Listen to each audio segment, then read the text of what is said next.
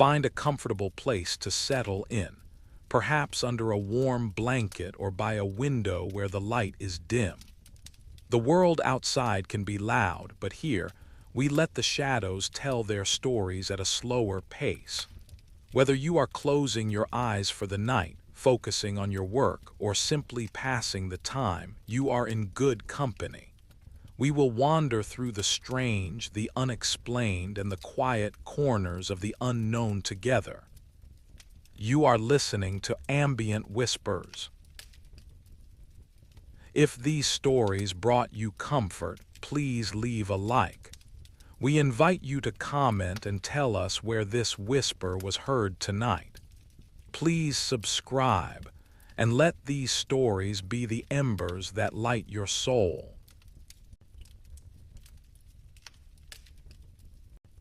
Part 1. The Silver Thread in the Velvet Dark. The air in the cockpit of the old C-47 was a mixture of cold metal, stale coffee, and the faint, comforting scent of hydraulic fluid. It was a smell that meant home to Elias Thorne. He had spent more hours in this seat than he had in any living room or bedroom on solid ground. Outside the plexiglass, the Alaskan wilderness was a vast, bruised purple shadow, stretching out toward a horizon that seemed to go on for an eternity. It was late December, and the sun had long since tucked itself away, leaving the world to the stars and the biting, silent cold. Elias adjusted his headset, the slight crackle of static a familiar companion in his ears. Below him, the jagged teeth of the Alaska Range were dusted in a ghostly white, catching what little light the moon offered. There were no city lights here, no flickering street lamps or glowing windows to break the illusion of being the only human soul left in a frozen world. It was just him, the steady, rhythmic throb of the twin engines and the infinite dark sky. He checked his gauges by the dim, red glow of the instrument panel. Everything was within the green. The needle on the fuel gauge hummed with the vibration of the plane, a steady reminder of the 400 miles still ahead of him before he reached the small, wind-beaten strip at Nome.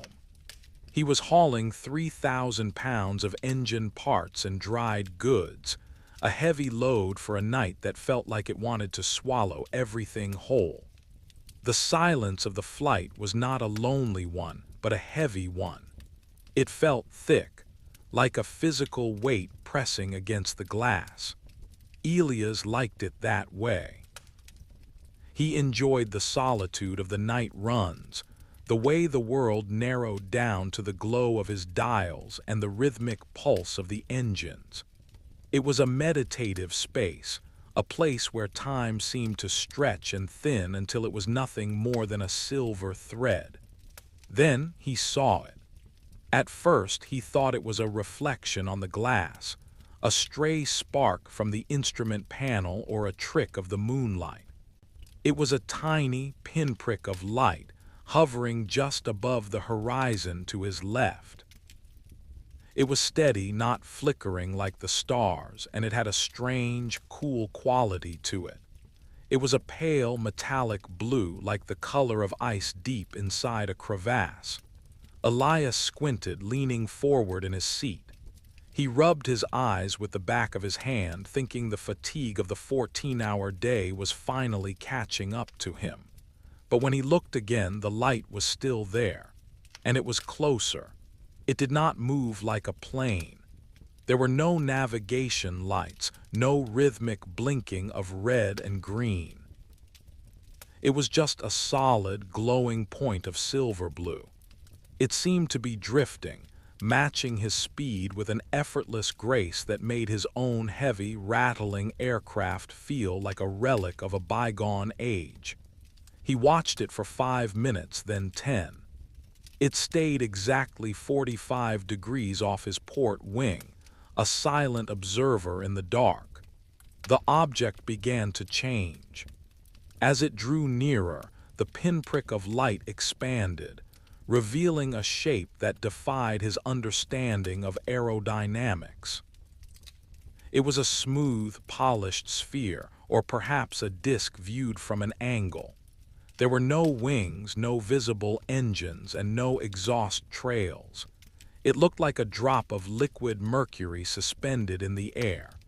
The surface of it seemed to ripple, catching the moonlight and throwing it back in a way that made the object look both solid and ephemeral at the same time. Elias felt a strange, cold prickle at the base of his neck. It was not fear, not yet. It was a deep, unsettling curiosity. He had been flying the Alaskan interior for 20 years. He had seen the aurora borealis dance in curtains of neon green and violet.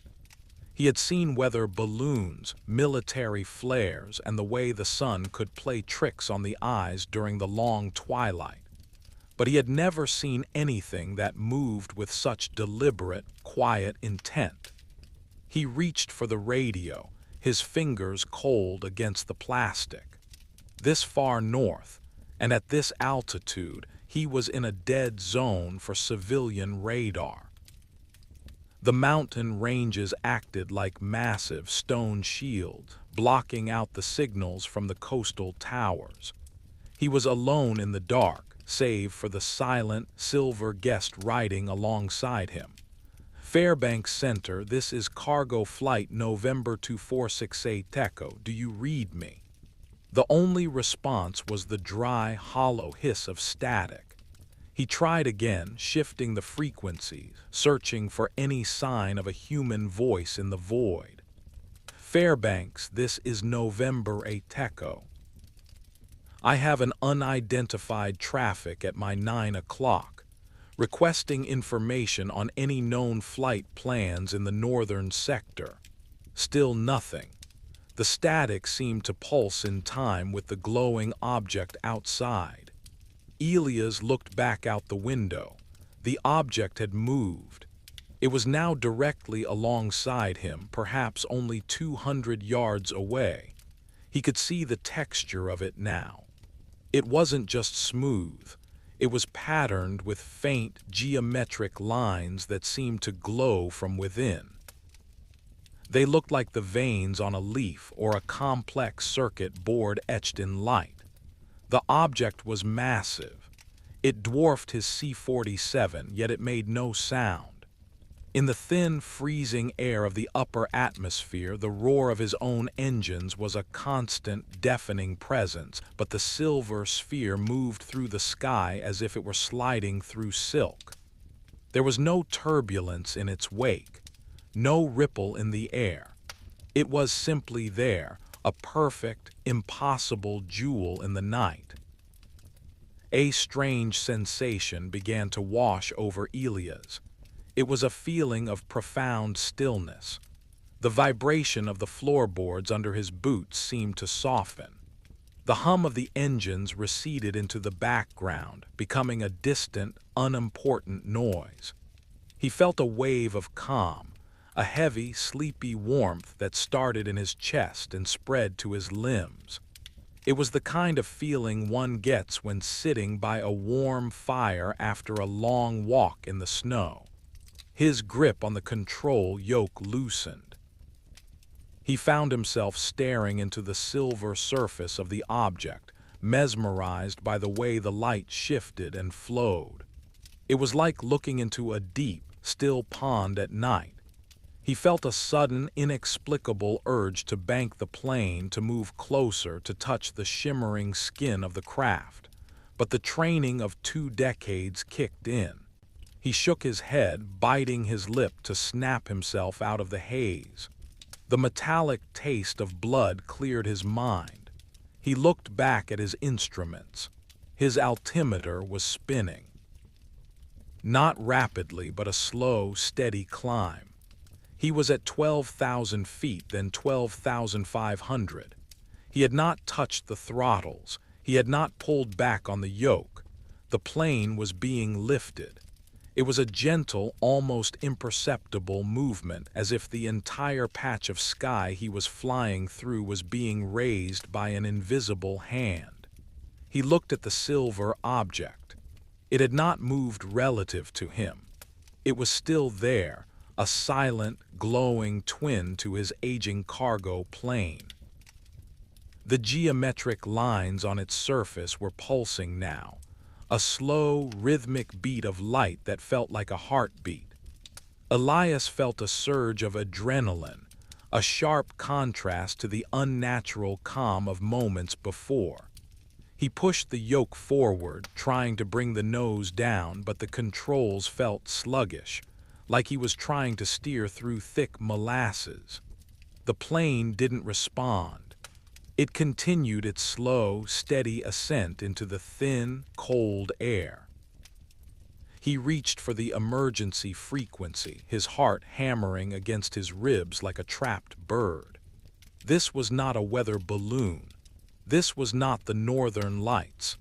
Mayday, mayday, this is November Teco. I am being intercepted. I have an unidentified object at my 9 o'clock. I am losing control of my flight path. Does anyone copy? The radio screamed.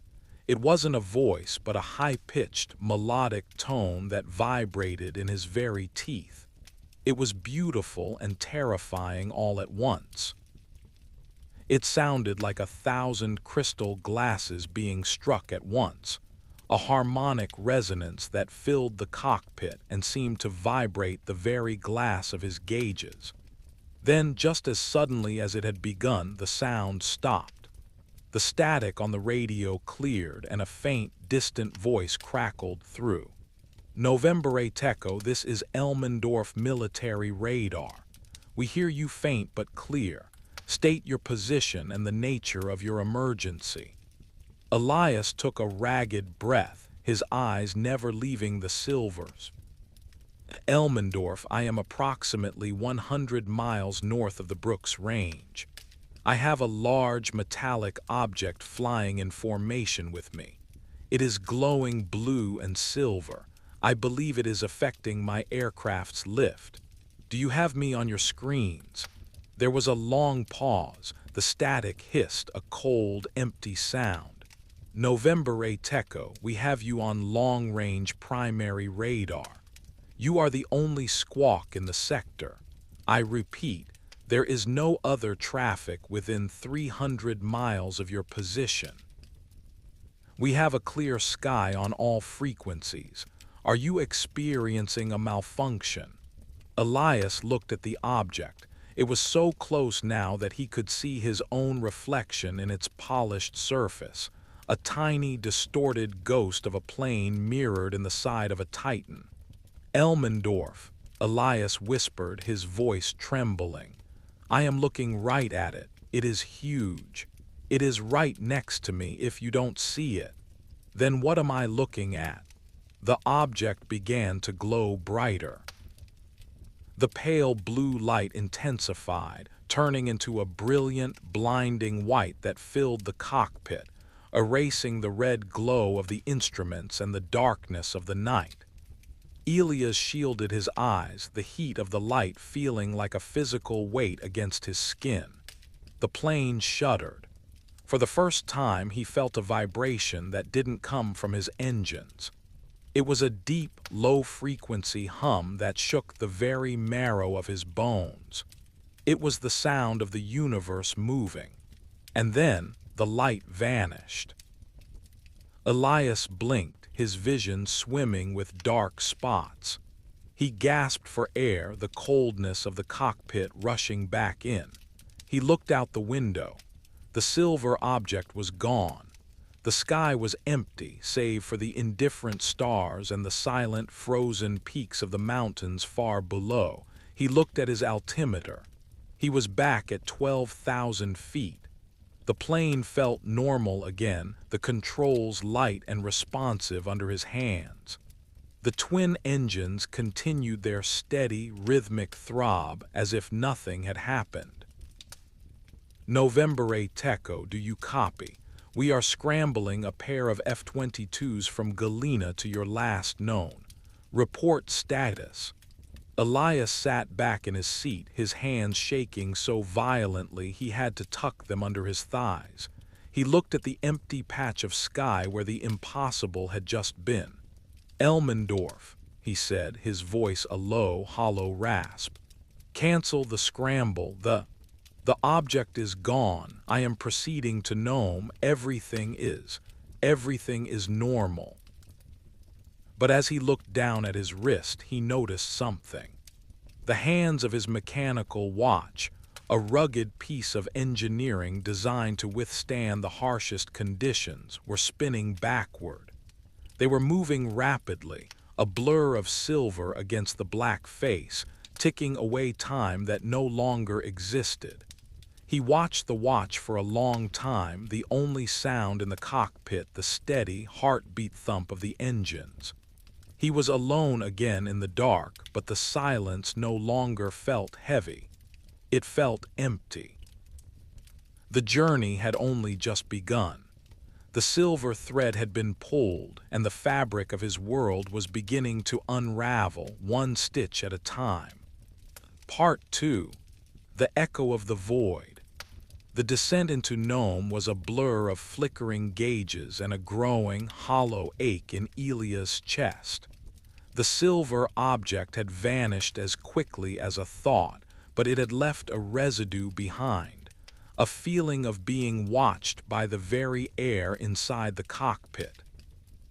The mechanical watch on his wrist had finally stopped its frantic, backward dance, the hands frozen at a time that made no sense. According to the dial, it was 4 hours earlier than it should have been.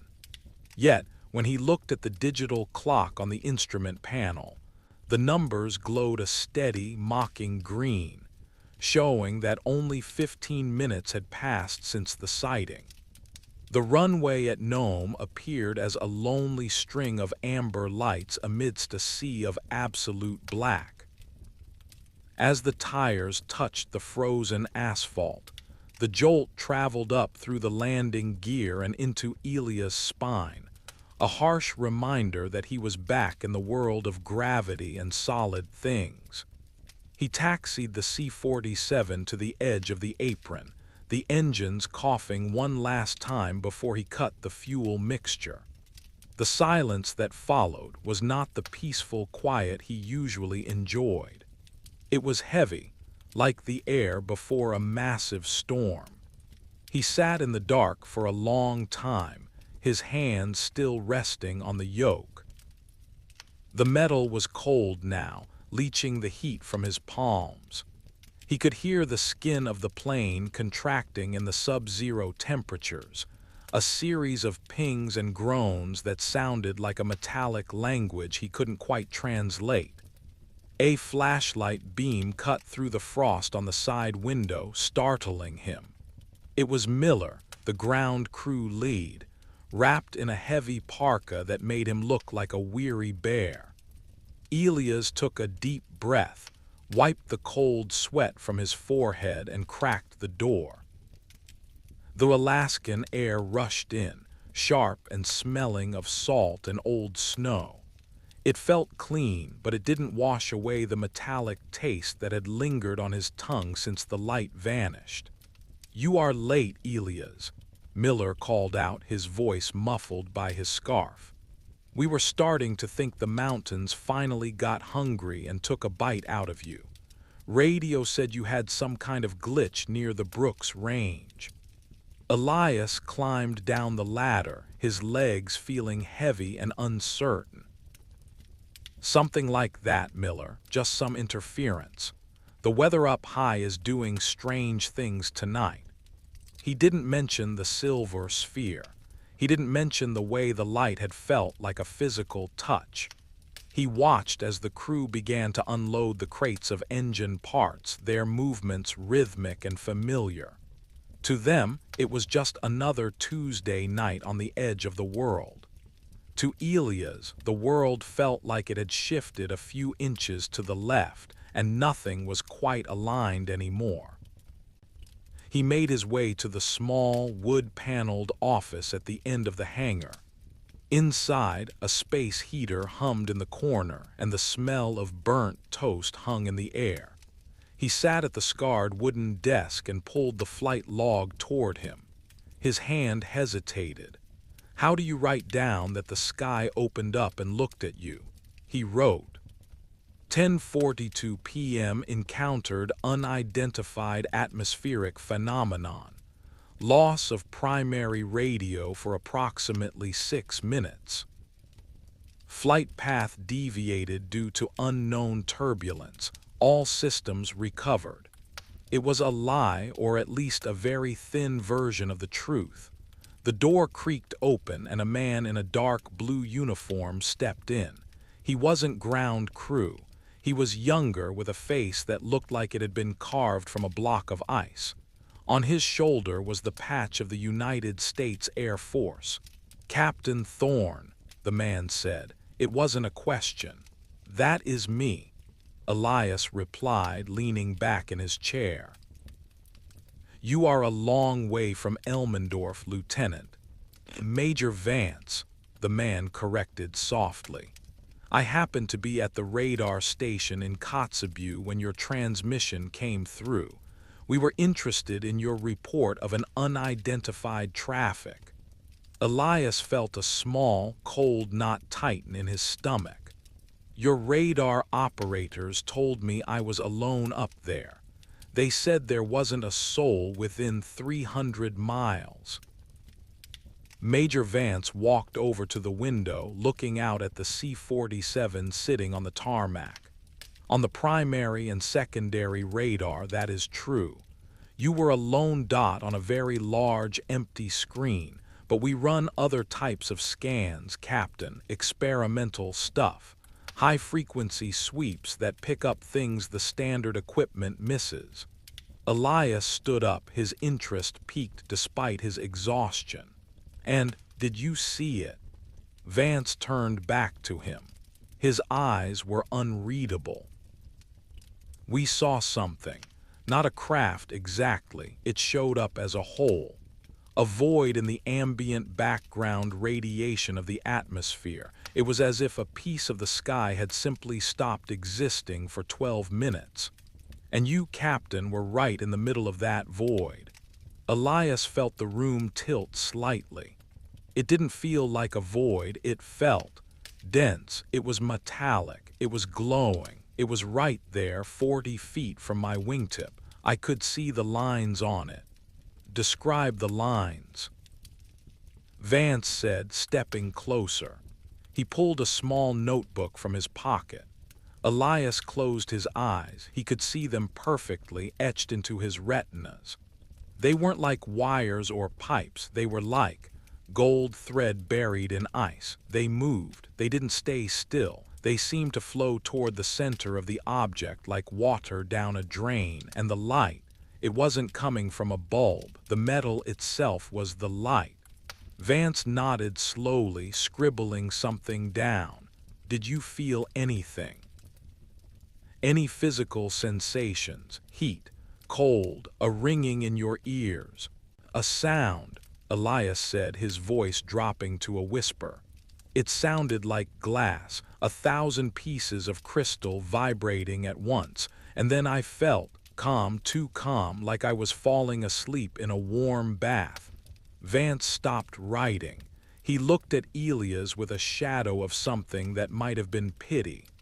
"That is the part we hear the most. The calm, we call it the hum. It is a side effect of the electromagnetic field those things put out. It suppresses the nervous system.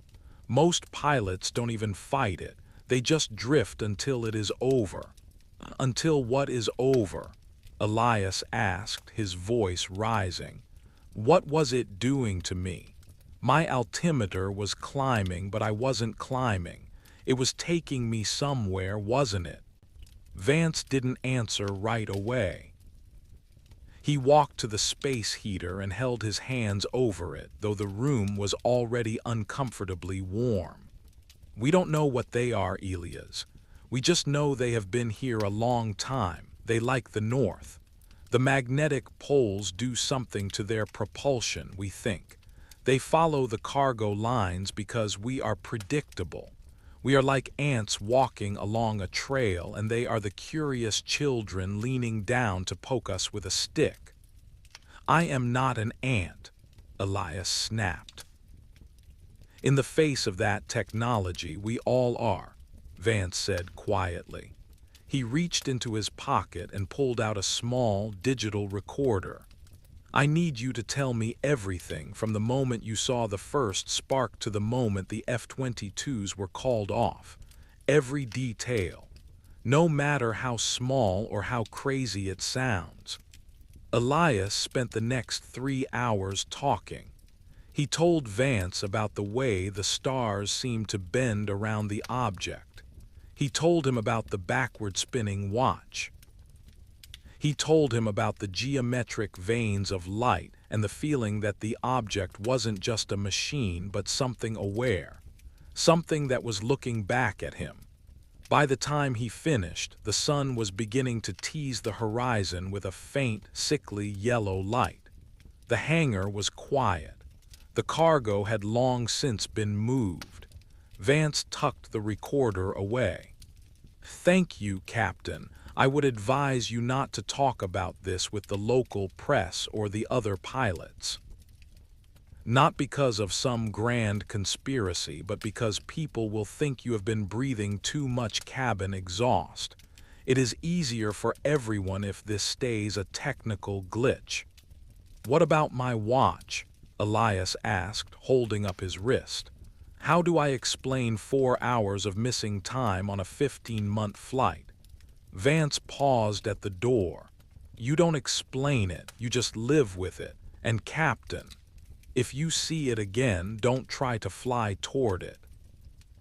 Just keep your eyes on your instruments and pray it loses interest." Vance left, the door clicking shut behind him.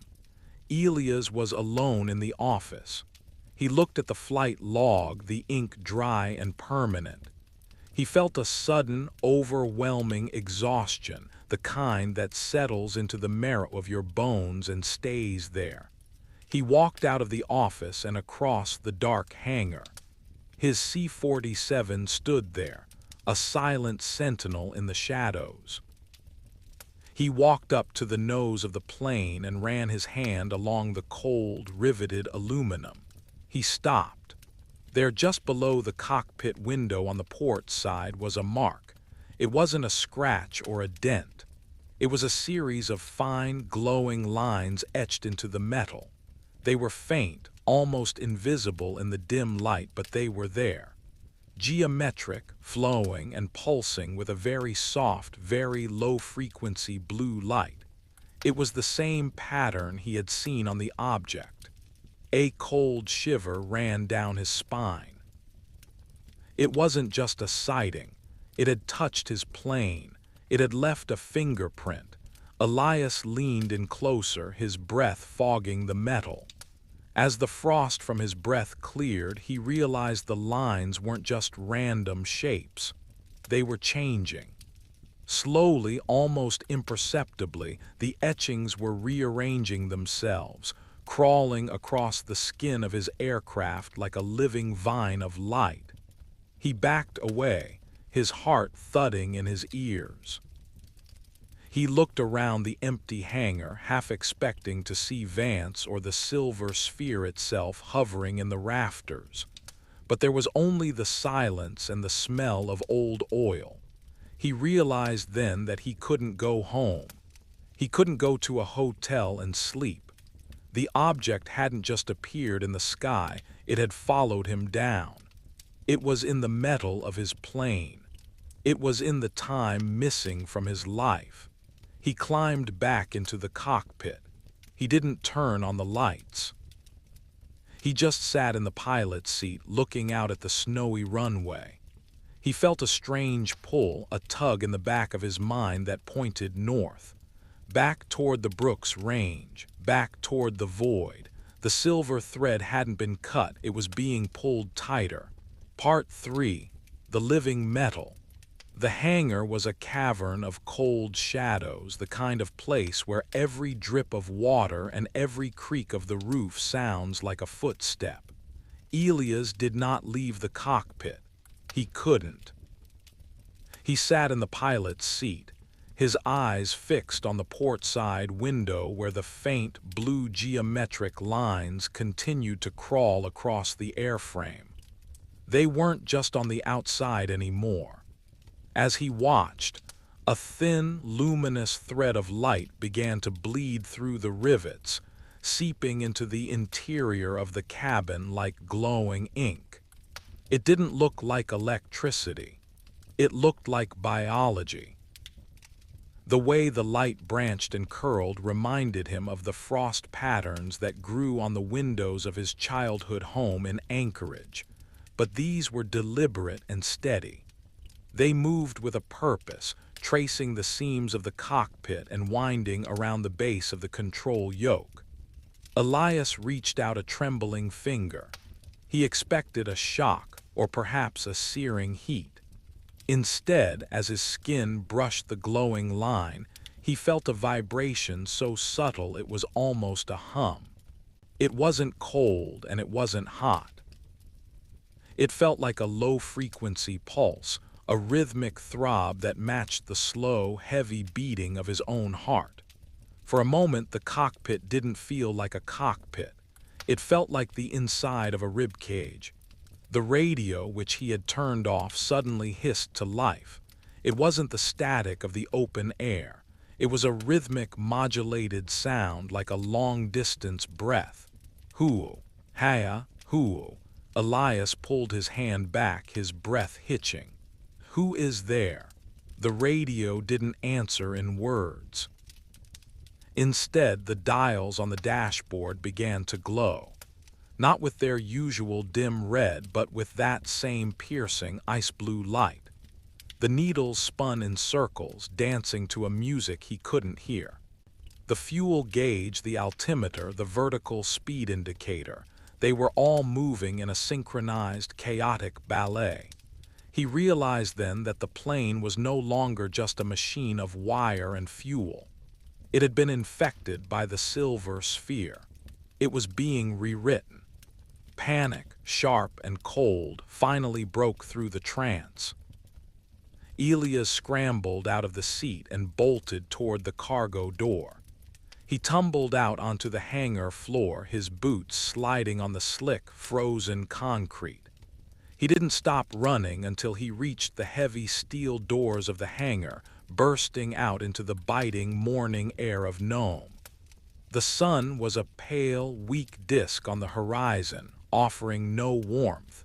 He needed to talk to someone. Not Major Vance. Vance knew too much and said too little. He needed someone who spoke the language of the sky, someone who didn't have a uniform to protect. He headed toward the hangar bar, a local dive where the bush pilots gathered to swap lies and drown the boredom of the long winter. It was early, but in Nome the time of day was a suggestion at best. The bar was dim, smelling of wood smoke and spilled beer.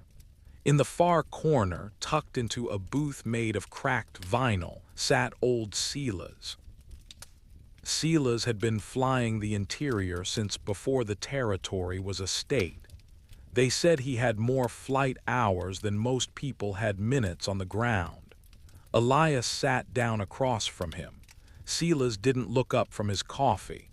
"You look like you saw the ghost of the Red Baron Thorn," Silas grunted. "I saw something, Silas, not a ghost, something real, something that, it touched my plane." Silas froze, his coffee cup halfway to his mouth. He set it down slowly, his weathered face tightening. He looked around the bar to ensure no one was listening.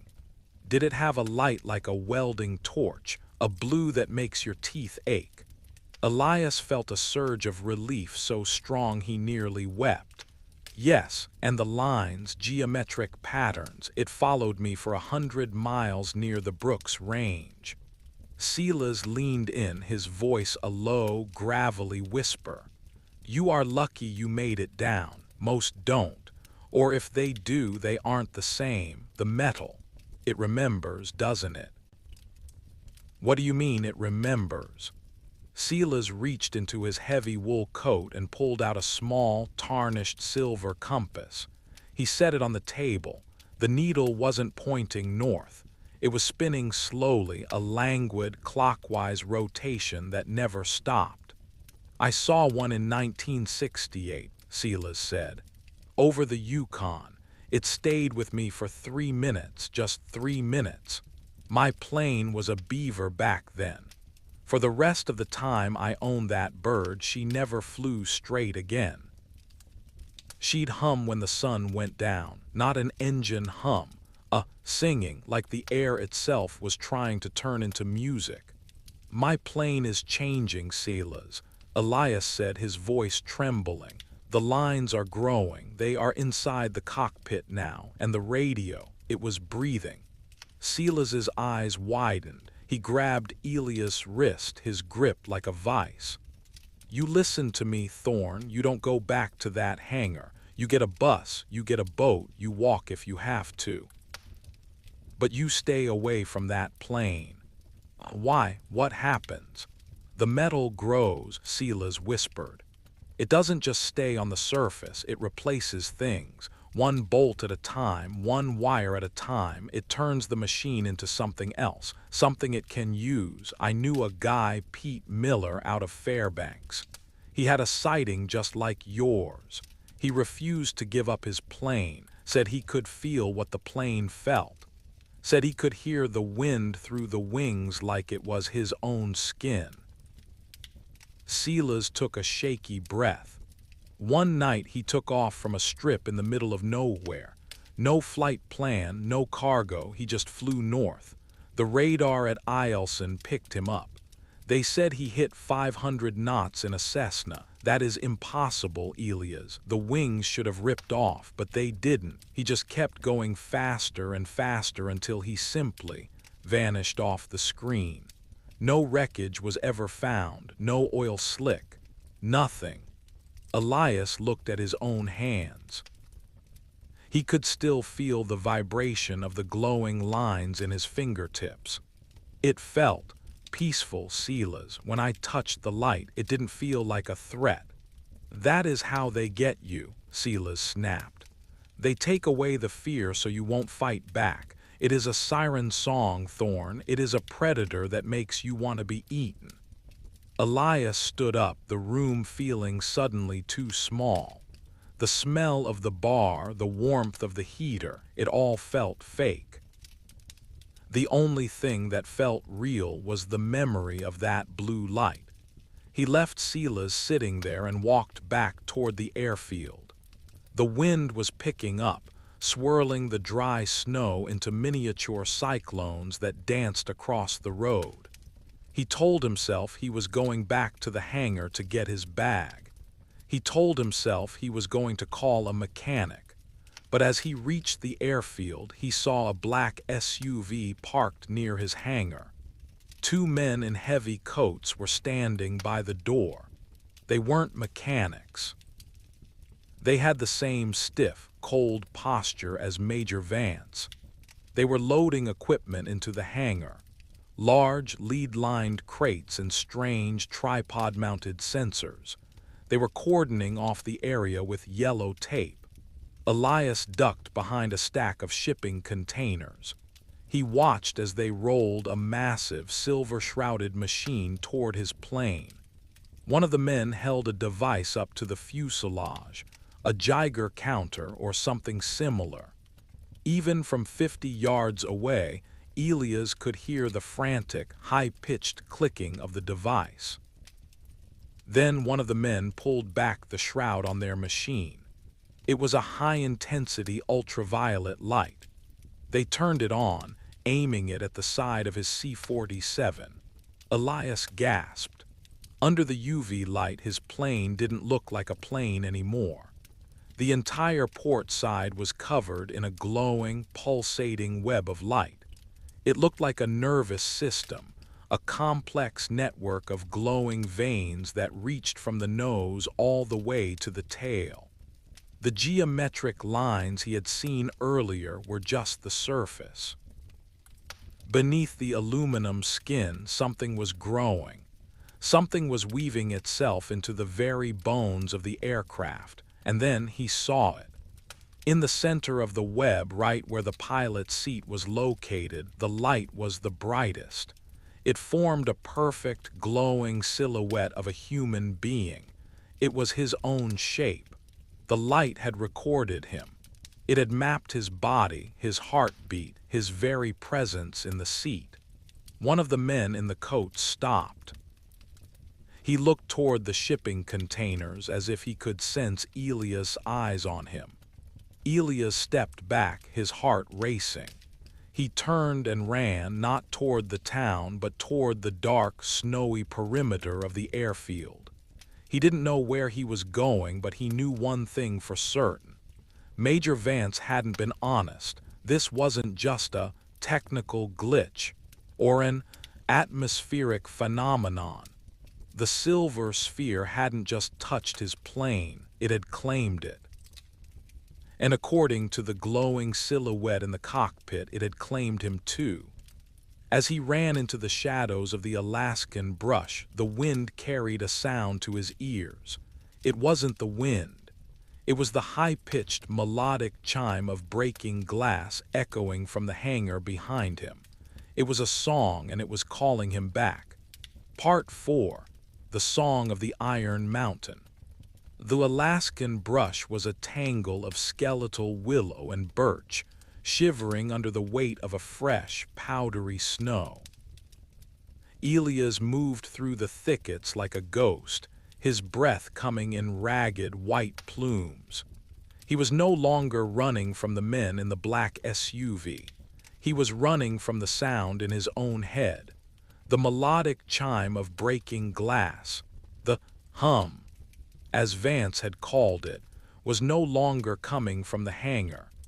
It was vibrating behind his eyes, a steady, rhythmic pulse that seemed to synchronize with the crunch of his boots on the crusty snow. He found himself moving north, away from the flickering lights of Nome and toward the dark, jagged spine of the mountains. He didn't have a plan. He had only a pilot's instinct for survival and a strange, magnetic tug in his chest that told him where to step.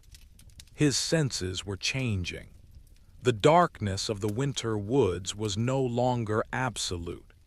The edges of the trees seemed to shimmer with a faint, violet outline. He could see the heat rising from a sleeping ptarmigan buried in a snowbank, a soft, orange glow against the deep blue of the forest. He could hear the movement of the ice shifting in a stream 3 miles away, a sound like a heavy door closing in an empty house. After hours of walking, a structure loomed out of the gloom. It sat atop a wind-blasted ridge, a relic of the Cold War. It was an old White Alice radar site, a massive, rusted steel mesh ear aimed at a sky that had long since moved on. The giant tropospheric scatter dishes looked like the skeletons of prehistoric birds, frozen in mid-flight against the stars. Elias climbed the ridge, his muscles aching with a fatigue that felt strangely distant. As he reached the base of the tallest dish, he saw a flickering orange light. It wasn't the cold, blue glow of the sphere. It was the warm, dancing light of a wood fire. Sitting by the fire, sheltered by a collapsed section of the radar array, was an old woman. She was wrapped in a parka of seal skin and heavy wool, her face a map of deep lines and weathered patience. She didn't look surprised to see him. She didn't even look up as he stumbled into the circle of light. "The metal is loud in you, pilot," she said. Her voice was like the sound of dry leaves skittering across ice. Elias collapsed onto a rusted crate, the warmth of the fire hitting him like a physical blow. You can hear it. Not with my ears, she replied, finally looking up. Her eyes were milky with cataracts, yet they seemed to pierce through him, seeing the glowing web that Elias knew was now tracing the pathways of his own nerves. The sky people have always left their marks. My grandmother called them the whistlers. They come when the world is thin. They come to harvest the stories of the things that move. I am not a harvest, Elias rasped, rubbing his hands together. He noticed with a start that the tips of his fingers were translucent, the bone beneath glowing with a faint geometric light. We are all the same to them, the woman said, stirring a blackened pot over the flames. A bird, a plane, a man, to them we are just patterns. They like the machines because the machines are simple. They like the men because we are complicated. When they touch both, they make something new. They are changing my plane, Elias said, and they are changing me. A man named Vance. He said I was in a void, a hole in the sky. The woman laughed, a dry, hacking sound. The void is not a hole, it is a bridge. You are standing with one foot on the ice and one foot in the stars, Elias Thorne. You think you are losing your mind, but you are just gaining a new set of eyes. I don't want them, he whispered. I just want to fly my cargo. I want the world to be solid again. The woman reached out and touched his forehead. Her hand was incredibly hot, like a stone left in the summer sun. At her touch, the chime in his head reached a deafening crescendo. The world around the fire vanished. For a heartbeat, Elias wasn't on the mountain. He was 10,000 feet up, but he had no wings. He was the air itself. He could feel the curvature of the earth. He could see the magnetic lines of the planet as great, shimmering curtains of gold and crimson, stretching from pole to pole. He saw the silver spheres, dozens of them, drifting in the high atmosphere like cells in a giant celestial body. They weren't crafts, they were sense organs. They were the way the universe felt its own skin.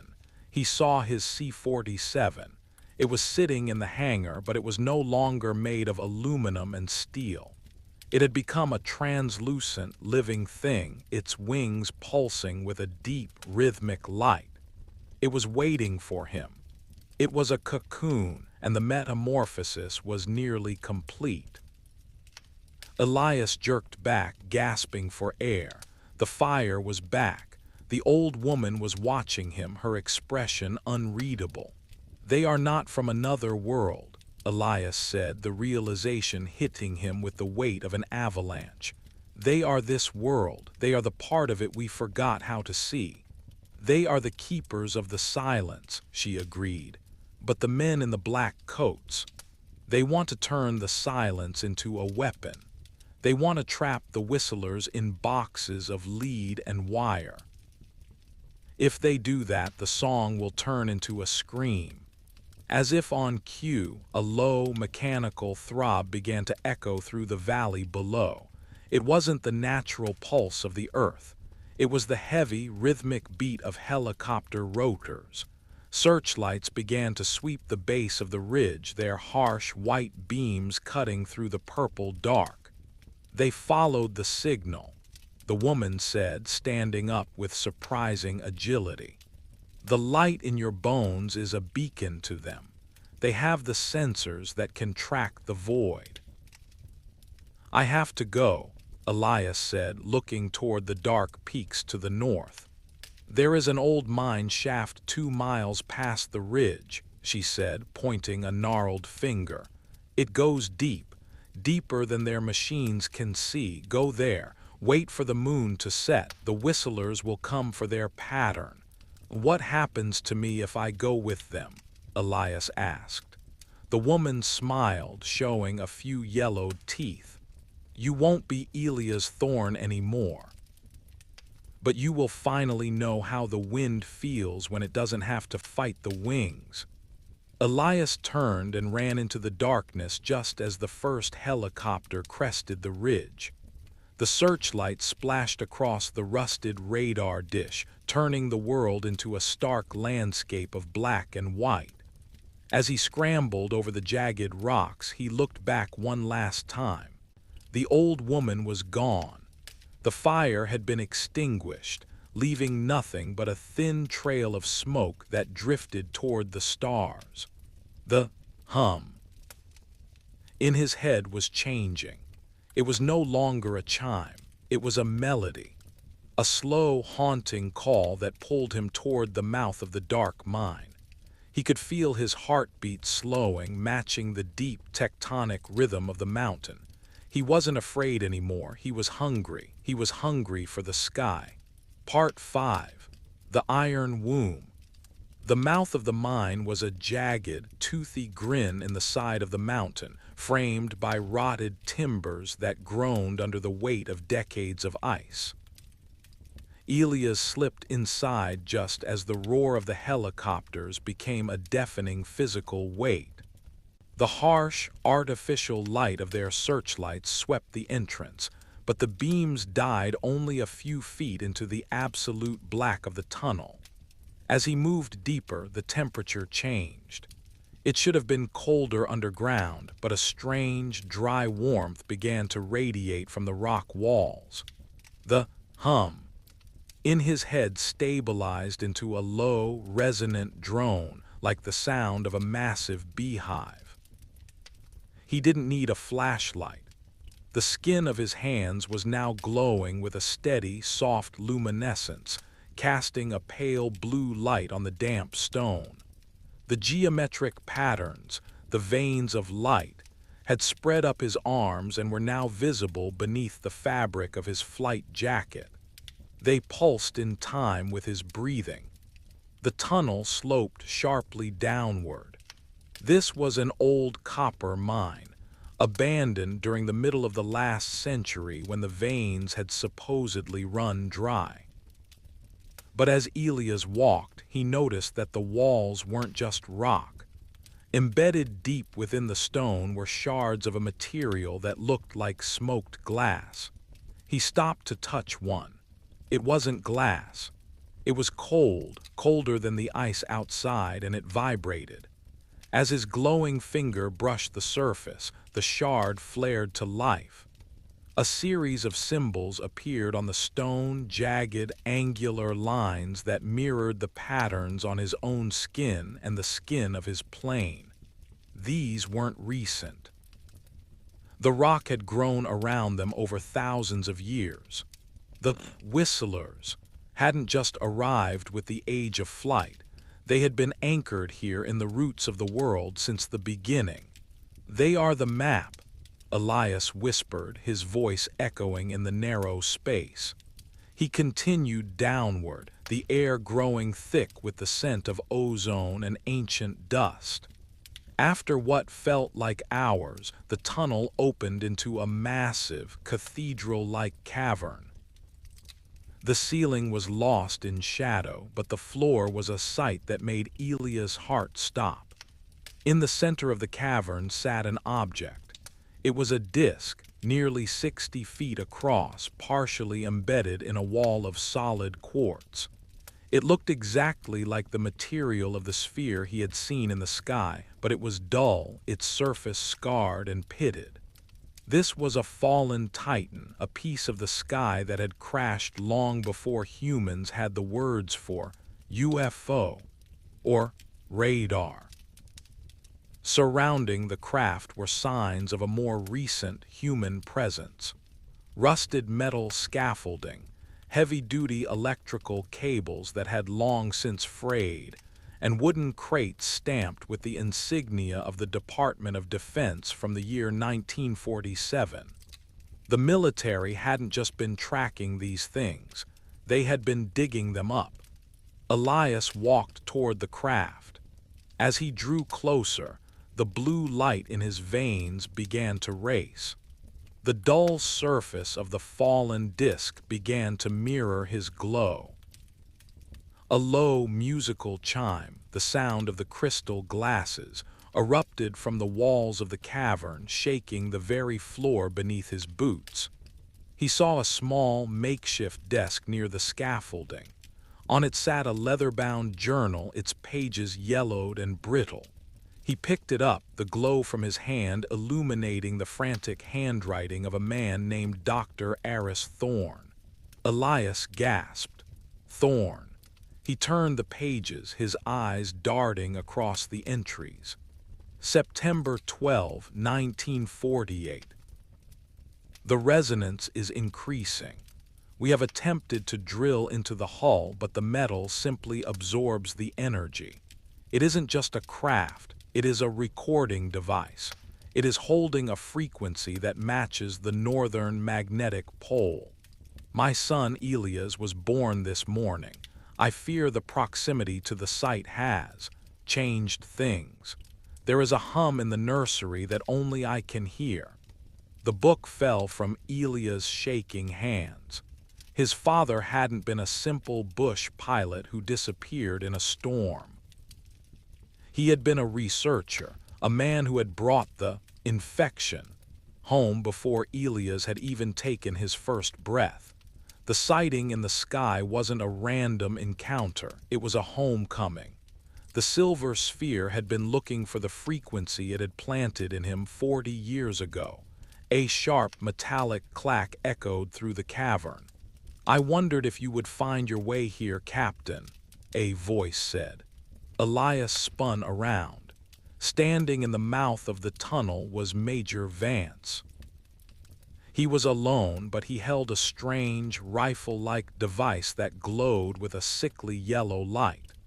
Behind him, the shadows moved, men in tactical gear, their faces hidden by dark visors. "My father," Elias said, his voice thick with rage. "You killed him." "We didn't kill him, Elias," Vance said, walking slowly into the light of the cavern. "He became part of the frequency, just like you are doing now." He realized that the human body can act as a bridge. We need that bridge. "We have the craft, but we don't have the key. We don't have the pilot." Vance pointed the yellow glowing device at the fallen disk. "This thing has been dead for 1,000 years. It is waiting for a nervous system it recognizes. It is waiting for you." "I am not a key," Elias snarled, his skin now glowing so brightly that the soldiers stepped back, shielding their eyes. "You are more than that," Vance said, his voice almost reverent. "You are the first of a new kind of navigator. With you we won't just fly through the sky. We will fly through the void. We will go where the whistlers go." The cavern began to tremble. The fallen disk was no longer dull. It was rippling, the pitted metal smoothing out into a perfect liquid silver. The geometric lines on Elias' body began to stretch out into the air, connecting with the lines on the craft. He felt a tug, a powerful magnetic pull that started in his navel and threatened to pull his very soul from his chest. "Join with it, Elias," Vance urged, stepping closer. "Stop fighting the music. Can't you hear it? It is beautiful." Elias looked at the craft, then at his glowing hands. He could feel the power of the stars waiting just behind the silver skin of the machine. He could feel the infinite cold and the infinite light. It would be so easy to let go, to become the wind, as the old woman had said. But he saw the yellow light on Vance's weapon. He saw the cold, hungry look in the Major's eyes. They didn't want the music, they wanted the noise. They wanted to turn the wonder of the universe into an engine of war. "The song," Elias said, his voice sounding like it was coming from a great distance. "The song isn't for you." Elias didn't run, he didn't fight. He closed his eyes and reached out, not to the craft but to the mountain itself. He felt the deep, iron heartbeat of the earth. He felt the cold, ancient veins of copper and quartz. He projected the frequency, the chime of the breaking glass, into the stone. The reaction was instantaneous. The quartz walls of the cavern began to shatter, not into dust but into light. The resonance became a physical wave, knocking the soldiers to the ground. The yellow light on Vance's weapon flickered and died, the device melting in his hands. The fallen disc let out a long, mournful cry, a sound that echoed from the cavern to the sky. Above the mountain, the silver sphere from the night before appeared, hovering directly over the mine. It sent down a beam of pure sapphire light that pierced through the rock as if it were water. Elias felt himself being lifted. The gravity of the earth no longer applied to him. He was a bubble of light rising through a sea of stone. Elias! Vance screamed, reaching out a hand, but the Major was pinned to the floor by the sheer pressure of the frequency. As Elias rose through the ceiling of the cavern, he saw the history of his life flashing before him, not in pictures but in vibrations. The smell of the C-47, the taste of the cold Alaskan air, the sound of his father's voice. It was all being folded, compressed, and turned into a single beautiful note. He broke through the surface of the mountain, emerging into the crisp, starlit night. The helicopters were spinning wildly, their electronics fried by the pulse. The silver sphere waited for him. But as Elias floated toward the light, he looked down at his hands one last time. They weren't hands anymore. They were arcs of pure energy, weaving themselves into the fabric of the sky. He wasn't going into the craft, he was becoming the craft. Part 6. The Loom of the Sky. The transition was not a movement through space, but a movement through meaning. Elias Thorne did not feel the wind on his face because he no longer had a face. Instead, he felt the wind as a pressure against the vast, shimmering consciousness he had become. He was the silver-blue glow. He was the geometric vein. He was the chime that had haunted his dreams. As he merged with the sphere hovering above the brook's range, the world below transformed. The mountains were no longer just rock and snow. They were vibrant, pulsing ribs of magnetic force. He could see the great glowing rivers of the aurora, not as distant lights, but as heavy, flowing curtains of energy that fed the planet. And he saw the others, thousands of them, across the curvature of the earth like pearls on a string. Other silver spheres drifted in the high, thin air. Some were massive, the size of cities, hovering over the deep trenches of the oceans. Others were tiny, no larger than a bird, darting through the canyons of the desert. Elias felt their presence as a hum in his very core. They were a network, a nervous system for the world itself. He reached out with his new mind, touching the frequency of a sphere hovering over the Siberian tundra. A memory flooded into him, not his own, but the memory of a woman from the year 1740. She had been a nomad, lost in a blizzard when the light had claimed her. Then he touched another over the Andes and felt the life of a young boy from a century ago who had climbed too high and seen too much. They were all here. The navigators, they weren't captives. They were the translators. The whistlers, Elias realized, were ancient and vast, but they lacked the specific, sharp focus of a biological mind. They needed the human spark to understand the world they guarded. They were the gardeners, and the navigators were the eyes through which they watched the flowers bloom. Elias. The name didn't come as a sound. It was a vibration, a resonance that felt like the tolling of a massive silver bell. It came from the center of the network, a point of light so bright it dwarfed the sun. "Look closer, navigator. See the rot in the loom." Elias turned his gaze back toward the earth, toward the tiny, flickering lights of human civilization. From this height, the cities looked like small, desperate fires huddled against the dark. But there was something else. Near the military bases, near the radar stations like the one where Vance had stood, the magnetic lines of the planet were being frayed. There were black, jagged holes in the golden curtains of the aurora. These weren't the voids Vance had described. These were wounds. The military wasn't just trying to study the whistlers, they were trying to harvest the frequency itself. They were using massive underground arrays to broadcast a discordant, jagged signal, a countersong. They were trying to jam the frequency of the earth, to tear the whistlers down from the sky so they could dissect the silver metal and weaponize the light. Every time they fired the array, a piece of the world's protective shield withered. The weather patterns were shifting, growing violent and unpredictable. The deep tectonic plates were grinding in a rhythm that wasn't their own.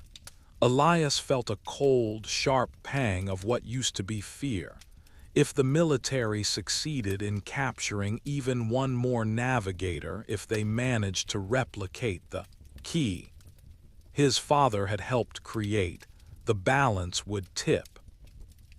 The whistlers would be forced to withdraw, leaving the earth naked and screaming against the radiation of the sun and the cold of the void.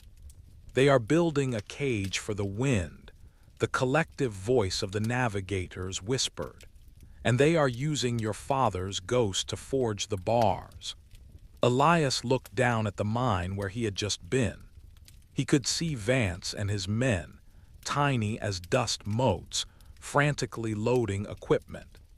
They were preparing to fire a massive burst of the countersong toward the sphere Elias now inhabited.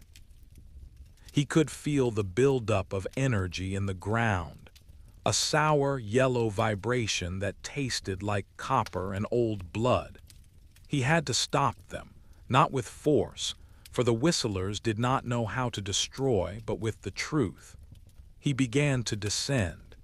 He didn't fall. He wove himself back into the lower atmosphere, the silver sphere shrinking and sharpening until it was a blinding point of light. He felt the resistance of the air, the familiar drag that he had once fought with his C-47. As he drew closer to the mountain, the yellow signal hit him. It was like a scream in a cathedral. It was jagged, ugly, and filled with a frantic human greed. It tore at the geometric lines of his form, trying to shatter the melody into 1,000 pieces of noise. Elias felt his consciousness fragmenting. For a moment, he was a pilot again, choking on smoke in a burning cockpit.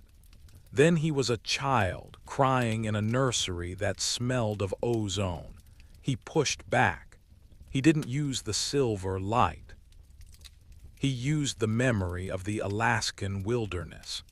He used the smell of pine needles, the weight of the winter snow, and the slow, rhythmic pulse of the frozen rivers. He used the silence he had loved so much as a man. He projected that silence downward. The yellow signal didn't break. It was simply absorbed.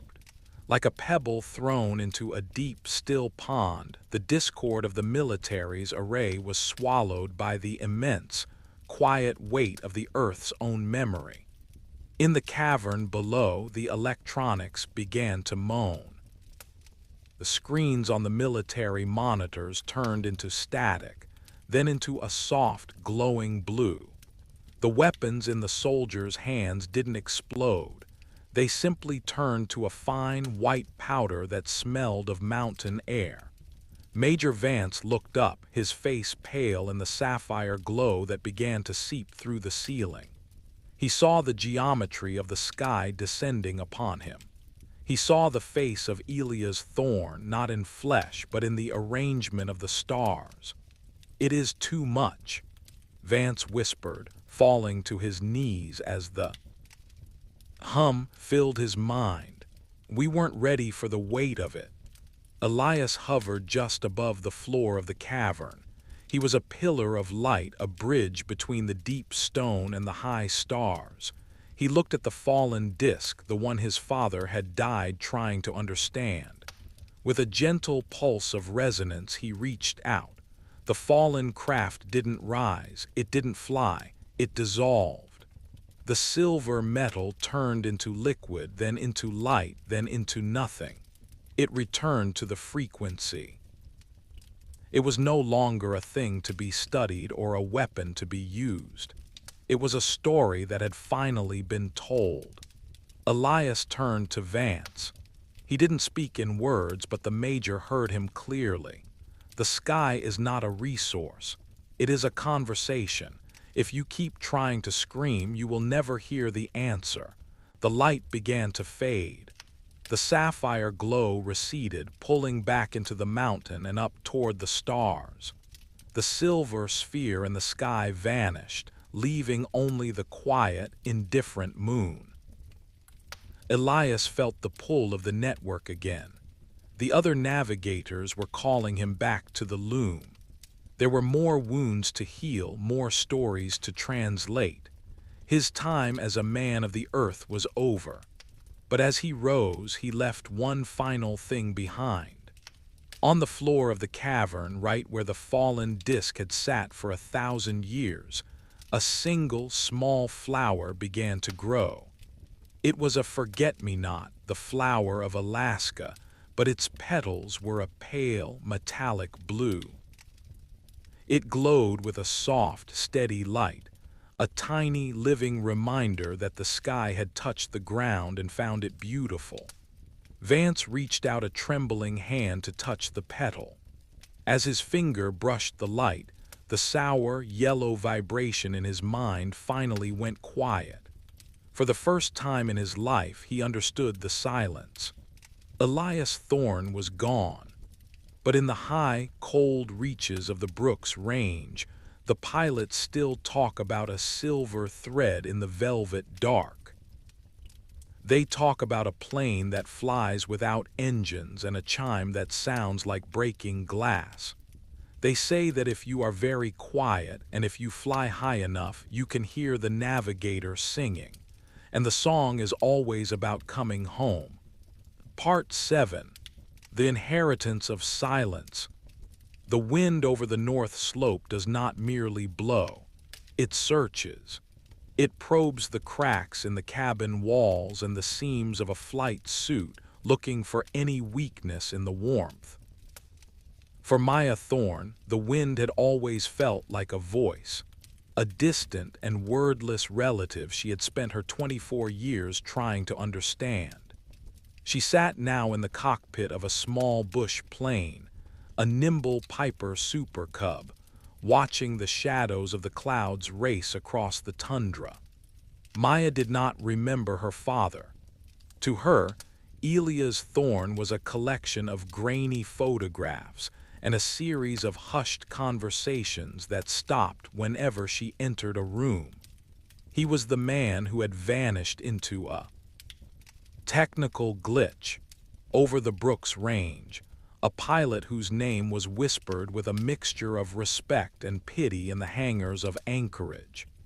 The official record said he had suffered an equipment failure and crashed into the unmapped peaks, but no wreckage had ever been found.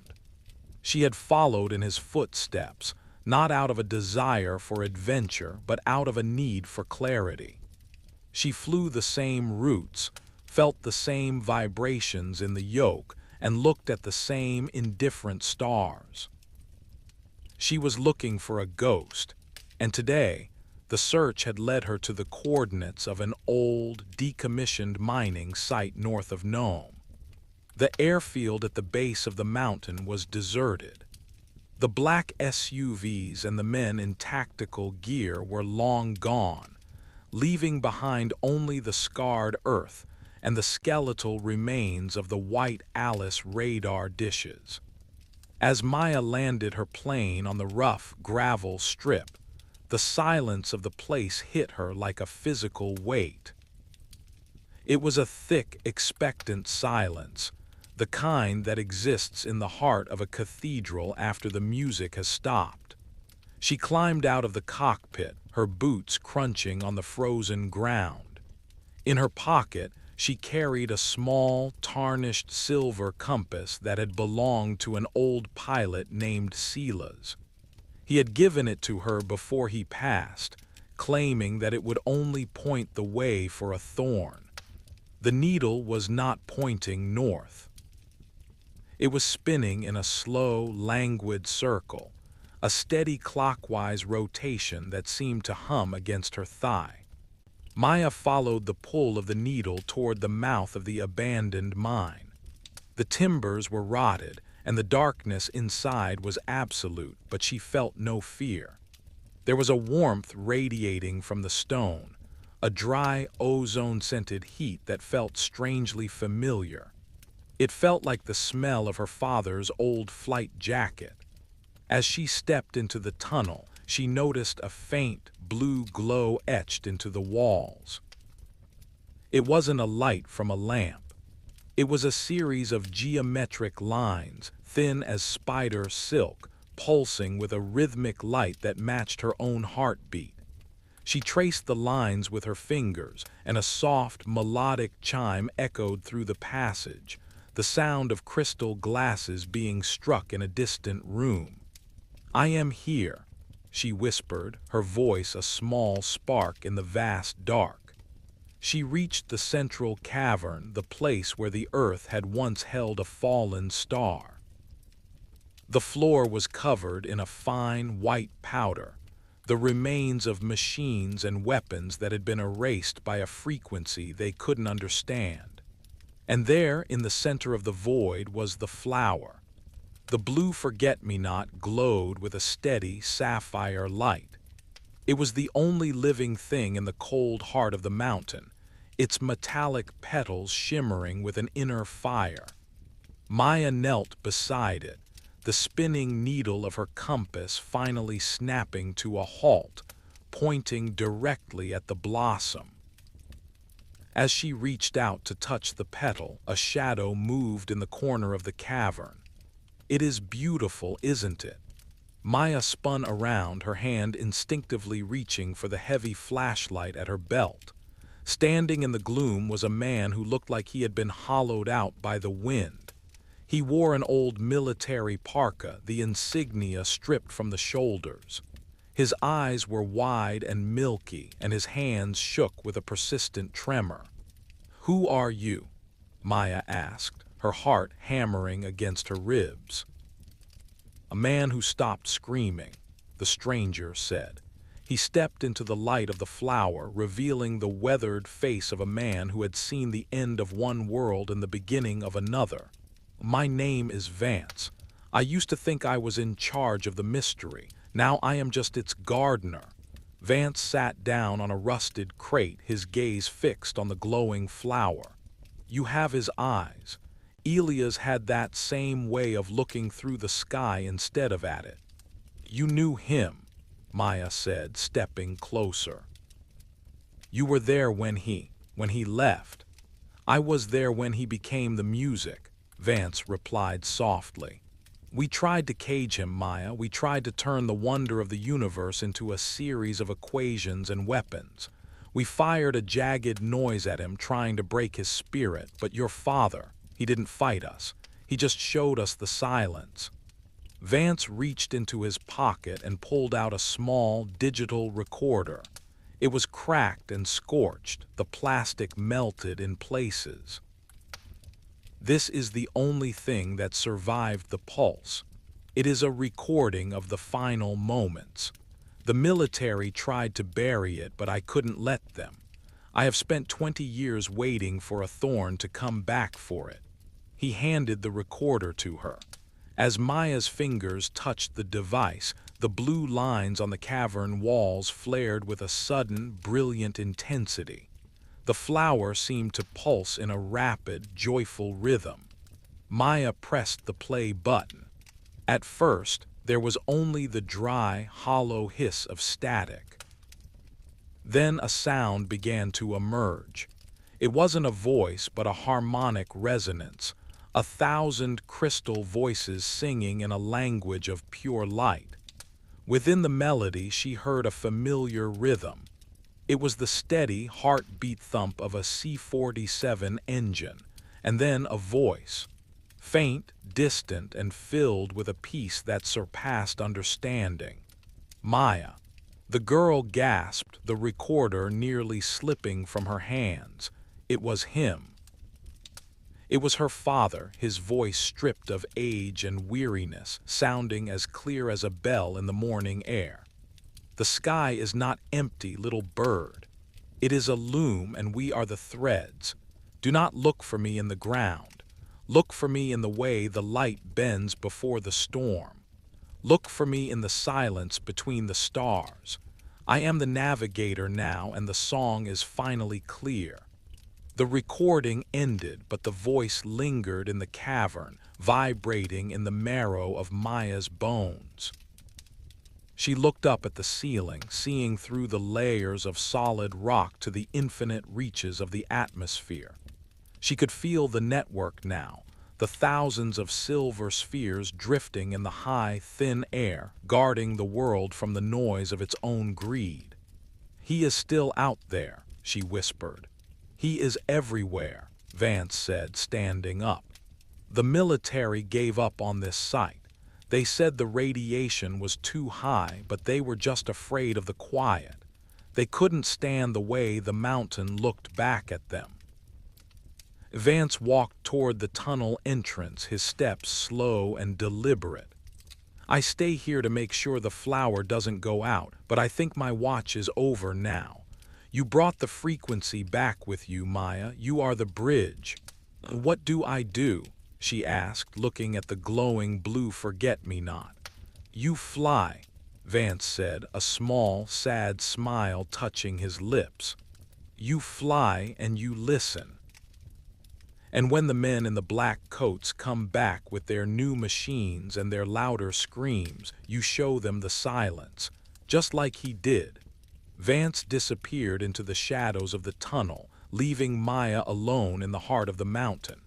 She sat by the flower for a long time, the sapphire light bathing her face in a cool, comforting glow.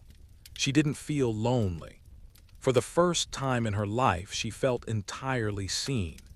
She reached out and plucked a single petal from the metallic flower. It didn't wither.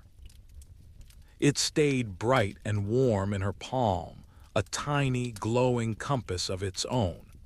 Maya walked out of the mine and back into the Alaskan day. The sun was setting, painting the sky in curtains of neon violet and deep, bruised gold. She climbed into her Piper Super Cub and taxied to the end of the gravel strip. As she pushed the throttle forward and the little plane lifted into the air, she didn't look at her instruments. She looked at the horizon. High above, at the edge of the atmosphere where the blue of the sky fades into the black of the void, a tiny silver-blue light appeared. It didn't move like a plane. It drifted with a graceful, effortless intent matching her speed and her heading. Maya smiled, her hands light on the yoke. The hum began to vibrate in her teeth, a melodic, welcoming chime. She wasn't just flying a cargo route. She was joining the conversation. The silver thread was being pulled again, and this time she was ready to follow it wherever it led. Part 8. The Harmonic Siege. The sapphire petal sat on the dashboard of Maya's Piper Super Cub, held in place by a small piece of clear tape. It did not wilt and it did not dim. Instead, it acted as a silent conductor for the air around her. Whenever she flew near the massive, white-domed installations that had begun to sprout like mushrooms across the Alaskan tundra, the petal would pulse with a frantic, jagged light. It was sensing the noise. Since her meeting with Vance, the world felt noisier. It wasn't a sound one could hear with the ears, but a psychic static that made the birds fly in jagged patterns and the caribou huddle together in confused masses. The military's countersong was no longer a localized experiment in a mountain mine. It had gone global. Vance had called it the Ionospheric Shield Project, but Maya knew the truth. It was a net. They were broadcasting a high-frequency vibration into the upper atmosphere, creating a ceiling of electronic interference that was slowly suffocating the silver spheres. Maya flew low, hugging the contours of the Yukon River, where the steam rose from the dark water in ghostly ribbons. She was heading toward the old White Alice site, the place where the old woman had once sat by the fire. She hoped the Whistler stories held a key to breaking the net. As she landed on the ridge, the wind was howling through the rusted lattice of the radar dishes. The sound was mournful, like a giant harp played by a clumsy hand. She found the spot where the fire had been, but the old woman was gone. In her place was a stack of flat, gray stones, arranged in a circle.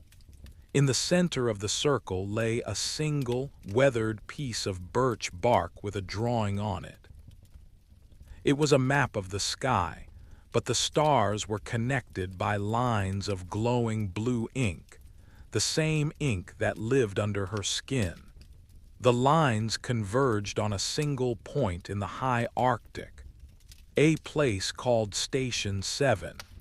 Station 7 was a ghost of the Cold War, a research facility built on a floating ice shelf that was supposedly abandoned in the 1980s. But the drawing showed something different. It showed a massive tower of light rising from the ice, a spear aimed directly at the heart of the navigator network.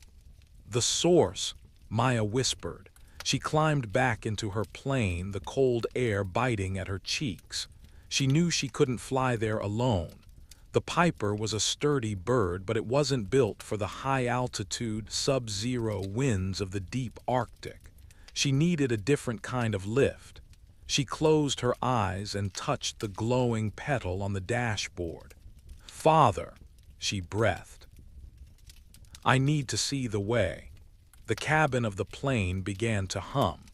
It wasn't the rattle of the engine, but the deep, resonant chime of the crystal glasses.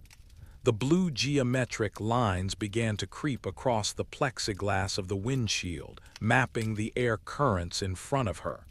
She saw them now not as wind, but as glowing pathways of least resistance. She pushed the throttle forward. The engine roared, but the sound felt distant, as if it belonged to another world. The Piper lifted off the ridge, and for a moment the wings seemed to vanish, replaced by shimmering arcs of sapphire light. The flight north was a dream of ice and stars. Maya didn't use her GPS. She followed the pulse of the petal. The further north she went, the more she saw the damage the military was doing. The sky was bruised. Great streaks of sickly yellow light cut through the natural violet of the night, like scars on a beautiful face. The silver spheres were visible now, dozens of them hovering just above the yellow haze, unable to descend. They looked like trapped birds, their light flickering and weak. Then she saw Station 7. It was a nightmare of steel and cables, anchored to a massive iceberg that groaned as it shifted in the dark sea. At its center was a spire of blackened iron, surrounded by a ring of glowing yellow coils. The coils were vibrating so violently that the very air around them seemed to shatter. A beam of jagged, discordant energy was shooting straight up from the spire, punching a hole in the ionosphere. As Maya drew closer, the countersong hit her. It felt like 1,000 needles pricking her skin. Her plane began to shudder, the metal screaming under the stress of the electronic interference. The blue lines on her windshield began to flicker and fade. "Hold together," she urged the plane, her hands white-knuckled on the yoke. Suddenly, a voice crackled through her radio. Not the melodic voice of her father, but a cold, mechanical command. "Unidentified aircraft, you are entering restricted airspace. Power down and prepare for remote landing, or you will be intercepted." Maya looked up. A pair of sleek black drones emerged from the shadows of the spire, their red navigation lights blinking like the eyes of predators. They didn't have propellers. They moved with a silent, unnatural speed that told her the military had already begun to reverse engineer the technology they were trying to destroy.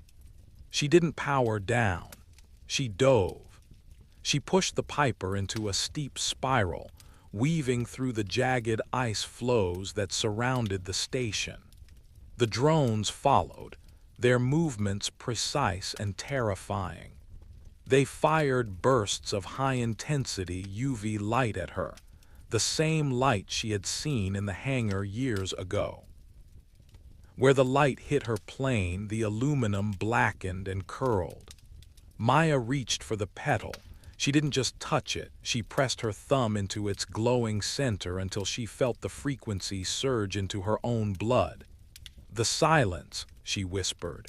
"Give them the silence." She didn't bank or turn. She pulled the nose of the plane up, pointing it directly at the heart of the spire.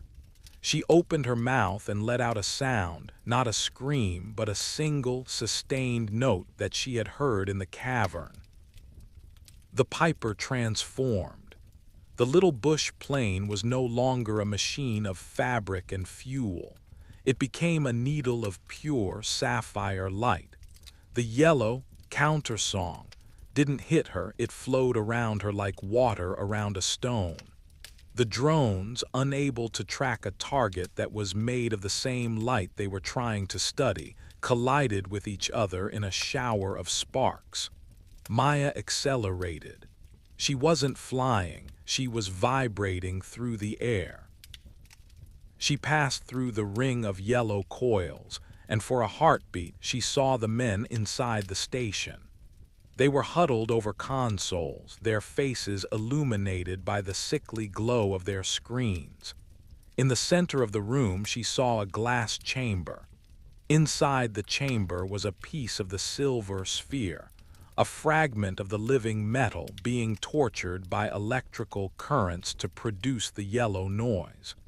The sight filled Maya with a cold, righteous anger. She didn't fire a weapon.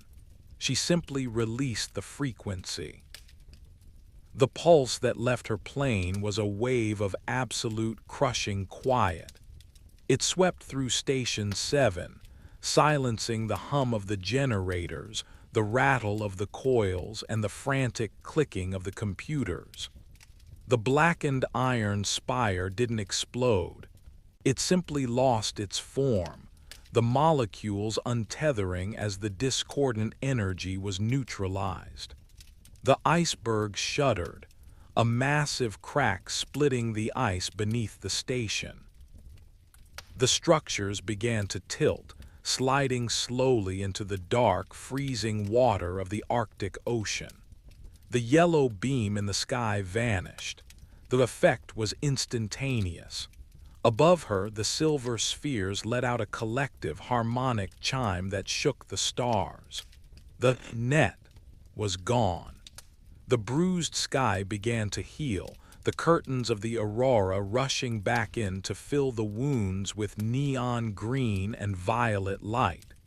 Maya's plane returned to its physical form.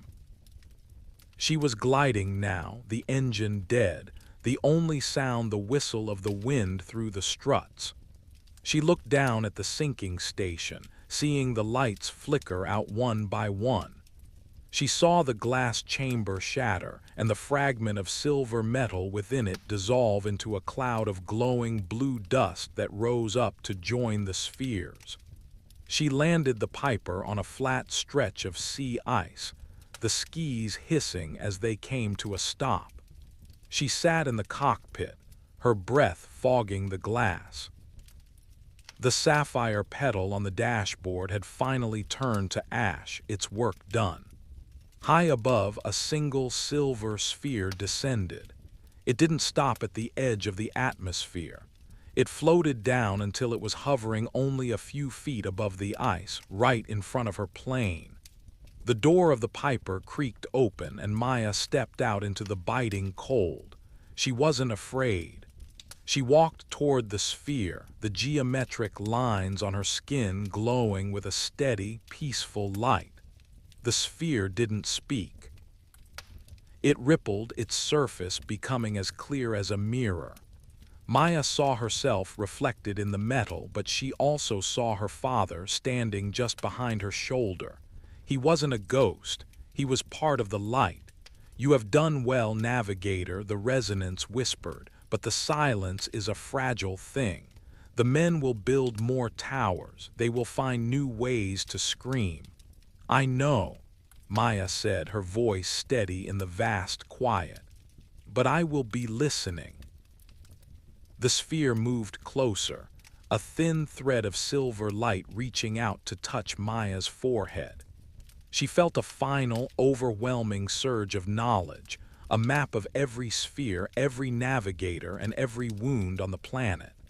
She was no longer just a pilot searching for a father. She was the guardian of the loom.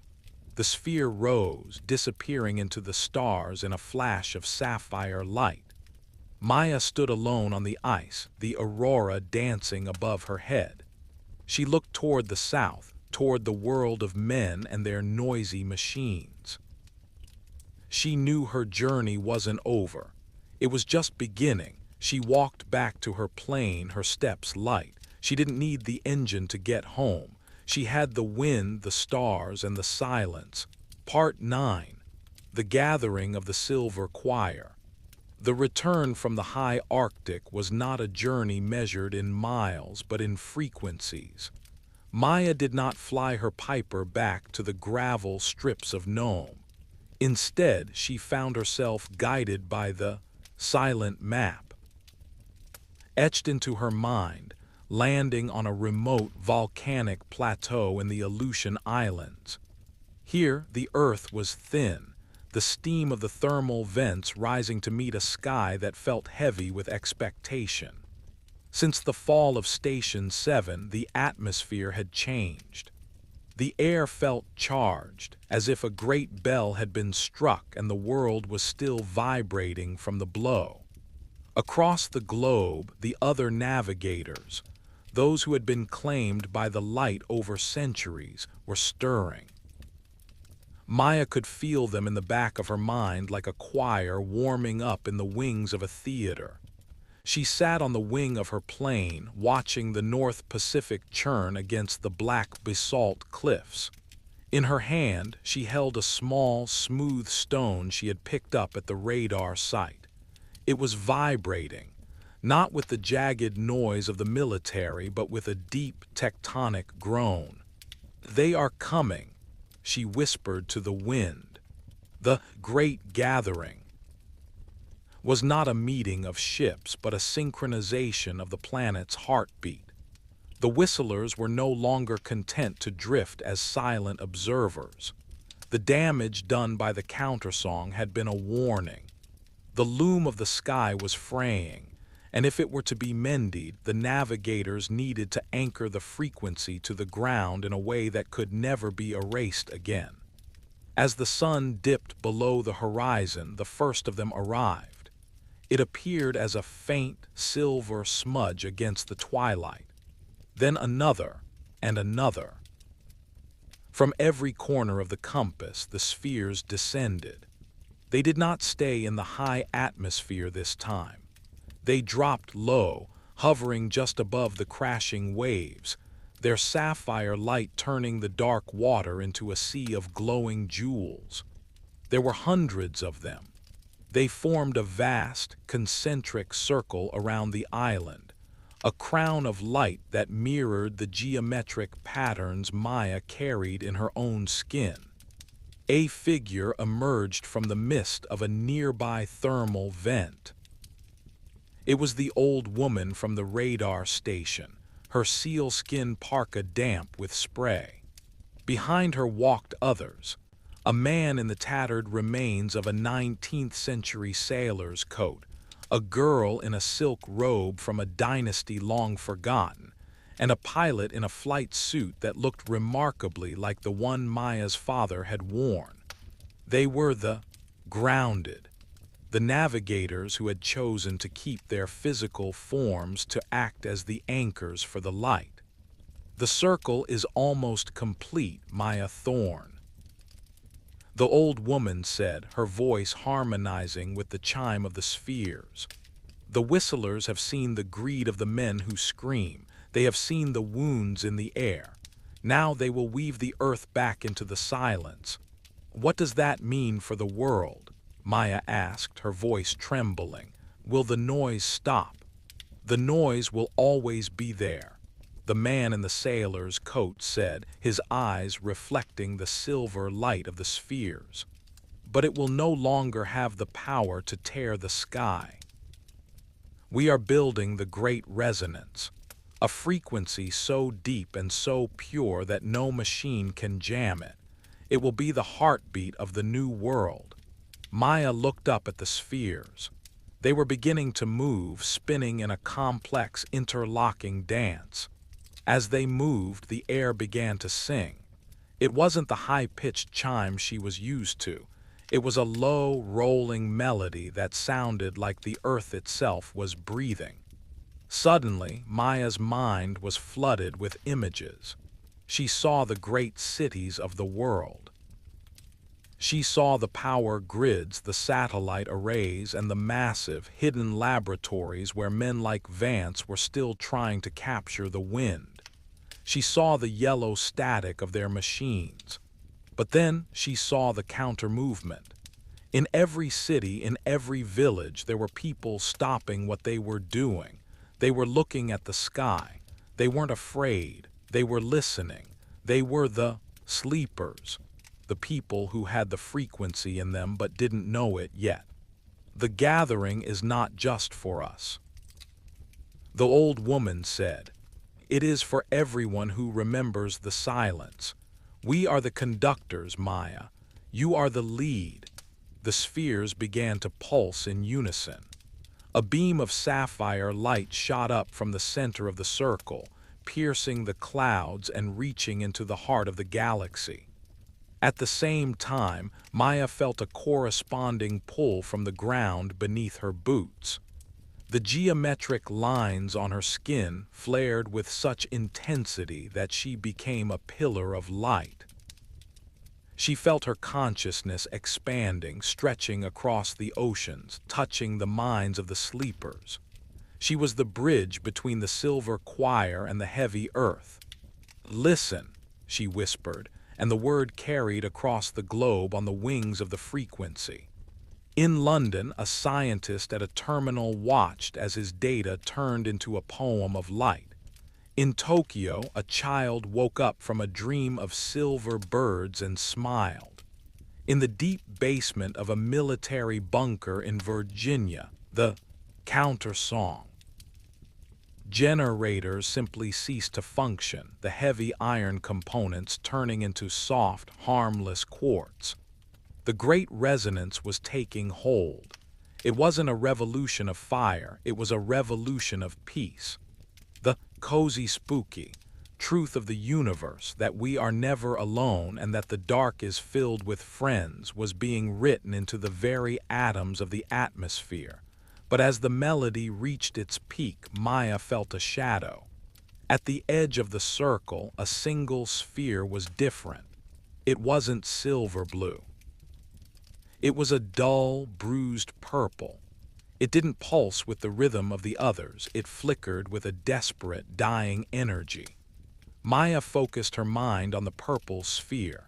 She saw a vision of a future that had almost happened, a world where the noise had won.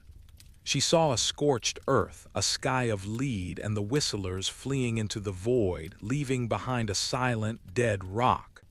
The purple sphere was a memory of that failure, a ghost of a timeline that had been averted. It was the last scream, and it was trying to disrupt the gathering. "The wound is still open," the old woman warned. "The noise cannot be destroyed, Maya. It must be transformed." Maya stepped off the wing of her plane and walked toward the center of the sapphire circle. She didn't use the power of the whistlers. She used the power of the Thorn family, the grit of the bush pilot, the curiosity of the researcher, and the love of a daughter for a father she had only just found. She reached into the center of the sapphire beam and pulled a handful of the light toward her. She shaped it into a sphere of her own, a small, humming pearl of pure intention. She turned toward the purple sphere and threw the light. The two frequencies collided. The jagged purple noise fought against the sapphire silence, a battle of shadows and stars. For a moment the great resonance wavered. The spheres in the sky flickered and the grounded fell to their knees. Then Maya sang. It wasn't a cosmic melody. It was a simple, wordless hum, the kind of tune a pilot hums to stay awake on a long, dark flight. It was a human song filled with the warmth of coffee, the smell of old leather, and the steady throb of a C-47 engine. The purple sphere stopped flickering. The bruised color began to bleed away, replaced by a soft, pale silver. The jagged noise smoothed out, merging with the great resonance. The last scream had become the final note of the choir. The light reached its zenith. A wave of absolute beautiful calm washed over the Aleutians and then over the entire world. The stars seemed to move closer and the moon looked like a warm silver coin. The gathering was complete. The spheres didn't vanish. They simply faded back into the fabric of the sky, becoming part of the invisible loom. They would always be there, guarding the frequency, but they no longer needed to hide. The world had heard the song, and it could never be unheard. The old woman and the others faded back into the mist, their work as anchors finished. Maya stood alone on the volcanic plateau, the silence of the island now a living, breathing companion. She looked at her Piper Super Cub. It looked ordinary again, just a small plane of fabric and metal. But as she walked toward it, she saw that the propeller was spinning slowly in the wind. A single, silver-blue forget-me-not was growing out of the gravel where the sapphire beam had touched the earth. Maya climbed into the cockpit. She didn't need to check her fuel or her heading. She knew exactly where she was going. There were more sleepers to wake up. There were more stories to weave into the loom. As she took off into the quiet night, she looked at the dashboard. A new petal had appeared there, glowing with a soft, steady light. The navigator was home, and the world was finally beautifully quiet. Part 10. The Horizon of Whispers. 10 years had passed since the night the sky sang over the Aleutians, and the world had grown accustomed to the new silence. It was not a silence of emptiness, but one of presence. The constant, jagged hum of the old world, the frantic electronic buzz that once lived in every corner of human life, had softened into a rhythmic, harmonic pulse. People walked a little slower. They spoke in quieter tones. They had learned, as Elia's thorn once had, that the most important things are often found in the spaces between the noise. Maya Thorne sat on the porch of a small timber cabin overlooking the Kuskokwim River. The wood was silvered by age and salt, smelling of cedar and wood smoke. Beside her, a young boy named Elias sat cross-legged, his eyes fixed on a small, glowing blue flower that grew in a ceramic pot. It was a descendant of the first forget-me-not, and it pulsed gently whenever the aurora began to dance. "Tell me about the loom, Mama," the boy whispered. Maya smiled, leaning back in her chair. The geometric lines on her skin had faded into faint silver traceries, looking more like delicate scars or the veins of a leaf than an alien infection. "The loom is the bridge, little one. It is the way the earth talks to the stars. It is the thread that keeps us from drifting away into the dark." The world had changed in ways the military and the scientists of the old era could never have predicted. The massive power grids had been replaced by resonance hubs, small, quiet structures that drew energy directly from the Earth's magnetic frequency, a gift from the whistlers. There were no more towers of noise, no more counter-songs. Humanity had finally stopped trying to scream at the universe and had started to listen. Maya looked up as a familiar sound drifted down from the clouds. It wasn't the roar of a jet engine, but a soft, melodic chime like the vibration of a cello string. A fleet of civilian transport gliders, vessels designed without engines, moving instead on the silent pathways of the atmosphere, slipped across the face of the moon. They looked like silver needles stitching the clouds together. The silent pilots were now a global guild. They were the ones who navigated the invisible rivers of light, carrying goods and stories from one continent to another. They didn't use radar, they used the hum in their teeth and the glow in their palms. "Is Grandpa still up there?" Elias asked, pointing to a particularly bright star that seemed to flicker with a sapphire tint. "He is the navigator of the deep path now," Maya replied. "He is one of the ones who shows the spheres where the wounds are. He is the wind that helps the gliders find their way home." She stood up and walked to the edge of the porch. The air was crisp, smelling of frozen pine and the distant sea. The Great Gathering had not been a one-time event. It had been the beginning of a slow, beautiful migration. Every year, the silver spheres grew more numerous, and every year they descended a little lower, as if inviting humanity to step off the ground and join them. Maya knew that her own time as the lead navigator was drawing to a close. The frequency was being passed down to the children, to the ones like her son who had been born into the new silence. They wouldn't need to be claimed by a sighting in the sky. They were born with the song already in their hearts. She reached into the pocket of her wool cardigan and pulled out the old, tarnished silver compass. The needle was still, pointing not toward the magnetic north, but straight up. "It is time, isn't it?" the boy said, standing beside her. "Yes," Maya whispered. In the distance, a single silver sphere began to descend from the velvet dark.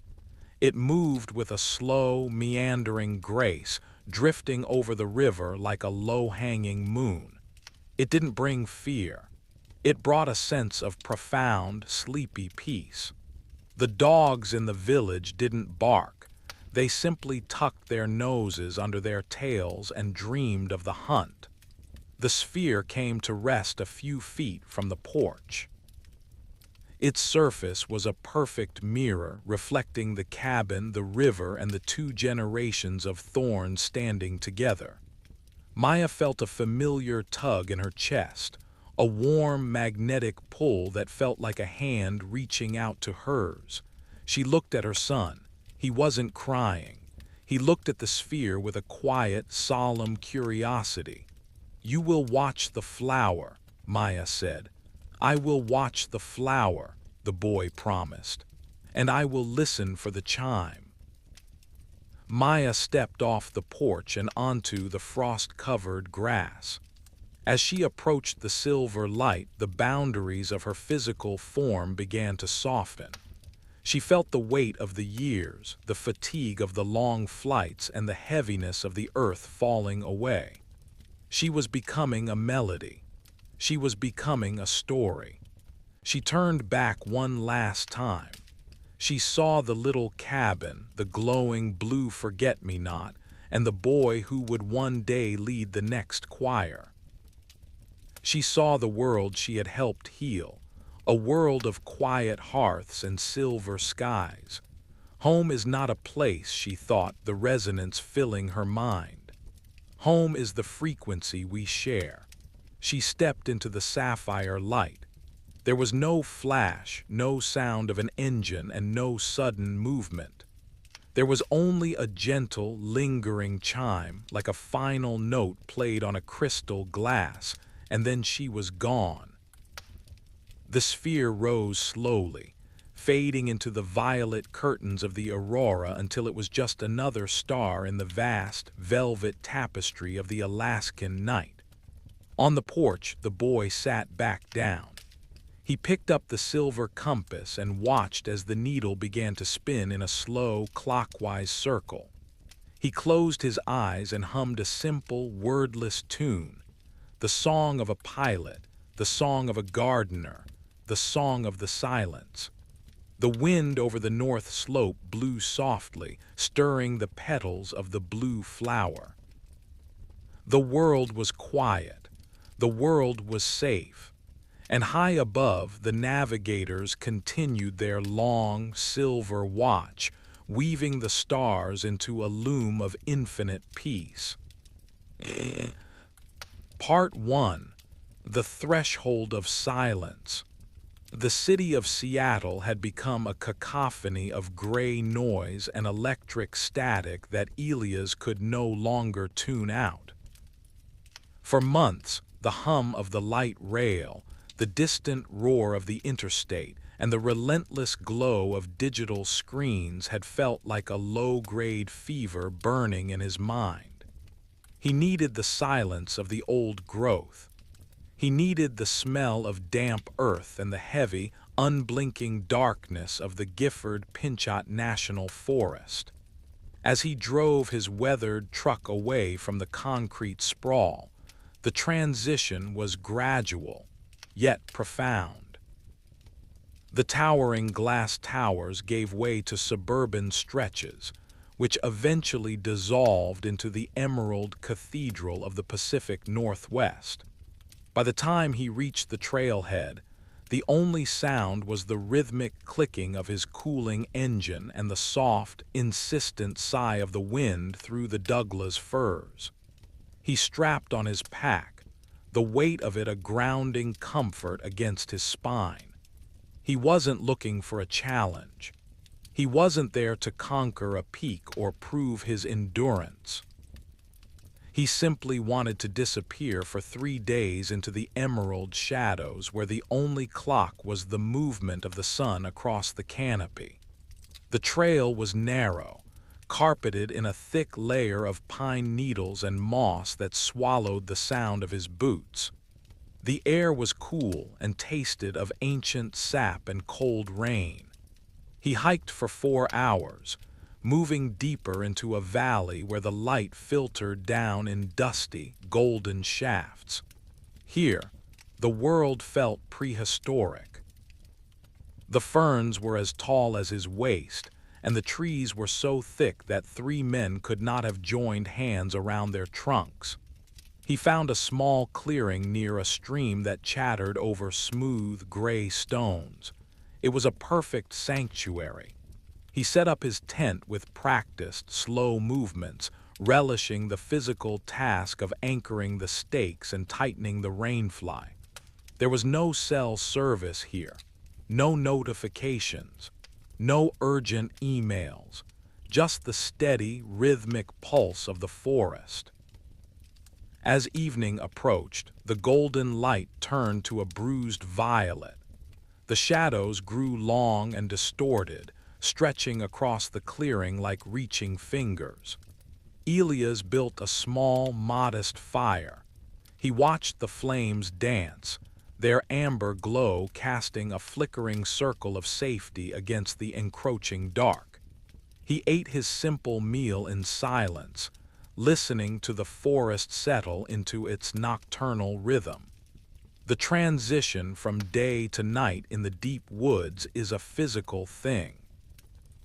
The air grows heavy, and the sounds shift from the frantic chirping of birds to the low, steady hum of insects and the occasional distant hoot of an owl. Elias felt a sense of peace he hadn't known in years. The city felt like a dream he had woken up from, a distant and unimportant fiction. He crawled into his sleeping bag, the fabric cool against his skin. The fire had died down to a bed of glowing coals, a single, pulsating eye of red in the darkness. He closed his eyes, drifting on the edge of sleep, lulled by the hypnotic sound of the stream. Then the rhythm changed. It wasn't a loud sound. It was a soft, wet snap, the sound of a green branch being stepped on and broken. It came from the dense thicket of huckleberry bushes just 20 feet from the back of his tent. Elias opened his eyes. He remained perfectly still, his heart beginning a slow, heavy throb in his chest. In the forest, silence is rarely absolute, but this silence felt different. It felt expectant. It was the silence of something watching. He listened, his ears straining against the fabric of the tent. For a long minute there was nothing but the wind. Then a rustle. It was a heavy, deliberate sound, not the light, skittering footfalls of a deer or the frantic shuffling of a raccoon. This was the sound of weight being shifted from one side to the other. Elias reached for his flashlight, his fingers cold.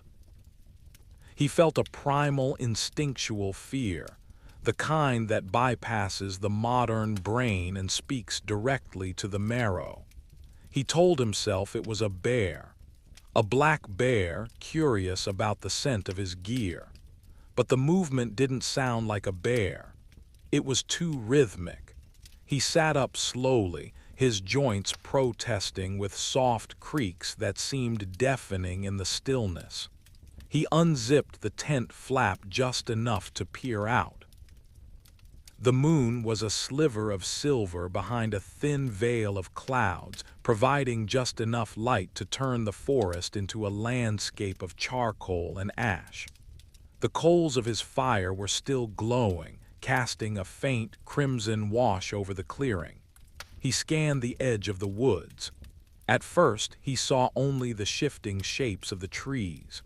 But then near a massive, lightning-scarred cedar, a shape detached itself from the shadows. It was tall, much taller than a man. The silhouette was unmistakable. It was the head of a wolf, broad-eared, long-snouted, and powerful. But as the creature stepped into a patch of pale moonlight, Elias felt the breath leave his lungs in a silent gasp. The creature was not on all fours. It stood upright, balanced on two thick, powerful legs that ended in large, clawed feet. Its shoulders were immense, draped in fur that looked like matted silver and slate. Its arms were long, ending in hands that gripped the trunk of the cedar with a terrifying, human-like dexterity. The wolf thing stood perfectly still, its head tilted slightly to the side as if it were listening to the rhythm of Elias' heart. Its eyes were not reflecting the firelight like an animal's eyes. They were deep, dark wells that seemed to absorb the light. It stood 6 feet, perhaps 7 feet tall.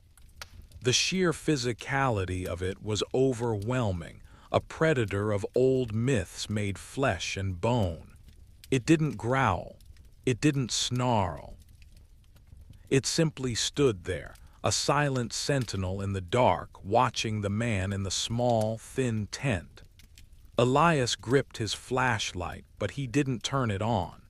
He knew, with a certainty that chilled him to his core, that the light would not protect him. He was a guest in a place where the rules of the city no longer applied. He was in the presence of something that had existed long before the first stone of Seattle had been laid. The creature took a step forward. The movement was fluid and graceful, a bipedal stride that was hauntingly familiar and utterly alien at the same time. The moss muffled its footfall, but Elias could feel the vibration of its weight through the ground beneath his sleeping pad. It was moving toward the clearing, toward the dying fire, toward him. The silence of the forest was now absolute. Even the stream seemed to have hushed its chatter. In the world of Elias, there was only the smell of old fur, the cold damp of the night, and the terrifying, silent silhouette of the wolf that walked like a man. Part 2. The breath of the ancient. Elias froze, his hand trembling as it hovered over the cold plastic of the flashlight. The air inside the tent felt like it had been replaced with ice water. Every instinct he possessed, honed by generations of ancestors who had survived the dark, screamed at him to make himself small, to disappear into the folds of his sleeping bag. But his eyes were locked on the silhouette. He could not look away. The creature stood at the very edge of the firelight's reach. The dying embers cast a rhythmic, pulsing red glow upward, catching the underside of its powerful jaw. It was not a wolf in the way a dog is a wolf. This was something far more primal. Its fur was thick and coarse, sticking out in ragged tufts around its massive shoulders, and it smelled of wet earth, iron, and something ancient, like the bottom of a deep, forgotten well. The wolfman did not move with the frantic energy of a wild animal. It was patient. It stood with a terrifying, upright stillness that felt almost meditative. Elias watched as the creature's chest expanded and contracted. The sound of its breathing was a low, resonant rasp, a heavy, rhythmic huff that seemed to vibrate the very fabric of the tent. Elias felt a bead of cold sweat slide down his temple. He realized that the creature was not hunting him in the traditional sense. It was observing him.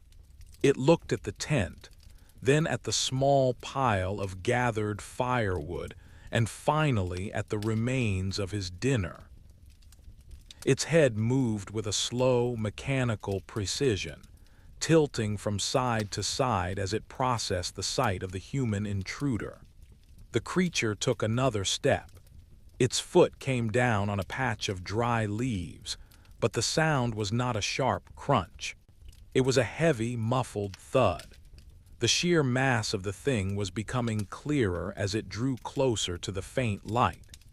Elias could see the musculature of its legs, long, powerful haunches that looked capable of sprinting through the dense undergrowth with the speed of an arrow. Its arms were disproportionately long, and the hands, if they could be called that, had long, dark claws that curved like sickles. Elias's mind raced, searching for a logical explanation. A bear with mange, a person in a costume, a trick of the shadows and his own exhausted mind. But the smell was too real. The sound of the breathing was too deep, and the way the creature's ears flicked toward the distant sound of a falling branch was a movement no human could ever replicate. He gripped the flashlight harder. He knew that if he turned it on, the sudden burst of light might startle the beast. It might flee back into the safety of the pines, or it might decide to end the curiosity with a single, crushing blow. He was trapped in a cage of thin nylon and zipper, a fragile barrier that felt no thicker than a sheet of paper. The wolfman leaned forward, its snout twitching. It was catching his scent. Elias held his breath until his lungs burned, his heart hammering against his ribs like a drum. He felt exposed, his life reduced to a single point of awareness in the vast, indifferent woods. Then, the creature did something that made the hair on Elias' arms stand on end. It reached out with one of its long, fur-covered arms and touched the branch of a low-hanging hemlock. It didn't break it. It didn't claw at it. It ran its long, dark fingers along the needles with a strange, delicate curiosity. It was a gesture of profound intelligence, a moment of tactile exploration that felt hauntingly human. As it touched the tree, the creature let out a sound. It wasn't a growl and it wasn't a howl.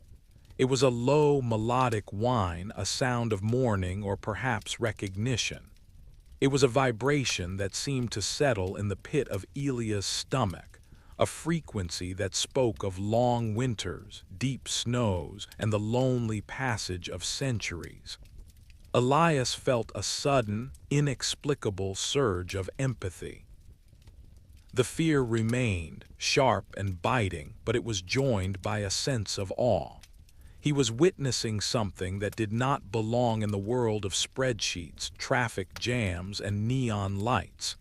He was looking at a relic of the wild, a guardian of the forest that the modern world had forgotten. The creature turned its head back toward the tent. For the first time, the moon broke through the clouds, and a sliver of silver light hit the creature's face. Its eyes were not dark. They were a pale, haunting amber, glowing with a soft, internal light.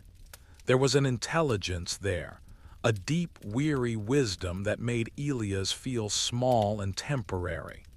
The wolfman stared at the tent for a long time. Elias felt as though his very soul were being weighed on a cosmic scale. He didn't move. He didn't blink. He just existed in the gaze of the ancient.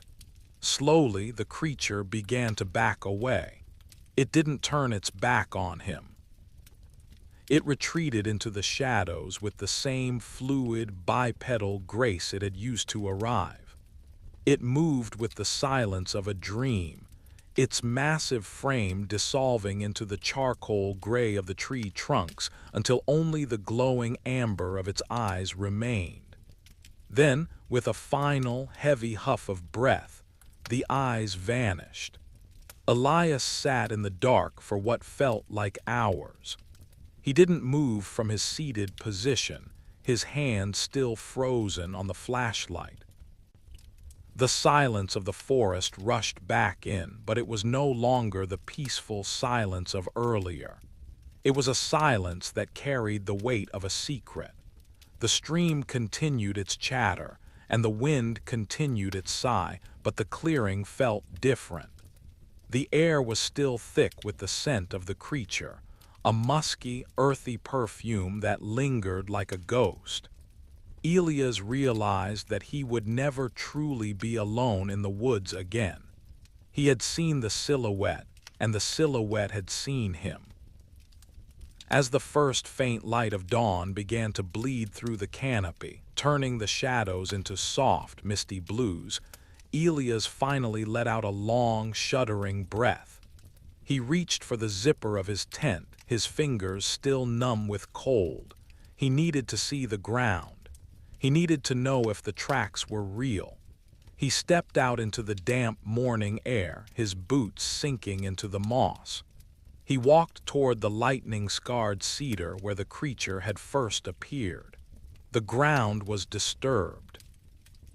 Near the base of the tree, the thick carpet of moss had been pressed down into a heavy, unmistakable shape. It was a footprint.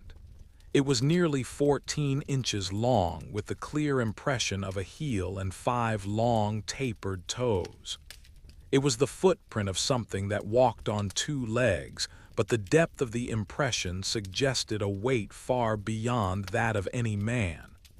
Elias knelt by the track, his hand hovering over the cold, damp moss. He didn't touch it. He just looked at it, a physical proof of the impossible. In that moment, the city of Seattle, with its noise and its lights, felt like it was a million miles away. He was in the world of the wolf now. Part 3.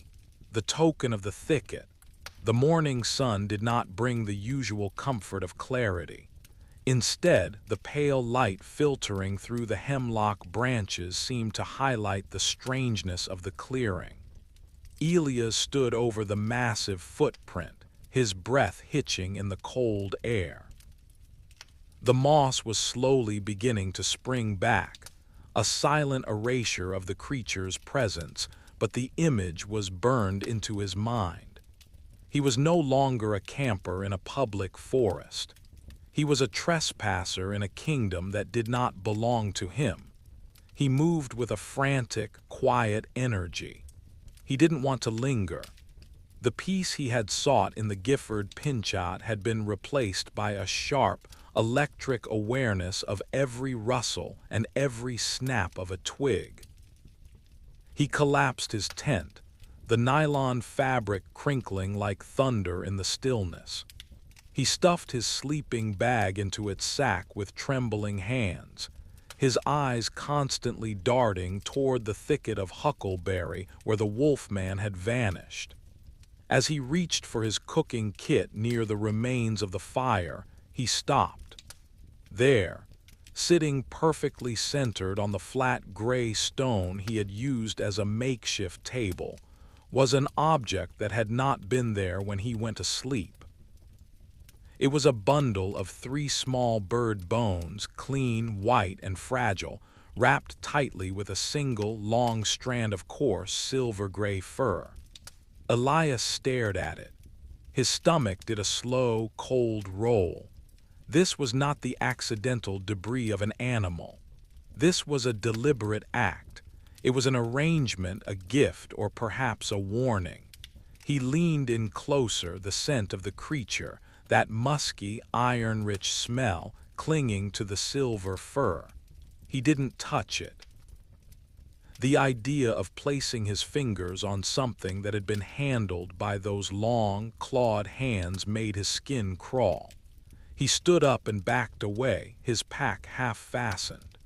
The forest felt like it was closing in, the towering trees narrowing the sky until it was nothing more than a thin ribbon of gray. "I am leaving," he whispered, his voice cracking. He wasn't sure why he said it out loud, but the silence of the woods felt like it needed to be broken. "I am going now." He shouldered his pack, the weight feeling twice as heavy as it had the day before. He began to hike back toward the trailhead, following the same path he had taken in. But within 10 minutes, the familiarity of the trail began to dissolve. The forest looked different in the morning light. The shadows were shorter, but they felt denser. Every time he turned a corner, he felt a prickle at the base of his neck, the unmistakable sensation of being watched. He stopped several times, spinning around to catch a glimpse of a gray silhouette between the trunks, but there was only the shifting of the wind and the occasional falling of a pinecone. He reached a small wooden bridge that crossed a narrow, rushing tributary. He paused on the planks, leaning over the rail to splash cold water on his face. As he looked down into the clear mountain stream, he saw a reflection that wasn't his own. High on the ridge behind him, standing atop a jagged outcropping of basalt, was the figure. It was a dark, upright shape against the pale sky. It didn't hide. It stood with its long arms hanging at its sides, its head tilted downward as it watched him from the heights. From this distance it looked like a statue, a part of the rock itself, but Elias could see the wind catching the silver-gray tufts of its fur. It was following him. It wasn't stalking him with the crouched, predatory intent of a mountain lion. It was escorting him. It moved along the ridgeline with an effortless bipedal stride, covering ground that would have taken a human hours to navigate in mere minutes. It stayed exactly parallel to him, a silent gray shadow that refused to let him out of its sight. Elias began to walk faster. His steady pace broke into a light jog, his heavy boots thumping against the damp earth. The sound of his own breathing became a rhythmic, frantic rasp in his ears. He didn't look up again. He focused on the trail, on the roots that threatened to trip him, and on the distant, fading hope of his truck. The forest seemed to stretch. The 4-hour hike-in felt like it was turning into an eternity. He passed a landmark, a fallen log covered in bright orange shelf fungus that he remembered from the day before. But as he passed it, he noticed something new. Carved into the soft, rotting wood of the log were 3 long, deep gashes. They were fresh. The pale inner wood was still damp, and a single strand of silver fur was caught in the splintered edge. The gashes matched the 3 bones in the bundle back at his camp. Elias stopped, his chest heaving. He realized then that the creature wasn't just following him. It was guiding him. It was marking the path, ensuring he didn't stray from the trail, ensuring he was moving exactly where it wanted him to go.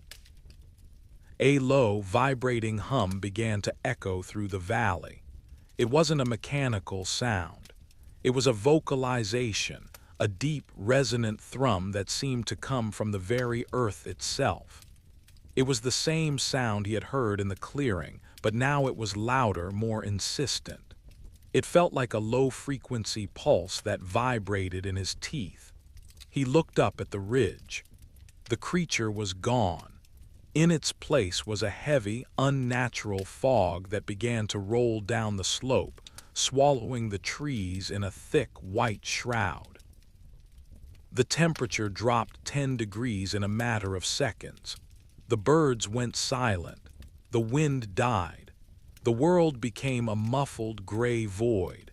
Elias pulled his jacket tighter, his heart hammering. He could see no more than 5 feet in front of him. The trail, once clear and defined, was now a ghost. He took a step forward, his hand outspread to touch the rough bark of a tree for balance. His hand didn't touch bark. It touched something soft, thick, and warm. He jumped back, a cry dying in his throat. Through the shifting veil of the fog, he saw a massive, fur-covered chest. He looked up and up until he saw the long, lupin snout and those pale, amber eyes glowing with an internal fire. The creature was standing directly in the center of the trail. It didn't move to attack. It simply stood there, its massive shoulders blocking the path. It lowered its head until its snout was only inches from Elias' face. The smell was overwhelming now, the scent of 1,000 years of forest, of cold stone and wet fur. The creature opened its mouth. It didn't growl. It didn't show its teeth in a threat. Instead, it let out a soft, huffing breath that smelled of wild peppermint and earth. Then it raised a long, heavy arm and pointed. Its clawed finger did not point back toward the trailhead. It pointed toward a narrow, overgrown deer path that led deeper into the heart of the mountains, toward a region the maps labeled as impassable. The amber eyes locked onto Elias. There was no malice in them, but there was an ironclad command. The creature wanted him to follow. It wasn't letting him go back to the city. Not yet. Elias looked at the deer path, then back at the creature. The fog swirled around them, creating a private, silent world where only the two of them existed. He felt a strange, heavy weight in his limbs, a sense of resignation. The hustle and buzz of Seattle felt like a memory from a different life, a flickering screen that had finally gone black. He took a single, tentative step toward the deer path. The creature let out a low, satisfied hum. It turned and began to walk, its bipedal stride slow and deliberate, its massive silver frame disappearing into the white mist. Elias had no choice but to follow the shadow into the deep unknown. Part 4. The Valley of Whispering Stone. The fog was not merely weather. It was a physical barrier, a soft, white wall that seemed to mute the laws of the world Elias had left behind. As he followed the towering, silver-gray silhouette of the creature, the terrain began to change. The overgrown deer path didn't lead up into the jagged peaks as the maps suggested, but downward, into a deep, hidden fissure in the earth that was invisible from any ridgeline. The air grew warmer as they descended. The scent of wild peppermint intensified, mixing with a sweet, floral aroma that reminded Elias of lilies blooming in the dark. The ground beneath his feet was no longer composed of pine needles and dirt. It had become a soft, springy carpet of white clover and glowing, bioluminescent moss that pulsed with a faint, rhythmic light as he stepped on it. The creature moved with a silent, fluid grace that Elias found hypnotic. It never looked back to see if he was following. It knew he was there.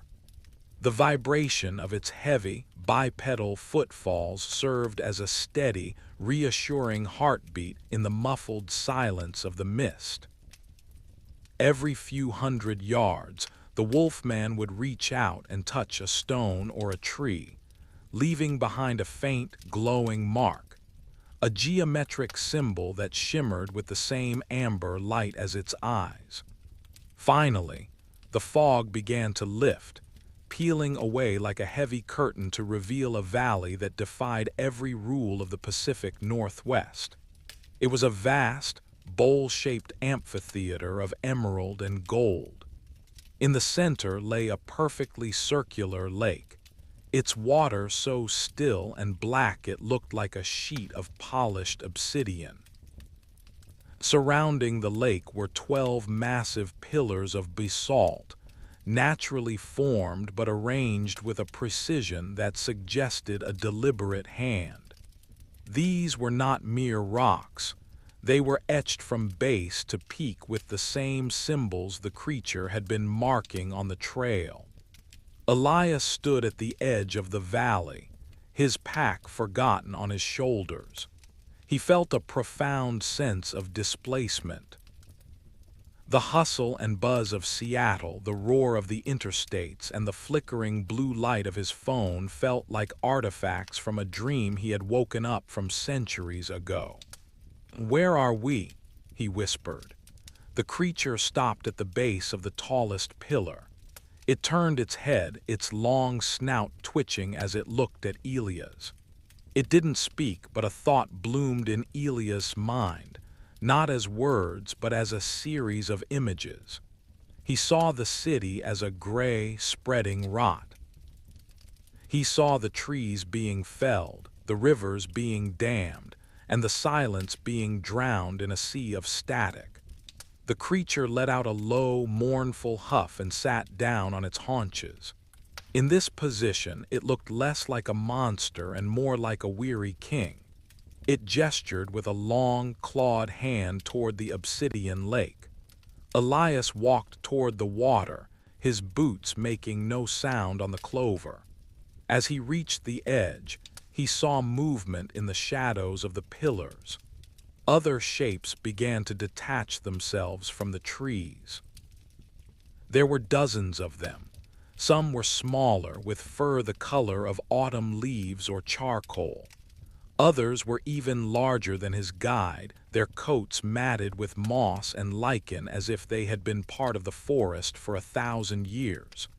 They stood on two legs, their movements deliberate and heavy with a strange, somber dignity. They did not snarl or show their teeth. They simply watched him with those pale, amber eyes. Elias realized that he was not a prisoner. He was a witness. In the center of the lake, a ripple began to form.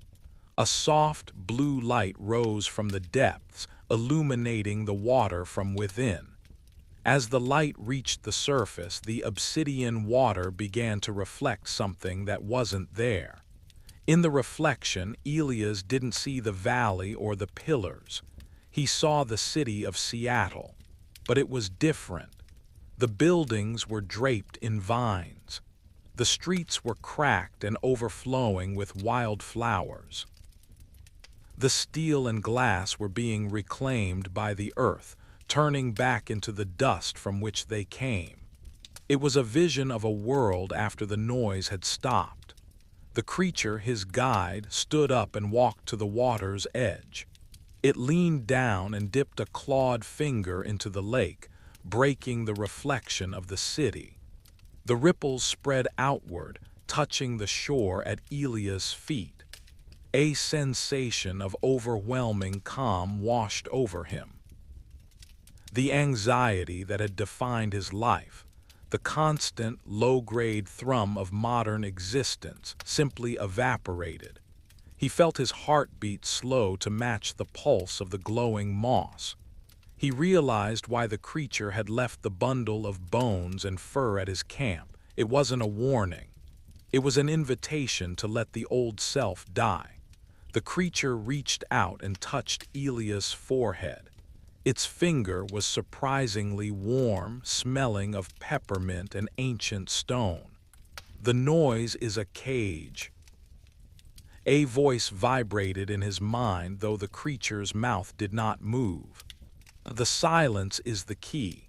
You were looking for the forest, but the forest was looking for you.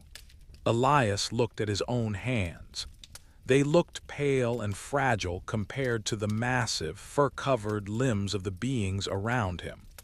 But as he watched, a faint, amber light began to glow beneath his skin, tracing the veins in his wrists like a map of glowing gold.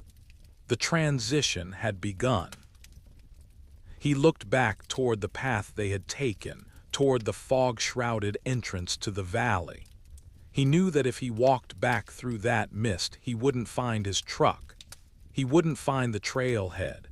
He would find a world that no longer recognized him, and a city that would feel like a tomb. He sat down on the soft clover, leaning his back against one of the basalt pillars. The stone was warm, vibrating with a low-frequency hum that felt like a song of the earth. The other creatures began to gather around the lake, their massive silhouettes forming a circle of silver and shadow. They began to hum together, a deep, resonant chord that filled the valley and seemed to shake the stars. It was the sound of the world breathing. It was the sound of the silence finally winning. Elias closed his eyes. For the first time in his life, he didn't feel the need to check the time. He didn't feel the need to be anywhere else. He was in the valley of whispering stone, and the city was a fading echo in a very long, very deep forest. Part 5. The Marrow of the Mountain. The sun did not seem to move in the valley of whispering stone. It hung in a perpetual state of amber twilight, casting long, soft shadows that felt as solid as the basalt pillars themselves. Elias remained seated at the base of the great stone, his back pressed against the warm, vibrating rock. He had lost the urge to check his watch. The very concept of minutes and hours had begun to dissolve, replaced by a slow, rhythmic awareness of his own pulse. Beside him, the silver-gray creature, the one he had begun to think of as the first guide, sat in a similar pose. Its massive, fur-covered chest rose and fell in a slow, deep cadence. Every few hours, or perhaps every few days, the creature would reach out and offer Elias a handful of small, pale berries that tasted of rain and crushed violets. They didn't just satisfy his hunger, they seemed to clarify his senses.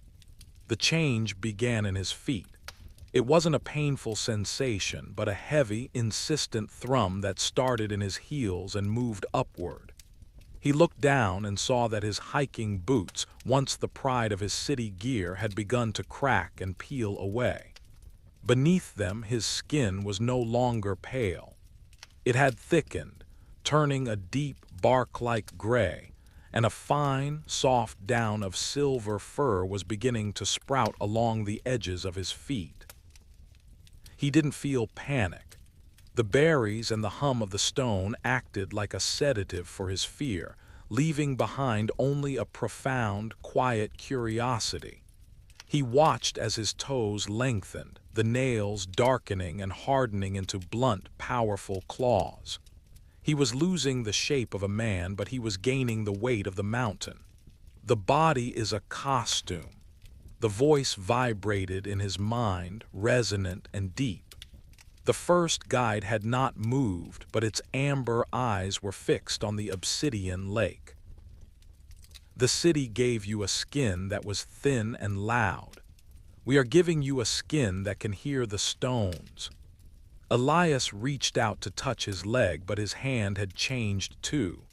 His fingers were longer, the knuckles swelling with a new, raw power. The fine, silver fur was spreading up his forearms, catching the amber light of the valley. He felt a strange, internal shifting, his bones elongating, his spine curving into a more powerful, fluid arc. When he stood, he found that he was no longer comfortable on two legs alone. He felt a natural urge to lean forward, to let his long arms brush the glowing moss. The other creatures in the valley began to move toward the center of the lake. They didn't walk so much as they glided, their massive forms shifting through the twilight like clouds. They gathered in a semicircle, their heads bowed toward the water. The first guide stood up, its silver fur shimmering. It beckoned for Elias to follow. As Elias approached the water's edge, he saw his reflection in the black obsidian. He didn't recognize the being looking back. His face had begun to push forward into a subtle, lupin snout. His ears were higher on his head, twitching at the sound of a falling leaf a mile away. His eyes, once a mundane brown, were now flecked with gold, glowing with that same internal, amber fire he had seen in the forest. He was becoming a silhouette. The transformation is not just of the flesh. The guide whispered in the silence of his mind, "You must go into the marrow. You must bring back the seed of the silence, or the noise of the city will eventually find this place. It follows the smell of the weak." The guide pointed toward the far end of the lake, where a narrow, dark opening was carved into the base of the tallest basalt pillar. It looked like a throat, a passage leading deep into the roots of the mountain. Only the one who remembers the noise can enter the marrow. The guide continued. "We have been away from the city for too long. Our blood is pure forest. We need your memory of the static to act as a shield. You must go down, Elias. You must find the heart of the stone. Elias felt a cold shiver run down his newly furred spine. He looked at the dark opening, then at the circle of silent, amber-eyed guardians. He realized that his journey into the Gifford Pinchot had not been a random escape. He had been selected because he was on the edge of breaking, because he was a man who had felt the weight of the city so heavily that his soul had begun to seek a different frequency. He took a step toward the dark opening. His new feet felt sure and steady on the glowing moss. He no longer felt the clumsiness of a human in the wild. He felt the predatory grace of the wolf.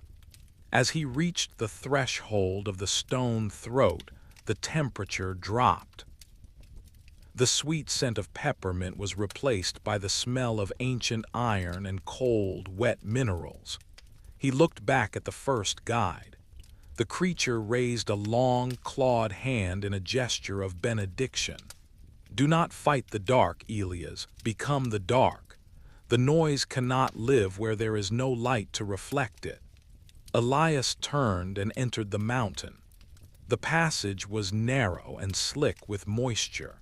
He moved on all fours now, his powerful limbs carrying him deeper into the earth with an effortless speed. The bioluminescent moss did not grow here. The only light came from the faint, amber glow of his own eyes, casting twin beams of gold onto the damp, gray walls. He could hear the mountain.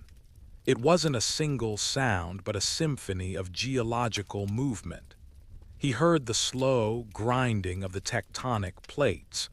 He heard the drip of water into hidden, subterranean cathedrals. He heard the very atoms of the stone vibrating in their slow, eternal dance. The deeper he went, the more the memories of Seattle began to surface. He saw the flicker of neon signs. He heard the screech of tires and the overlapping voices of 1,000,000 people who were all lonely at once. But here, in the cold heart of the mountain, those memories felt thin. They felt like static on a radio that was being tuned to a much more powerful station. He reached a central chamber where the air was perfectly still. In the center of the room sat a single crystalline spire that grew from the floor to the ceiling. It was clear as glass, but inside, a dark, pulsing core of liquid shadow was trapped. This was the seed of the silence. Elias approached the spire. As he drew near, the static in his mind reached a crescendo. It was a physical pain, a screaming noise that tried to pull him back toward the city, toward the safety. Of the gray noise, he roared. It wasn't a human cry. It was a deep, resonant howl that shook the chamber and shattered the static. He reached out with his clawed hand and touched the crystal. The crystal didn't break, it melted. The dark liquid shadow flowed out of the spire and began to climb up his arm, seeping into his silver fur and disappearing into his skin. He felt a moment of absolute crushing weight. Every sound in the world, every footstep, every whisper, every heartbeat poured into him at once. And then, as quickly as it had begun, it stopped. The silence was total. Elias stood in the dark chamber, his amber eyes glowing brighter than ever. He wasn't just a guardian of the forest anymore. He was the anchor. He was the one who held the silence against the encroaching noise of the world. He turned and began the long climb back to the valley. He didn't run. He walked with the slow, deliberate stride of a king. When he emerged from the stone throat, the valley was waiting. The first guide and the dozens of other creatures bowed their heads as he passed. The obsidian lake reflected a new image, Not a city in ruins, but a world where the green and the gray had found a way to coexist in a quiet, heavy peace. Elias took his place at the base of the pillar. He was no longer a camper named Elias. He was the shadow of the silver hemlock. And in the distance, the city of Seattle continued its frantic, noisy dance, unaware that the silence had finally found its heart. Part 6. The Static in the Pines. The peace of the valley was not shattered by a sudden blow, but by a slow, corrosive erosion. For days, or perhaps weeks, Elias had sat in his place of honor, his silver fur shimmering under the perpetual amber twilight. The dark liquid shadow he had absorbed in the marrow had settled into his bones, giving him a sense of gravity that made the very air around him feel thick and protective. He had become a living anchor, a sponge for the silence. But then the frequency changed. It began as a faint, metallic itch at the back of his new lupin skull. At first, Elias thought it was a lingering memory of Seattle, a ghostly echo of a cell phone tower or a distant siren. But the sensation grew sharper.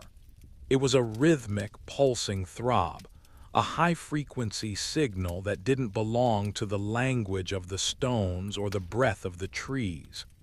It was the sound of a machine searching. Beside him, the first guide stiffened. Its large, pointed ears twitched, and its nostrils flared. The other guardians around the obsidian lake began to shift, their amber eyes darting toward the fog-shrouded entrance of the valley. The low-frequency hum of the basalt pillars, usually a steady and comforting song, began to waver, turning into a discordant vibration. "The noise has found a scent," the guide's voice vibrated in Elias' mind. It was no longer the calm, weary voice of a king. It was sharp, like the crack of frost on a winter branch. "They are not looking for the forest. They are looking for the void. They are looking for you, Shadow." Elias stood up, his massive frame casting a long, jagged shadow across the glowing moss. He felt the seed of silence within him react to the intrusion. The dark liquid in his veins began to pulse, trying to reach out and swallow the incoming static. He closed his eyes and expanded his senses beyond the valley, past the hidden fissure and the warm, peppermint-scented air. He pushed his mind up through the heavy fog and into the Gifford-Pinchot National Forest. 5 miles away, near the trailhead where he had left his truck, a new sound was tearing through the woods. It was the mechanical whine of a drone. Through the eyes of the forest, Elias saw it. A sleek black insect of plastic and wire, its rotors cutting the silent air into 1,000 jagged pieces. Below the drone, 4 figures moved through the undergrowth. They were not hikers. They were dressed in heavy, slate-gray tactical gear, their faces hidden behind respirators and dark visors. They carried long metallic poles, sensors that hummed with a sickly yellow light. They were trackers, but they weren't tracking footprints. They were tracking the hole Elias had left in the world. The absence of noise he carried was a beacon in a world filled with electronic clutter. To their sensors, the valley of whispering stone looked like a black hole, a place where the signals of the modern world simply ceased to exist, and they were hungry to find the source. "They cannot enter," Elias thought, the resonance of his voice shaking the obsidian water. "The fog will turn them." "The fog is a shield of the mind," the first guide replied, its silver fur standing on end. "But these men have replaced their minds with copper and glass. They do not feel the forest. They only read the numbers on their screens. To them, the fog is just moisture. They will walk right through the heart of the secret if we do not lead them into the deep dark. Elias looked at his clawed hands. He felt a surge of protective fury. He was no longer the man who had been bullied by the city. He was the guardian of the last sanctuary. "I will go," Elias said. He didn't wait for a response. He leaned forward, his long, powerful limbs carrying him across the clover with a speed that blurred the emerald scenery.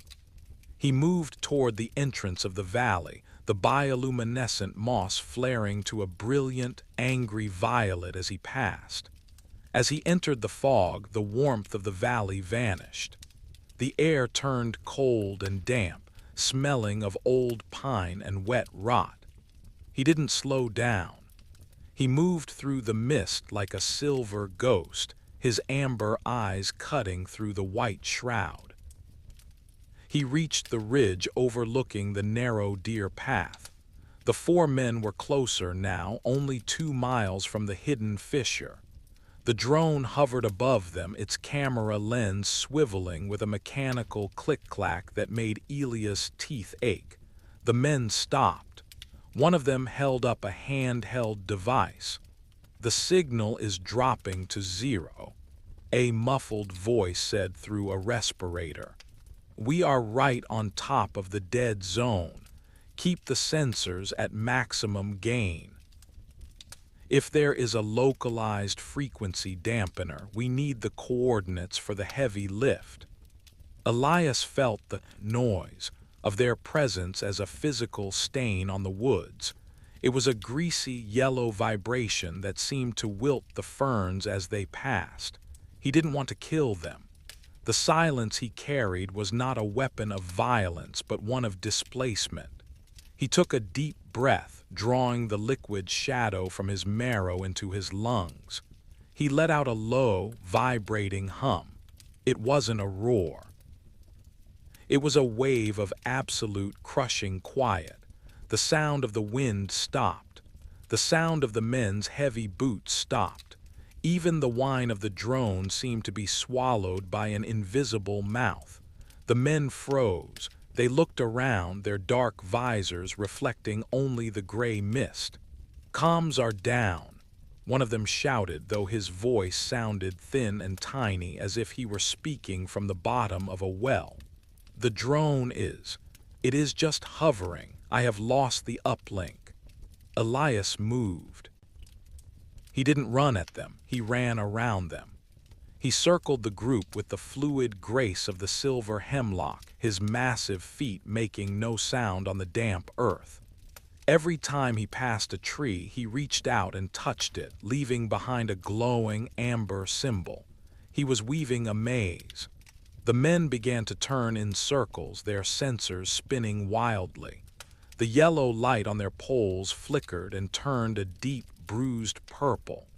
The forest around them began to shift. To their eyes, the trail seemed to bend and fold. The trees they had passed moments ago were suddenly in front of them again. "The GPS is looping," a tracker yelled, his voice rising in panic. "We are walking in circles, but the compass says we are heading north. Something is remapping the topography." Elias stood behind a massive Douglas fir only 10 feet from the lead tracker. He could smell the ozone of their equipment and the sour scent of their fear. He reached out with his mind and touched the drone.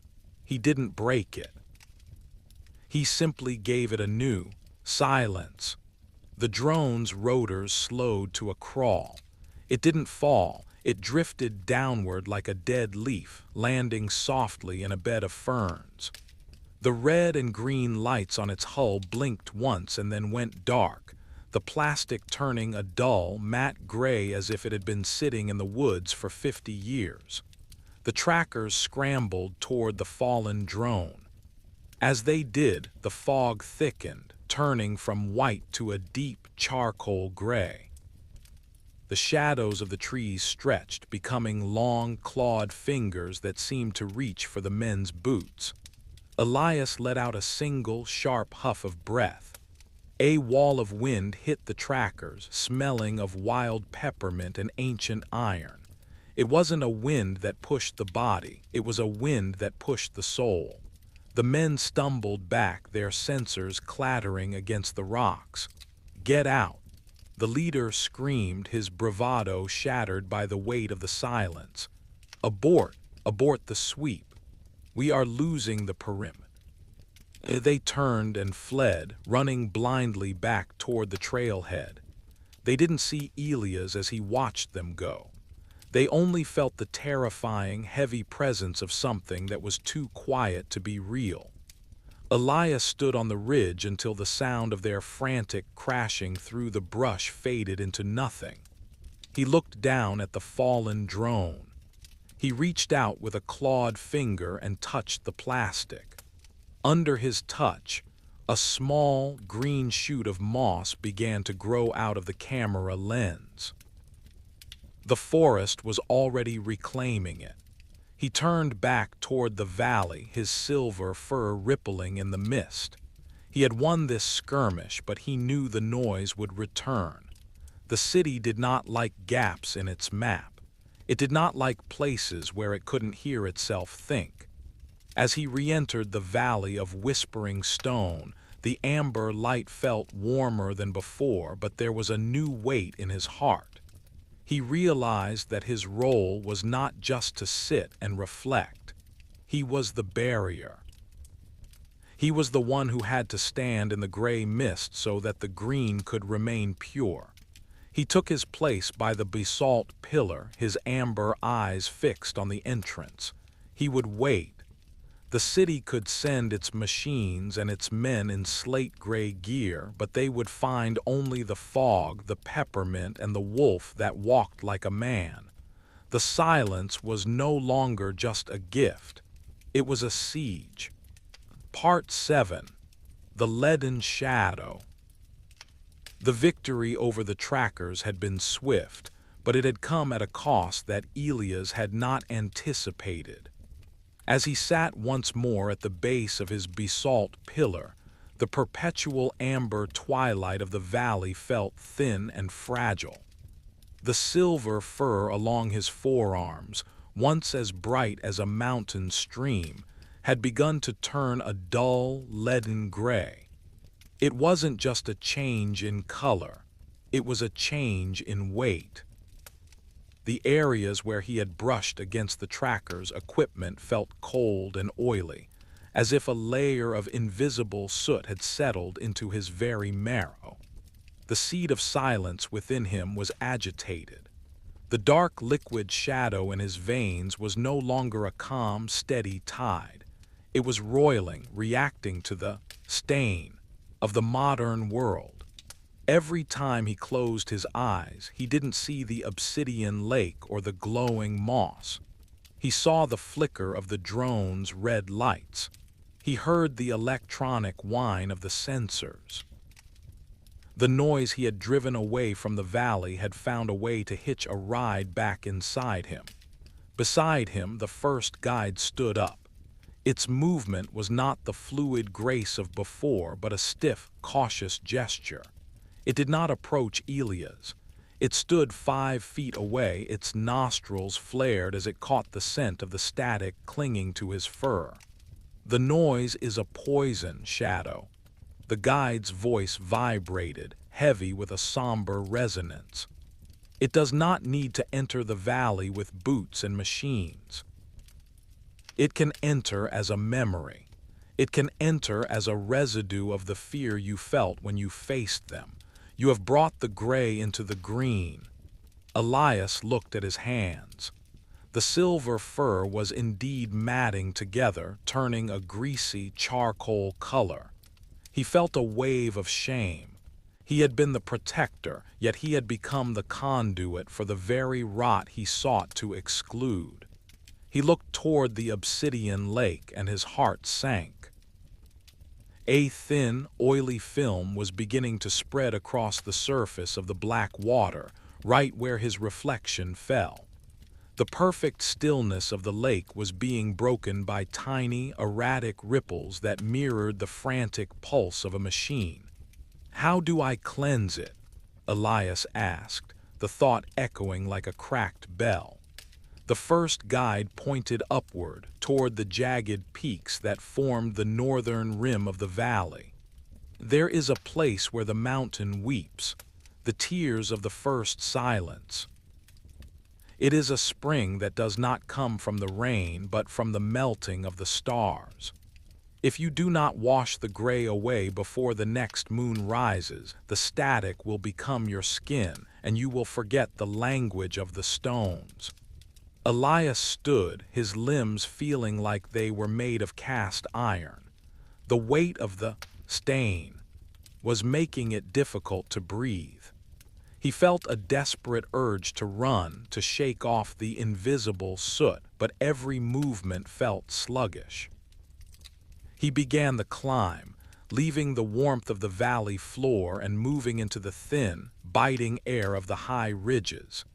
As he climbed, the forest changed. The lush clover and glowing moss gave way to ancient, twisted pines that looked like they had been frozen in a moment of agony. The air grew sharp and smelled of ozone and old snow. The noise in his fur seemed to grow louder in the cold, a high-pitched ringing that made his ears twitch painfully. He reached a narrow ledge where the mountain was split by a deep vertical crack. From the crack, a thin ribbon of water fell into a basin carved from pure white quartz. This was the spring. The water did not splash. It flowed with the heavy, silent consistency of liquid silver. It gave off no steam, yet the air around it was warm and vibrant with a prehistoric energy. Elias approached the basin. His reflection in the silver water was terrifying. He saw himself as a patchwork creature, half silver guardian, half leaden machine. The gold in his eyes was being clouded by a dull, electronic gray. He stepped into the basin. The water was not cold. It was a searing, crystalline heat that seemed to bite into his skin. As the silver liquid touched the gray patches on his fur, a sound erupted from the basin. It was the sound of 1,000 radios being tuned at once, a chaotic, screeching static that tore through the mountain silence. Elias roared, his voice a deep, lupin howl of pain and catharsis. The oily film on his fur began to detach, rising into the air as a black, foul-smelling vapor. He saw the memories of the city, the neon, the traffic, the endless digital chatter being stripped away from his bones and dissolved by the silver water. The process was agonizing. It felt as if his very identity were being scrubbed raw. He remembered the man he had been in Seattle, the man who was tired and small. He saw that man's face in the black vapor, and then he watched it vanish. He stayed in the water for hours, the silver liquid pulsing around his chest.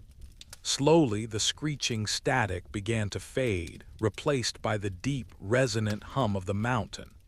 The leaden gray on his forearms dissolved, and the bright, shimmering silver returned, more vibrant than before. The gold in his eyes cleared, burning with a fierce, renewed intensity. The seed of silence within him settled. The dark liquid in his veins became a calm, unstoppable river once more. He felt light. He felt as if he could leap from the peak and drift on the wind like a seed. He stepped out of the basin and shook himself dry. The silver water flew off his fur in a spray of diamonds, disappearing into the mossy cracks of the ridge. He looked down at the valley. The oily film on the obsidian lake had vanished. The green was pure once more. As he began the descent, he felt a new sense of clarity. He realized that the noise was not something that could be defeated once and for all. It was a constant pressure, a tide that would always try to find a way in. To be a guardian was not to be a wall, but to be a filter. He had to learn how to touch the gray without letting it stain the silver. When he reached the valley floor, the other guardians were waiting for him. They did not bow this time. They stood in a circle, their amber eyes glowing with a collective warmth. The first guide stepped forward and placed a heavy, fur-covered hand on Elia's shoulder. "The mountain has accepted your burden, Shadow," the guide whispered. "You are no longer just the one who remembers the noise. You are the one who has survived it. You carry the scars of the city, but they are now written in silver." Elias took his place at the basalt pillar. He felt the mountain breathing through him, its slow, tectonic heartbeat synchronized with his own. He looked toward the entrance of the valley, toward the fog and the distant, noisy world. He was ready. The city could send its drones and its men in slate-gray gear. They could broadcast their signals and search for their voids. But Elias knew that as long as the silver water flowed and the stones hummed, the silence would never truly be broken. He closed his eyes and let the warmth of the valley swallow him. He was the shadow of the silver hemlock, and he was finally truly clean. Part 8. The Echo of the Machine. The purification at the silver spring had left Elias feeling hollowed and light, but the forest was not a place where something could be destroyed without something else taking its place. The black vapor he had released, the concentrated essence of the city's static and his own lingering fear, had not simply dissolved into the mountain air. It had been heavy. It had been purposeful. It had drifted down the jagged slopes, away from the valley of whispering stone, and gathered in a sunless hollow where the hemlocks grew thick and stunted. Elias sat by his basalt pillar, but the peace he had earned felt fragile. He could feel a new vibration in the earth, a discordant rhythm that felt like a skipped heartbeat. It was coming from the direction of the trailhead, but it wasn't the noise of men or drones. It was something more intimate. The shadow has found a shape. The first guide whispered, its amber eyes fixed on the horizon where the fog met the dark green of the pines. "You washed the gray from your fur, Shadow, but you gave it a life of its own. It is a ghost of the person you used to be, fed by the noise of the world you left behind." Elias stood, his silver fur rippling in the amber twilight. He felt a cold, sharp pull in his chest. He knew that if he allowed this manifestation to linger, it would act as a beacon, a bridge for the city to cross. It was a version of himself that still hungered for the static, a hollow echo that missed the frantic hum of Seattle. "I must go back into the fog," Elias said. The first guide did not stop him. It simply bowed its head, a gesture of somber respect. "The echo will know your heart, for it was born from it. It will speak with the voices of the things you miss. Do not listen to the words, Elias. Listen only to the silence." Elias turned and ran. He moved with a desperate, heavy grace, his massive limbs eating up the ground. He passed through the violet-glowing moss and into the charcoal gray of the fog. The air outside the valley was different now. It felt thick and oily, smelling of burnt plastic and stale air. The peppermint scent was gone, replaced by a metallic tang that made his tongue feel numb. He reached the sunless hollow. The trees here were draped in a gray, stringy moss that looked like frayed electrical wiring. In the center of the hollow, standing on a patch of dead, blackened earth, was the shadow. It was a silhouette that mirrored his own perfectly. It stood on two legs, nearly 7 feet tall, with the same powerful shoulders and long, clawed arms. But it was not made of fur and bone. It was made of that shifting, black vapor, its edges blurred and flickering like a bad television signal. Where Elia's eyes were a warm, burning amber, the shadow's eyes were two flickering, cold blue lights, the color of a computer screen in a dark room. As Elias approached, the shadow began to vibrate. A sound erupted from it, a chaotic overlay of 1,000 city noises. He heard the screech of the Seattle light rail, the chime of a cell phone, the overlapping chatter of a morning commute, and the distant, rhythmic throb of a helicopter. "Elias," the shadow said.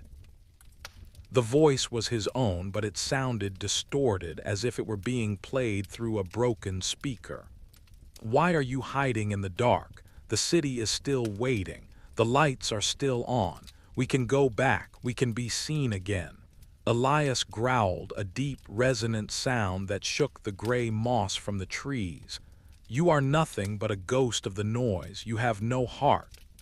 "I am the part of you that survives," the shadow hissed, its form flickering violently. "The silence is a tomb, Elias. You are becoming a stone. Don't you miss the buzz? Don't you miss the feeling of being connected to the world?" The shadow took a step forward. As it moved, the ground beneath its feet didn't just press down, it withered. The ferns turned to ash and the soil turned to a dry, gray dust. The creature was a void, a consumer of the natural world. It raised a hand, and for a moment the black vapor solidified into something that looked like a jagged piece of rebar. Elias felt the seed of silence within him pulse with a fierce, protective heat. He realized the shadow was trying to provoke him into a fight of noise and fury. It wanted him to roar, to scream, to feed it with the very emotions that had birthed it. He did not move. He did not growl again. He sat down on the damp earth, crossing his long, silver-furred legs. He closed his amber eyes and reached deep into his marrow, finding the dark, liquid shadow he had taken from the heart of the mountain. He didn't use it as a weapon. He used it as a shroud. He projected the silence outward. He didn't try to drown the shadow's noise. He simply stopped acknowledging it. He focused on the sound of the deep earth. He listened to the slow, tectonic grinding of the plates miles below. He listened to the movement of the groundwater through the roots of the hemlocks. He became as still and as silent as the basalt pillars in the valley. The shadow's voices grew louder, more frantic. It began to scream with the sound of 1,000 car alarms. It projected images into the air, flickering visions of skyscrapers, of crowded bars, of the gray, rainy streets of Seattle. It tried to wrap its cold, vaporous arms around Elias' neck, its touch feeling like a numbing electric shock. It is just an echo, Elias thought, his mind a calm, black pool. It is a signal with no tower. Slowly, the noise began to lose its edge. The screams of the city became a muffled hum, then a distant murmur, and finally a soft, pathetic whimper. The flickering blue light in the shadow's eyes dimmed, turning from a harsh neon to a pale, dying spark. Without the fuel of Elias' fear or his nostalgia, the shadow could not maintain its form. The black vapor began to thin, drifting away like smoke in a light breeze. The distorted voices of the city dissolved into the natural sigh of the wind through the pines. "I am connected." The shadow whispered one last time, the sound no louder than the rustle of a dry leaf. Then it was gone. The hollow remained dark and cold, but the metallic smell had vanished. A single green shoot of a fern began to push its way through the blackened earth where the shadow had stood. Elias opened his eyes.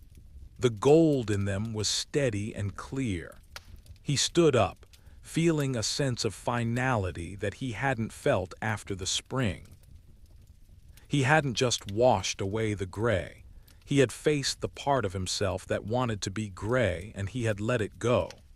He walked back toward the valley, his silver fur catching the faint, natural light of the moon. He felt a deep, weary peace. He knew that the city would always be there, a frantic and noisy dream on the horizon, but it no longer had a hook in him. He was no longer Elias from Seattle. He was the shadow of the silver hemlock, and he was the master of his own silence. When he reached the hidden fissure, the first guide was waiting. It didn't speak. It simply reached out and touched its forehead to Elias. In that moment, the two of them were one with the forest, two guardians, one of the old wild and one of the new silence, standing together against the encroaching dark. The forest was quiet. The silence was absolute. And for the first time, Elias felt that it was enough. Part 9. The Great Howl of the Iron Sky. The silence that Elias had cultivated within himself was no longer a private refuge. It was a dam holding back a rising tide. For several days, the atmosphere around the Gifford Pinchot had felt brittle, as if the air itself were made of thin glass.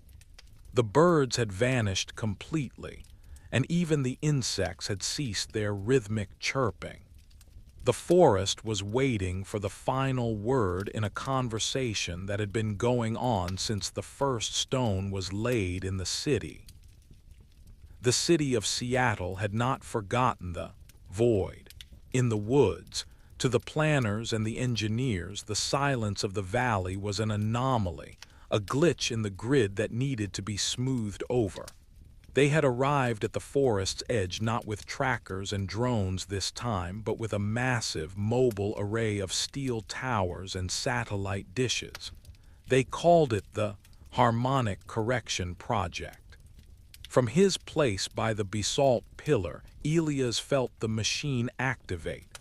It wasn't a sound. It was a physical pressure. A high-frequency electronic scream that bypassed the ears and vibrated directly in the teeth. The countersong had begun. The array was broadcasting a jagged artificial frequency designed to fill the silence, to drown the natural hum of the valley in a sea of synthetic white noise. The impact on the sanctuary was immediate.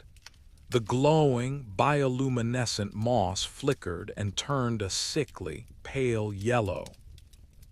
The obsidian lake, once a mirror of absolute peace, began to boil, the water turning gray and frothy. The other guardians huddled at the base of the pillars, their amber eyes dimmed by the overwhelming static. The mountain is being blinded. The first guide's voice vibrated, sounding thin and distant, as if it were being drowned out by a heavy rain. They are trying to turn the silence into a cage of noise. If the pillars fall, Shadow, the valley will be erased.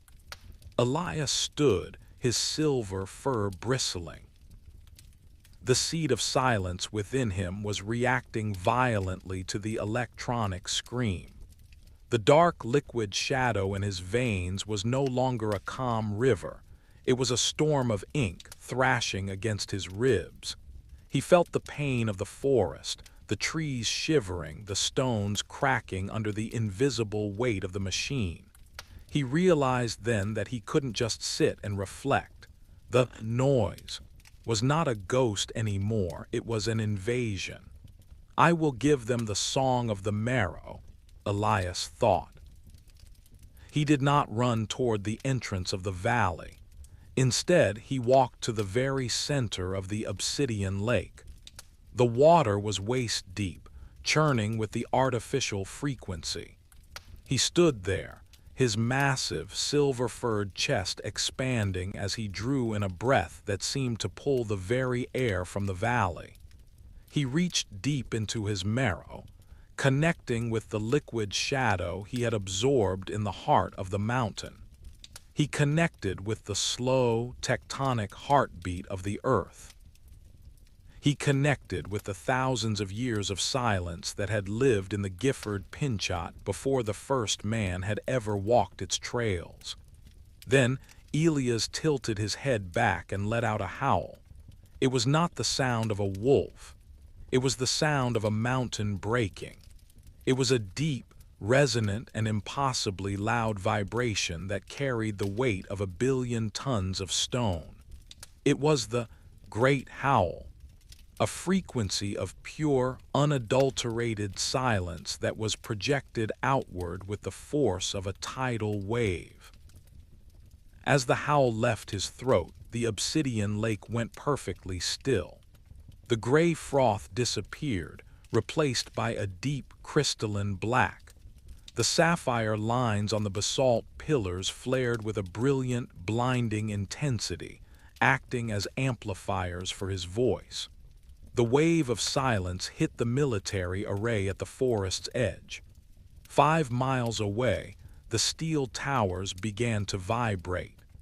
The men in the slate-gray gear watched in horror as their monitors turned to static, then to a soft, glowing blue. The satellite dishes didn't explode. They simply ceased to function, the metal turning brittle and crumbling into a fine white powder that smelled of wild peppermint. The countersong died. The electronic scream was swallowed by the immense, quiet weight of Elias' howl. The silence didn't just stop at the forest's edge, it traveled. It followed the electrical lines back toward the city. It flowed through the fiber-optic cables and the wireless networks. For a brief, beautiful moment, the noise of Seattle was neutralized. The neon signs flickered out. The car alarms went quiet. The digital chatter of 1 million devices was replaced by a soft, rhythmic hum, the heartbeat of the earth. In the valley, Elias collapsed into the obsidian water, his breath coming in ragged, white plumes. The silver fur on his chest was glowing with a soft, pulsing light. He was exhausted, his marrow feeling as if it had been drained of its very essence. The first guide and the other guardians approached the water's edge. They didn't speak. They simply stood in a circle, their amber eyes glowing with a profound, quiet gratitude. The violet glowing moss returned to its vibrant hue, and the air smelled of lilies and ancient stone once more. "The machine is broken," the guide whispered, its voice now as clear as a bell. "The city has felt the silence. They will not come back for a long time. They have learned that the forest does not just hide, it remembers." Elias looked at his hands. They were still fur-covered and clawed, but the amber light beneath his skin was steady. He had used the silence as a weapon, and in doing so he had anchored it to the world in a way that could never be undone. He climbed out of the lake and walked back to his basalt pillar. He felt a deep, weary peace. He knew that the struggle between the green and the gray was not over, but the balance had been restored. The noise had been shown its limits. He sat down, his back against the warm stone. He looked toward the entrance of the valley, toward the fog and the distant, quieted world. He was the shadow of the silver hemlock, and he had finally given the city something it couldn't ignore. He had given it the truth of the dark. Part 10. The Stone and the Star. The seasons in the high country of the Gifford Pinchot began to turn with a slow, rhythmic grace that Elias now understood as the breath of the world. The great battle with the iron sky had become a memory, a story told in the vibration of the roots and the shifting of the tectonic plates. The city of Seattle remained on the horizon, but it felt smaller now, a flickering, distant candle flame that no longer had the power to burn the edges of the dark. Elias sat at the base of his basalt pillar, but he no longer felt like a man sitting against a stone. He felt like a part of the stone itself. The dark liquid shadow he had absorbed had finally settled, weaving its way into his very molecular structure. His silver fur had become thick and stiff, shimmering with a metallic luster that looked like frosted quartz. His amber eyes remained open, but they no longer blinked. They had become two steady, glowing gems that watched the passage of the centuries. The transformation was nearly complete. The journey of the flesh is a short one. The first guide whispered, its voice now sounding like the soft rustle of dry leaves. The guide had also begun to change, its massive form becoming more angular, its limbs lengthening until it resembled the twisted trunks of the ancient hemlocks. The journey of the silence, however, is eternal. You have held the line, Shadow. You have earned your place in the marrow. Elias felt a profound sense of peace. He looked down at the obsidian lake. The water was perfectly still, reflecting a sky that was no longer bruised by the yellow light of the city. Instead, the stars were large and bright, looking like holes poked in a velvet curtain to let the light of a different world shine through. As the years drifted by like falling snow, a new kind of visitor began to appear at the edge of the fog. They were not trackers in slate-gray gear. They were not men with drones and sensors. They were the seekers. People from the city who had felt the ripple of the great howl and had woken up with a hunger they couldn't name. They arrived at the trailhead with nothing but old backpacks and a desperate need for the quiet. Elias watched them from the heights. He saw them stumble through the thickets, their city-soft hands scratched by the briars. He saw them sit by the streams and weep for the beauty of the silence. He didn't show himself to them as the wolf that walked like a man. He remained a shadow, a presence felt in the prickle at the back of their necks and the sudden, sweet scent of wild peppermint on the wind. He would leave tokens for them. A bundle of 3 small bird bones, a single strand of silver fur, a geometric symbol etched into a fallen log. He was the one who showed them the way back to their own hearts. One evening, as the first frost of winter began to lace the clover in white, a young woman reached the hidden fissure. She was tired, her face lined with the frantic static of a life spent in the glow of 1,000 screens. She stepped through the fog and stopped at the edge of the valley of whispering stone. She saw the obsidian lake. She saw the 12 basalt pillars. And she saw the 13th pillar, the one covered in shimmering silver fur with 2 glowing amber eyes at its center. She didn't run. She didn't scream. She sat down on the glowing moss and let out a long, shuddering breath. "I heard you," she whispered, her voice a soft spark in the vast quiet. In the middle of the night when the lights went out, I heard the mountain. Elias felt a warmth stir within his stony chest. He didn't move his lupin snout, but he projected a single harmonic thought into the air, a resonance of welcome and of home. The woman stayed in the valley for 7 days. She drank from the silver spring and ate the berries that tasted of rain. She learned to listen to the stones.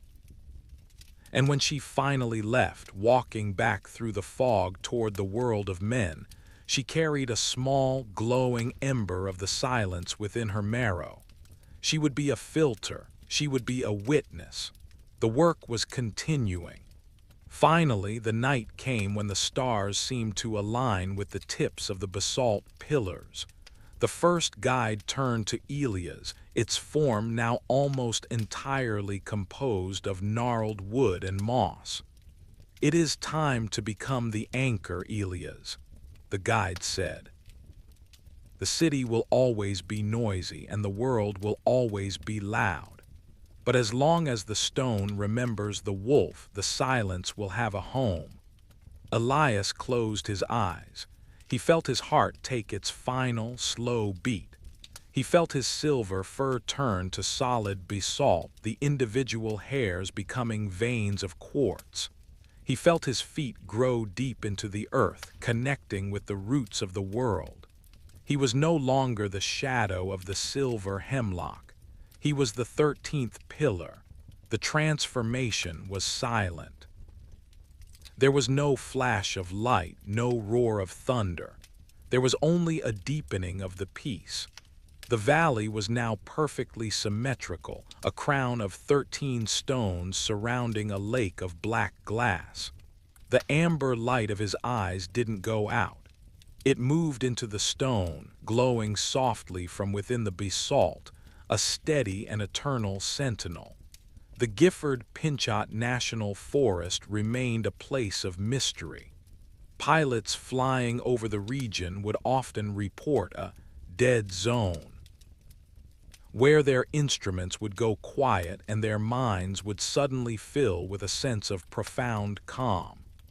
Hikers would speak of a silver wolf that appeared in their dreams, guiding them through the fog.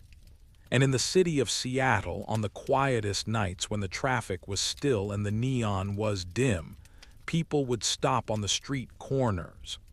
They would tilt their heads, listening to a sound that wasn't a sound, a deep, resonant hum that came from the mountains to the south. They would smile without knowing why, and for a brief moment the hustle and the buzz would feel like a very small thing. The silence had won. The forest remembered. And in the heart of the valley of whispering stone the wolf remained, a silver pillar of peace in an ever-changing world. Part 1. The Silent Eye of the Cupola. Commander Thomas Reed had spent 212 days aboard the International Space Station, a span of time that had turned the miraculous into the mundane.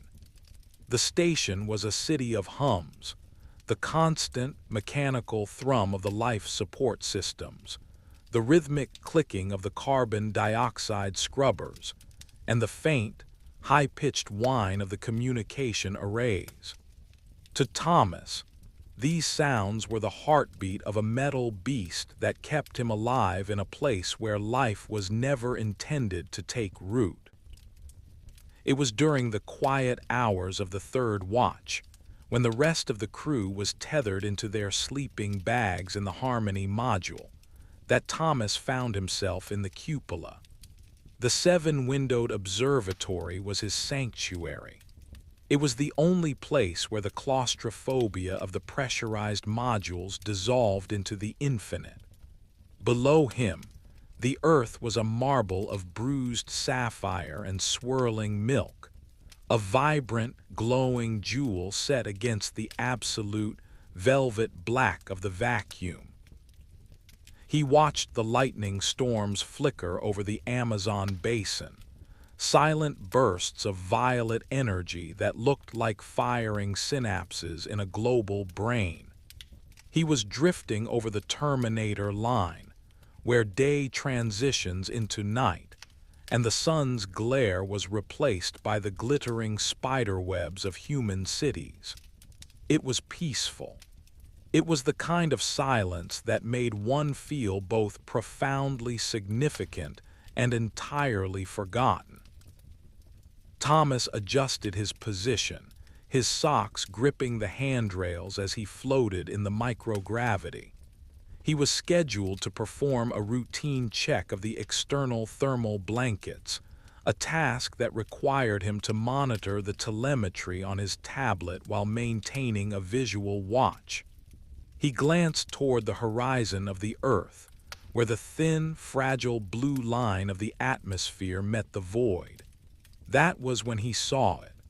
At first, it was a spark, no larger than a grain of salt. He assumed it was a reflection of the sun hitting a piece of discarded fairing or perhaps a defunct weather satellite. Space was, after all, a graveyard of human ambition, littered with thousands of pieces of metal traveling at 17,000 miles per hour. But this spark did not tumble. A piece of space junk, whether a frozen flake of coolant or a titanium bolt, follows the cold, indifferent laws of Keplerian physics. It drifts. It rotates with a predictable, sluggish momentum. This object, however, remained perfectly still relative to the station's movement. It sat approximately 5 miles off the starboard truss, a tiny, glowing needle of light that seemed to be observing the station as much as Thomas was observing it. "Houston, this is station," Thomas said, his voice a low whisper that felt too loud in the cramped observatory. "I am looking at an unidentified object at roughly 2 o'clock, starboard side. Can you confirm any known traffic or debris in this sector?" There was a pause, a 5-second delay that felt like a lifetime. The static of the radio was a comforting, familiar grit. "Station, this is Houston. We show a clear corridor. Radar indicates a small piece of spent rocket casing from a 1978 launch drifting in your vicinity, but it should be at a distance of 50 kilometers. You are likely seeing a lens flare or a high-altitude weather phenomenon." Thomas squinted. The object was no longer a spark. It was moving. It didn't drift. It accelerated with a fluid, terrifying grace. It zipped toward the station, covering the 5-mile gap in a matter of seconds. As it drew closer, the light it emitted changed from a steady white to a pulsing, rhythmic amber. "Houston, negative on the lens flare," Thomas said, his heart beginning to thrum against his ribs. "The object is closing, fast. It is not tumbling, it is. It is navigating." The object was now close enough for Thomas to see its form. It was not a satellite. It had no solar panels, no thrusters, and no recognizable antennas. It was a perfect, seamless teardrop of a material that looked like liquid obsidian. It was approximately 30 feet long, and its surface was so dark that it seemed to drink the light of the sun rather than reflect it. "Station, we still show nothing on primary radar," Houston replied, the voice of the CAPCOM sounding strangely flat, almost rehearsed. "We are experiencing a minor telemetry lag on our end. Please remain calm. We are rebooting the external camera arrays for a better look." Thomas looked at the monitor next to him. The feed from the external cameras, which usually broadcast a high-definition view of the station's exterior to Earth, was a wall of gray static. The "no signal" icon flickered in the corner. He looked back out the window. The obsidian teardrop was now less than 500 feet away. It was so close that Thomas could see the distortion of the stars through the heat haze, or perhaps a gravitational lens, that surrounded it. There was no sound, of course, but Thomas felt a vibration in the soles of his feet. It was a low-frequency hum that seemed to resonate with the very marrow of his bones. The object began to circle the station. It moved with a predatory intelligence, weaving between the solar arrays with a precision that would have been impossible for any human pilot or computer-controlled drone. It didn't use thrusters. There were no plumes of gas, no flashes of chemical combustion. It moved as if it were being pulled by the vacuum itself. "Houston, the cameras are down," Thomas said, his voice trembling. "And this thing is right outside my window. It is right there. It is looking at us." "Station, be advised, we have a total video blackout on our end," Houston said. "Ground control is reporting a localized electromagnetic interference. We are switching to secondary comms. Thomas, do not, I repeat, do not, initiate any maneuvers. Stay in the cupola and maintain visual." The teardrop stopped directly in front of the center window. It was so close that Thomas could have reached out and touched the glass and felt the shadow it cast. For a heartbeat, the amber pulse inside the object flared into a brilliant sapphire blue. Thomas felt a sudden, overwhelming sense of being seen, not just observed but scanned. It felt like a cold wind blowing through his mind, a momentary displacement of his very sense of self. Then, as quickly as it had arrived, the object tilted. It didn't turn, it simply changed its vector. In a blur of movement that defied every law of inertia, it shot away from the station. It didn't head toward Earth or back into orbit. It headed out, toward the moon, toward the deep, cold reaches of the outer solar system. It became a pinprick of light, then a memory, and then nothing. The vibration in the station died away. The low-frequency hum in Thomas's feet vanished, replaced by the familiar mechanical rattle of the oxygen pumps. "Houston," Thomas breathed, his forehead resting against the cold glass of the cupola. "It's gone, it left." "Copy that, station. We are seeing a return of signal on the camera arrays now. We are reviewing the footage." Thomas looked at the monitor. The static was gone. The external cameras were once again showing the serene, silent exterior of the station. The solar panels were gleaming in the sun. The Earth was still turning. But as the footage looped back to the time of the incident, Thomas saw something that made the hair on his arms stand up. The cameras had been active. They were recording the whole time. But in the footage there was nothing. No teardrop, no amber pulse, no sapphire light. The video showed only the empty void and the stars, as if Thomas had been staring at a ghost. "Thomas," Houston's voice came through, now sounding cautious, almost clinical. "We've reviewed the logs. The cameras show no unidentified objects. Are you feeling all right? Have you been staying hydrated? It's been a long mission, and the radiation levels have been slightly elevated this week." Thomas didn't answer. He looked at the glass of the window where the object had been. There on the outside of the pane was a faint, frosted circle, a crystalline residue that looked like a fingerprint made of starlight. The cameras hadn't seen it. The radar hadn't seen it, but the station had been touched.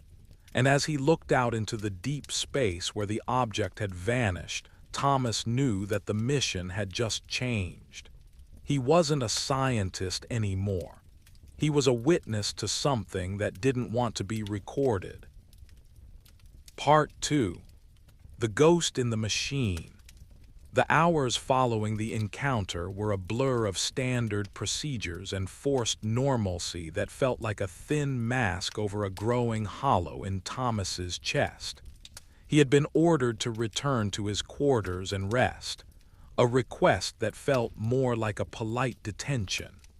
He lay in his small sleep station, the white padded walls pressing in on him, listening to the rhythmic sigh of the ventilation. Usually this sound was a lullaby, a reminder that the station was breathing with him. Now it sounded like a slow, mechanical counting of the seconds until the next impossibility. Ground control had been insistent. They pointed to the lack of visual evidence on the high-definition arrays, and the flat radar returns as proof of a visual disturbance brought on by fatigue.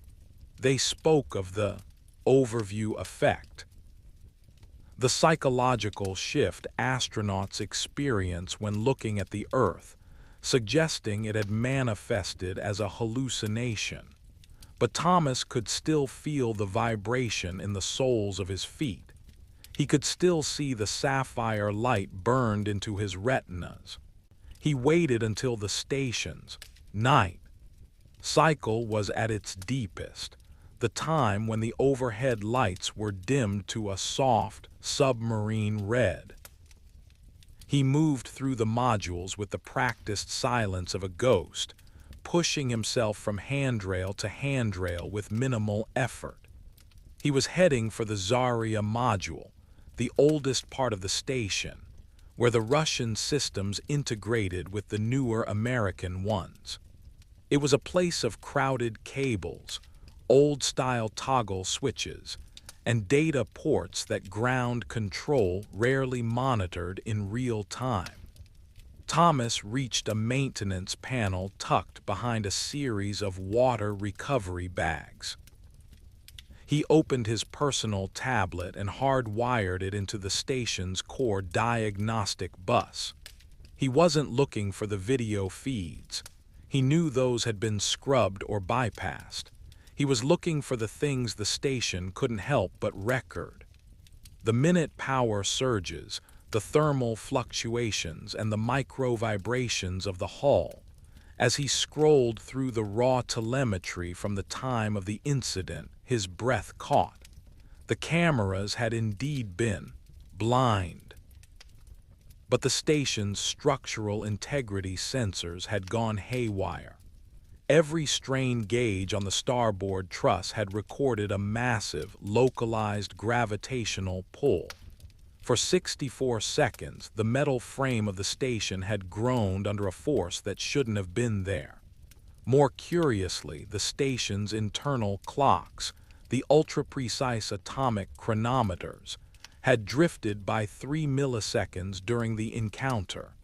Time itself had slowed down in the presence of the teardrop. "You found it too, then." The voice was a low, raspy whisper. Thomas nearly pushed himself into the ceiling in a blind panic. He turned to see Sarah, the mission's lead engineer, hovering in the shadows of the hatchway. Her face was pale in the red light, her eyes wide and bloodshot. "Sarah," Thomas exhaled, his heart hammering. "You're supposed to be in the sleep module." "I haven't slept since the cameras went dark," she said, drifting closer. She held her own tablet, its screen filled with a chaotic mess of code. "I was in the Destiny lab when it happened. I wasn't looking out the window, Thomas. I was looking at the power grid. Every solar array on this station didn't just stop producing power. They started absorbing it. It was like something was reaching out and drinking the electricity straight from the cells." She tapped her screen, showing a graph where the power levels plummeted to 0 and then spiked into a negative value that defied physics. "Ground control told me it was a software glitch caused by a solar flare," Sarah continued, her voice trembling. "But there was no flare. I checked the Soho satellite data. The sun was as quiet as a grave. They're lying to us, Thomas. They're treating us like we're children who saw a monster under the bed." "Why would they lie?" Thomas asked, though he already knew the answer.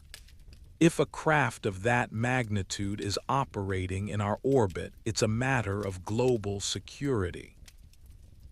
Maybe it's not about security, Sarah whispered. Maybe it's about ownership. Look at this. She opened a hidden file on her tablet. It wasn't from their mission.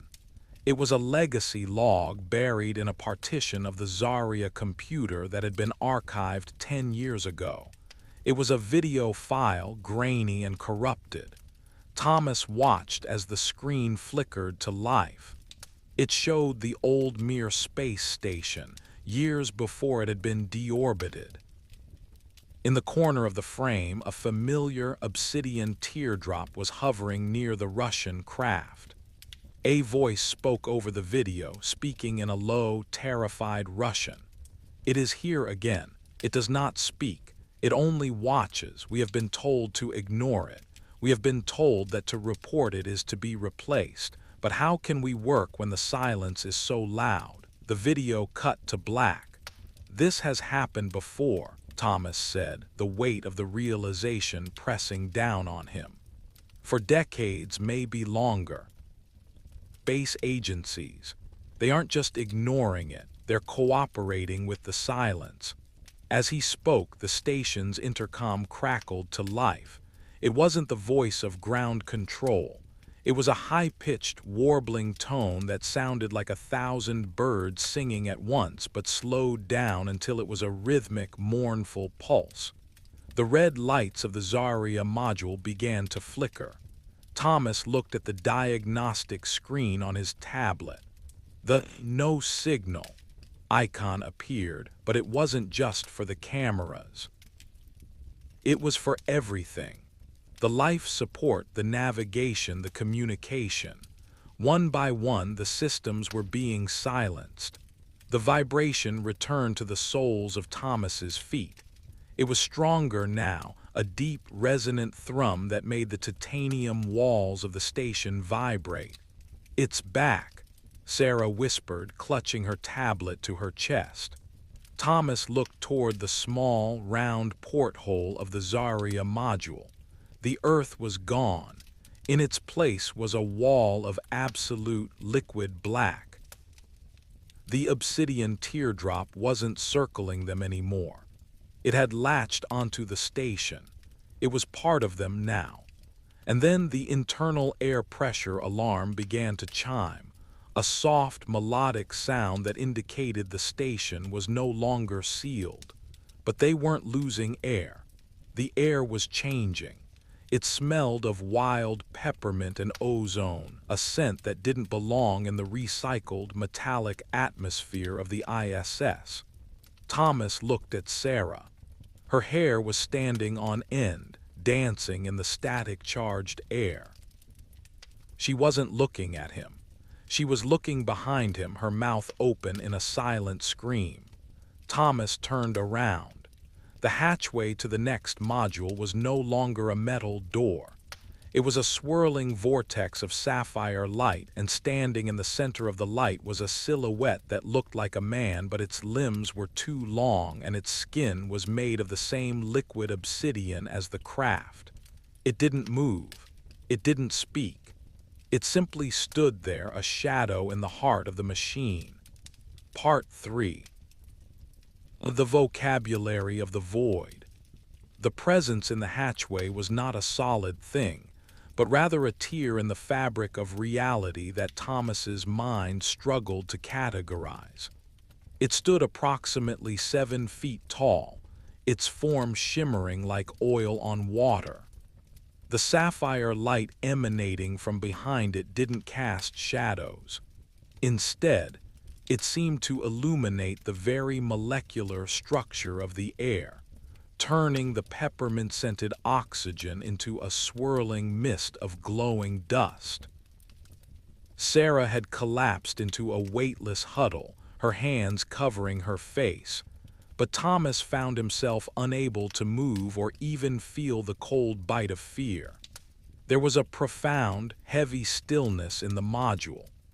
The constant mechanical roar of the International Space Station had been replaced by a deep, resonant hum that felt like the vibration of a massive cathedral bell long after it has been struck. "Thomas," the visitor whispered. The voice didn't come from the silhouette's mouth, nor did it travel through the air. It was a resonance inside Thomas's own skull, a vibration of his thoughts that felt as if it had always been there, buried under the noise of his daily life. It was his own voice, yet it carried an inflection of age and distance that was utterly alien. "What are you?" Thomas asked, his words feeling small and fragile in the sapphire light.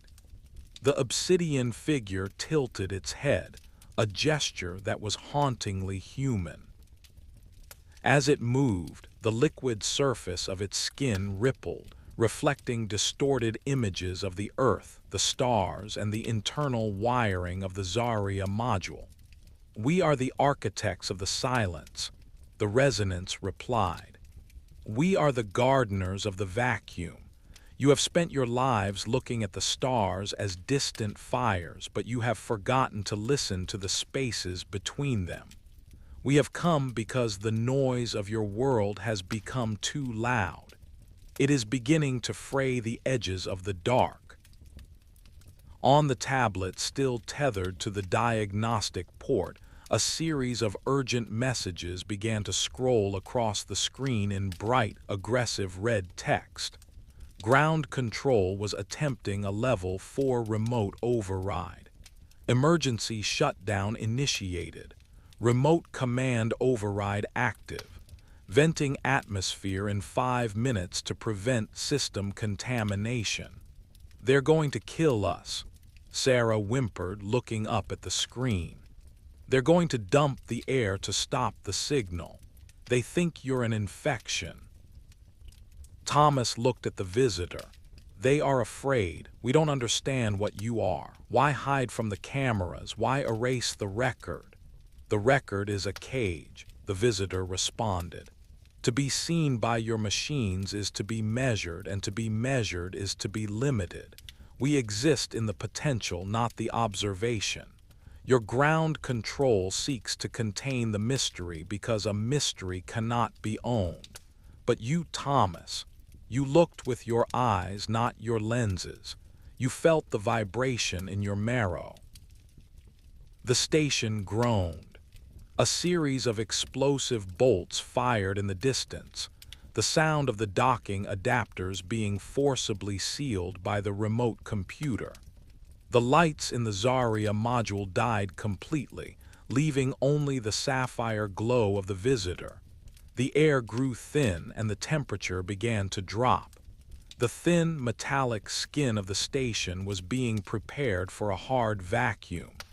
"The architects do not wish for your end," the figure said, extending a long, obsidian arm toward Thomas. The fingers were tapered and elegant, ending in points that seemed to dissolve into the air. "But the machine you live in is dying. It is a shell of metal and pride that can no longer hold the weight of the truth. Come, see the garden before the noise returns." Thomas looked at Sarah. She was watching the obsidian hand with a mixture of terror and longing.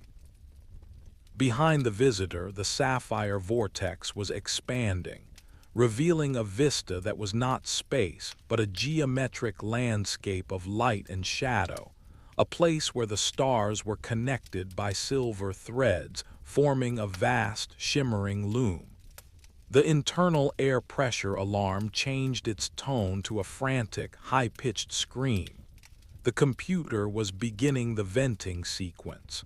In 60 seconds, the hatch would open, and the Zarya module would be scoured of life. "We have to go," Thomas said, reaching out to grasp Sarah's hand. "Into that?" she asked, her voice trembling. "Thomas, we don't know if we can survive outside the pressure hull." "We aren't surviving now," Thomas replied. He turned back to the visitor and reached out. As his fingers touched the liquid obsidian of the figure's hand, he didn't feel cold or heat. He felt a sudden, overwhelming surge of memory, not his own, but the memory of the universe. He saw the birth of the first stars, the slow cooling of planetary crusts, and the rise and fall of civilizations that had long since turned to dust. The vibration in his feet reached a crescendo, a beautiful, terrifying chord that seemed to shatter the very concept of the metal walls around him.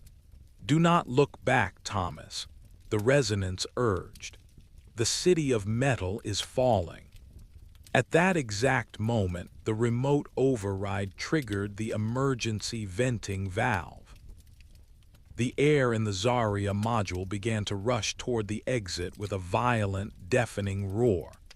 Debris, loose tools, and storage bags were sucked toward the vacuum of space. But Thomas and Sarah didn't feel the pull. They were anchored in the sapphire light.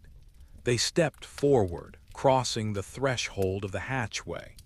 As they passed through the light, the sound of the rushing air vanished. The smell of ozone and peppermint became a physical weight, a comforting blanket that filled their lungs with a substance that was better than oxygen. Thomas looked back one last time. Through the shimmering veil of the vortex, he saw the International Space Station, a small, fragile toy of tin and wire, drifting alone in the dark. He saw the vents exhausting white plumes of frozen air into the void. He saw the cameras, now active and recording, staring blindly at a module that was now empty. And then the Zarya module was gone. The station was gone. The Earth was a distant, flickering memory. Thomas and Sarah stood on a platform of solid light, surrounded by the silver threads of the cosmic loom. The obsidian visitor stood before them, its form now translucent, revealing a heart of pulsing sapphire fire. "Welcome to the silence," the visitor said. "Now we begin the work." Part 4. The Loom of Galactic Threads. The platform beneath Thomas's feet felt neither like metal nor like stone. It was a surface of solidified intention, a shimmering plane that vibrated with the same low-frequency hum he had felt back on the station. Around them, the blackness of space was no longer empty. When Thomas looked closely, he could see the threads, infinite strands of silver light that stretched between the stars, weaving a vast geometric web that connected every planet, every sun, and every drifting cloud of nebula. The obsidian visitor, now standing as a translucent pillar of sapphire fire, moved toward the edge of the platform. Sarah was still clutching Thomas's hand, her breathing slow and rhythmic, as if she were inhaling the very light of the chamber. She looked at her own hands, which were now glowing with a faint, iridescent sheen. The vacuum is not a void. The visitor's resonance echoed in their minds. It is a conductor. Every thought, every radio wave, and every heartbeat from your world travels along these threads. But humanity has begun to broadcast a different kind of signal, a noise of discord, a frequency that is beginning to snap the silver lines. The visitor gestured with a long, elegant arm toward a section of the loom that looked frayed and darkened. In the center of that darkness was a small, pale blue spark. Earth. From this perspective, the planet didn't look like a marble. It looked like a wound. Surrounding the globe was a thick, churning cloud of yellow static, the noise of billions of devices, satellites, and the frantic, uncoordinated thoughts of a species in constant conflict. The yellow static was eating away at the silver threads, turning them into brittle black ash. "You call it progress," the visitor said, the sapphire fire in its chest pulsing with a mournful rhythm. "We call it the great friction. If the threads near your world snap completely, the earth will be untethered. It will no longer be part of the harmonic balance. It will drift into the cold dark, and the silence will become a tomb rather than a garden." Thomas stepped closer to the edge, looking down at the yellow haze. "Is that why you were at the station? To stop the noise?" "We were there to find the conductors," the visitor replied. "The threads cannot be mended from the outside. They must be rewoven from within the frequency of the source. We have monitored your species for 3,000 years, Thomas. We have watched your philosophers and your poets try to describe the loom, but now we need your architects." Sarah finally spoke, her voice sounding like a chime in the vast space. "You want us to go back. You want us to fix the static." "Not just fix it," the visitor corrected. "You must become the anchors. The obsidian craft is not a ship in the way you understand. It is a needle. It carries the pure frequency of the deep space silence. If you return, you will no longer be mere humans. You will be the resonance that holds the threads together." The visitor moved its hand, and the platform began to shift. The geometric landscape of light dissolved, replaced by a view of the obsidian teardrop craft. It was hovering just outside the platform, its dark surface rippling like a black hole. Thomas could see the International Space Station in the distance, a tiny silver speck that looked incredibly fragile. "The ground control will not welcome you," the visitor warned. "They will see the sapphire in your eyes and the silver in your blood, and they will call it a sickness. They will try to cage the resonance. You must decide now. Do you stay in the garden of the architects where the silence is absolute, or do you return to the noise to save the thread?" Thomas looked at Sarah. He saw the reflection of the silver threads in her eyes. He thought about the people back on Earth, the billions who were living their lives in the yellow static, unaware that the very fabric of their reality was fraying. He thought about the smell of the station, the taste of recycled water, and the sound of his own heartbeat.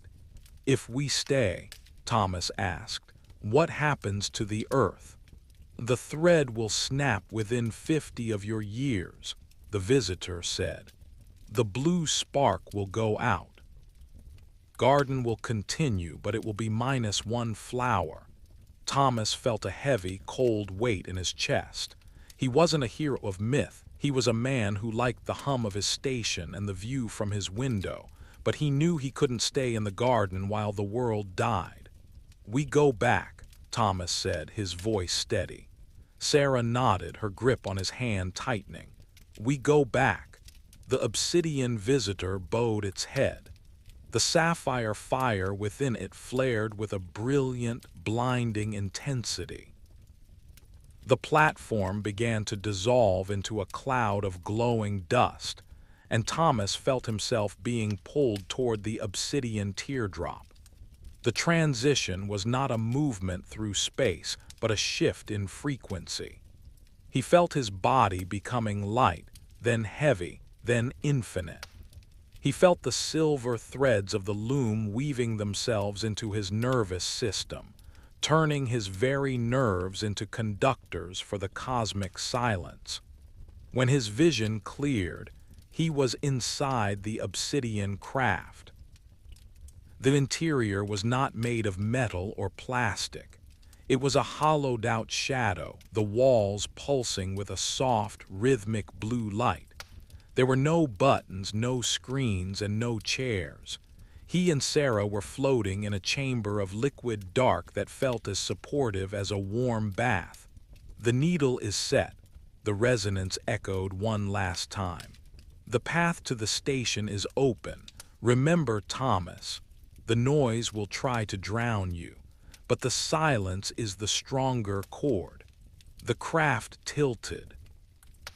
In a blur of motion that bypassed the sensation of inertia, the teardrop shot toward the International Space Station. It didn't approach with caution. It moved like a predator returning to its nest. As they drew closer, Thomas saw the station's external cameras swiveling toward them. He knew that ground control was watching. He knew they were seeing the obsidian craft now, no longer hidden by the blind spots. The radio in his mind, the new silver frequency, began to pick up the frantic transmissions from Houston. "Station, this is Houston. We have a visual on the unidentified object. It is on an intercept course with the Zarya module. Thomas, Sarah, if you can hear us, the airlock is compromised. Do not attempt re-entry." Thomas didn't reach for a radio. He simply thought of the airlock. He thought of the heavy metal door and the vacuum beyond it. The obsidian craft didn't dock. It merged. The liquid black surface of the teardrop touched the titanium skin of the Zarya module and flowed through it like water through a sponge. Thomas and Sarah were carried through the wall of the station, the molecules of the metal parting to let them pass. They stood in the center of the Zarya module. The air was still thin, the frost of the emergency venting still clinging to the walls. But as they stepped onto the deck, a wave of sapphire light traveled from their feet, spreading through the station's structure. The frost melted, the air pressure began to climb. The frantic mechanical alarms silenced themselves, replaced by a deep, resonant hum. Thomas looked at the camera in the corner of the module. He didn't speak. He simply opened his hand and a small, silver thread of light danced between his fingers. Ground control went silent. The architects had returned, and the noise was about to meet the silence. Part 5. The Prism of the Soul. The International Space Station was no longer a machine of metal and logic. Since Thomas and Sarah had returned, the interior of the Zarya module had begun to shimmer with a faint, pearlescent glow. The walls, once cold titanium and industrial gray plastic, now felt soft to the touch, vibrating with the rhythmic pulse of a sleeping giant. The sapphire light from their skin didn't just illuminate the room. It seemed to bend the very geometry of the station, making the cramped hallways feel like the vaulted aisles of a cathedral. Thomas stood by the main viewing port. He watched his reflection in the glass, but the man looking back was becoming a stranger. His skin was translucent, revealing a network of silver threads that pulsed in time with his heartbeat. When he blinked, he didn't see the stars as isolated points of light. He saw the silver loom of the architects, the great web of connection that tied the moon to the earth and the earth to the sun. "They are coming, Thomas," Sarah whispered. She was floating near the communication array, her fingers trailing over the buttons. She didn't need to look at the monitors anymore. She could feel the approach of the spacecraft through the vibration of the station's hull. A dragon. Capsule sent under the guise of an emergency resupply mission was currently 6 miles out and closing fast, but it wasn't carrying food or oxygen. It was carrying a specialized security team equipped with electromagnetic pulse rifles and pressurized containment suits. "Houston is no longer speaking to us through the radio," Sarah continued. "I can hear them through the station itself. They are afraid. They think we are a biological anomaly, a contagion from the deep. Thomas reached out and touched the metal bulkhead. He felt the fear of the people in the approaching capsule. It was a jagged, yellow vibration that tasted like copper and ozone. To the architects, fear was just a frequency out of tune, a knot in the silver thread. "We cannot let them board while they are in this state," Thomas said. His voice was no longer a single tone. It was a harmony of several frequencies, vibrating with a resonance that made the air around him ripple. "If they bring their noise into the sanctuary, the station will shatter."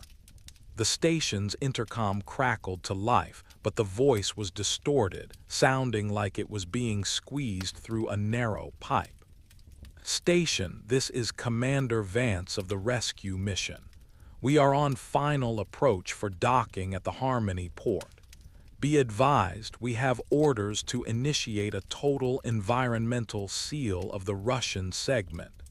Thomas, Sarah, you are to move to the airlock and await decontamination.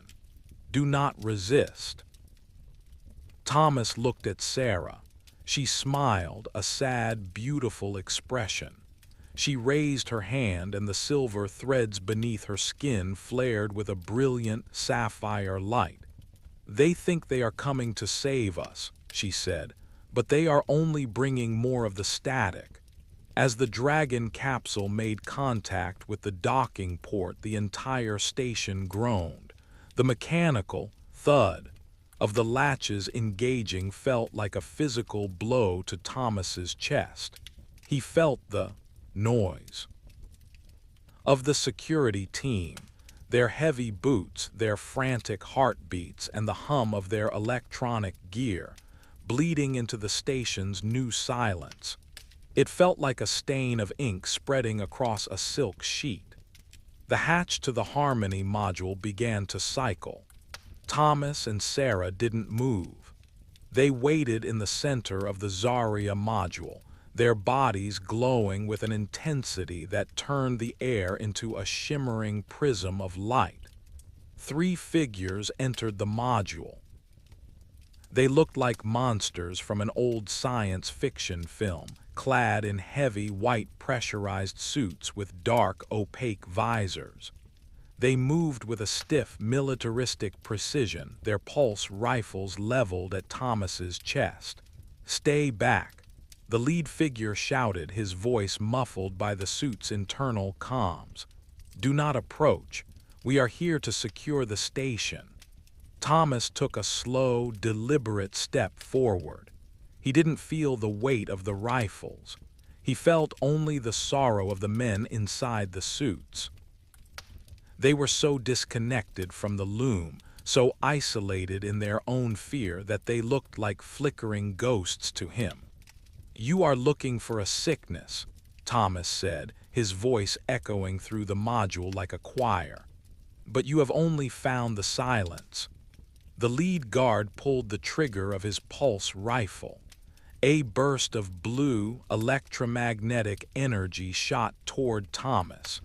In the old world, it would have been enough to stop a heart or fry a computer's brain. But as the energy reached the sapphire light surrounding Thomas, it didn't strike. It was absorbed.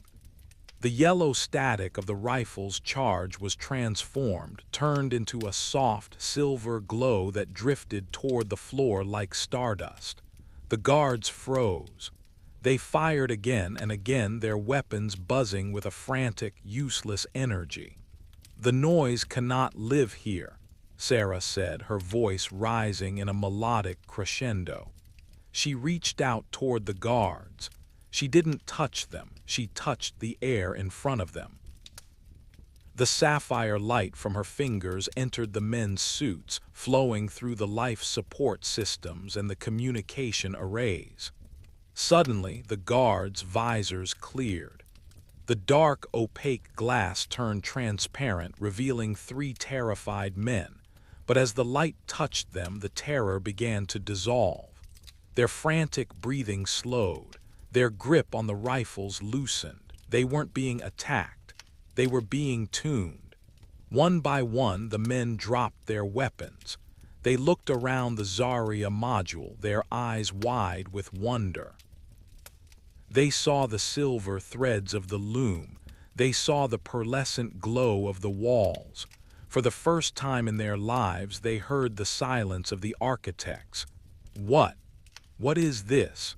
The commander whispered, his voice finally clear. It is the garden, Thomas replied, and you are the first guests.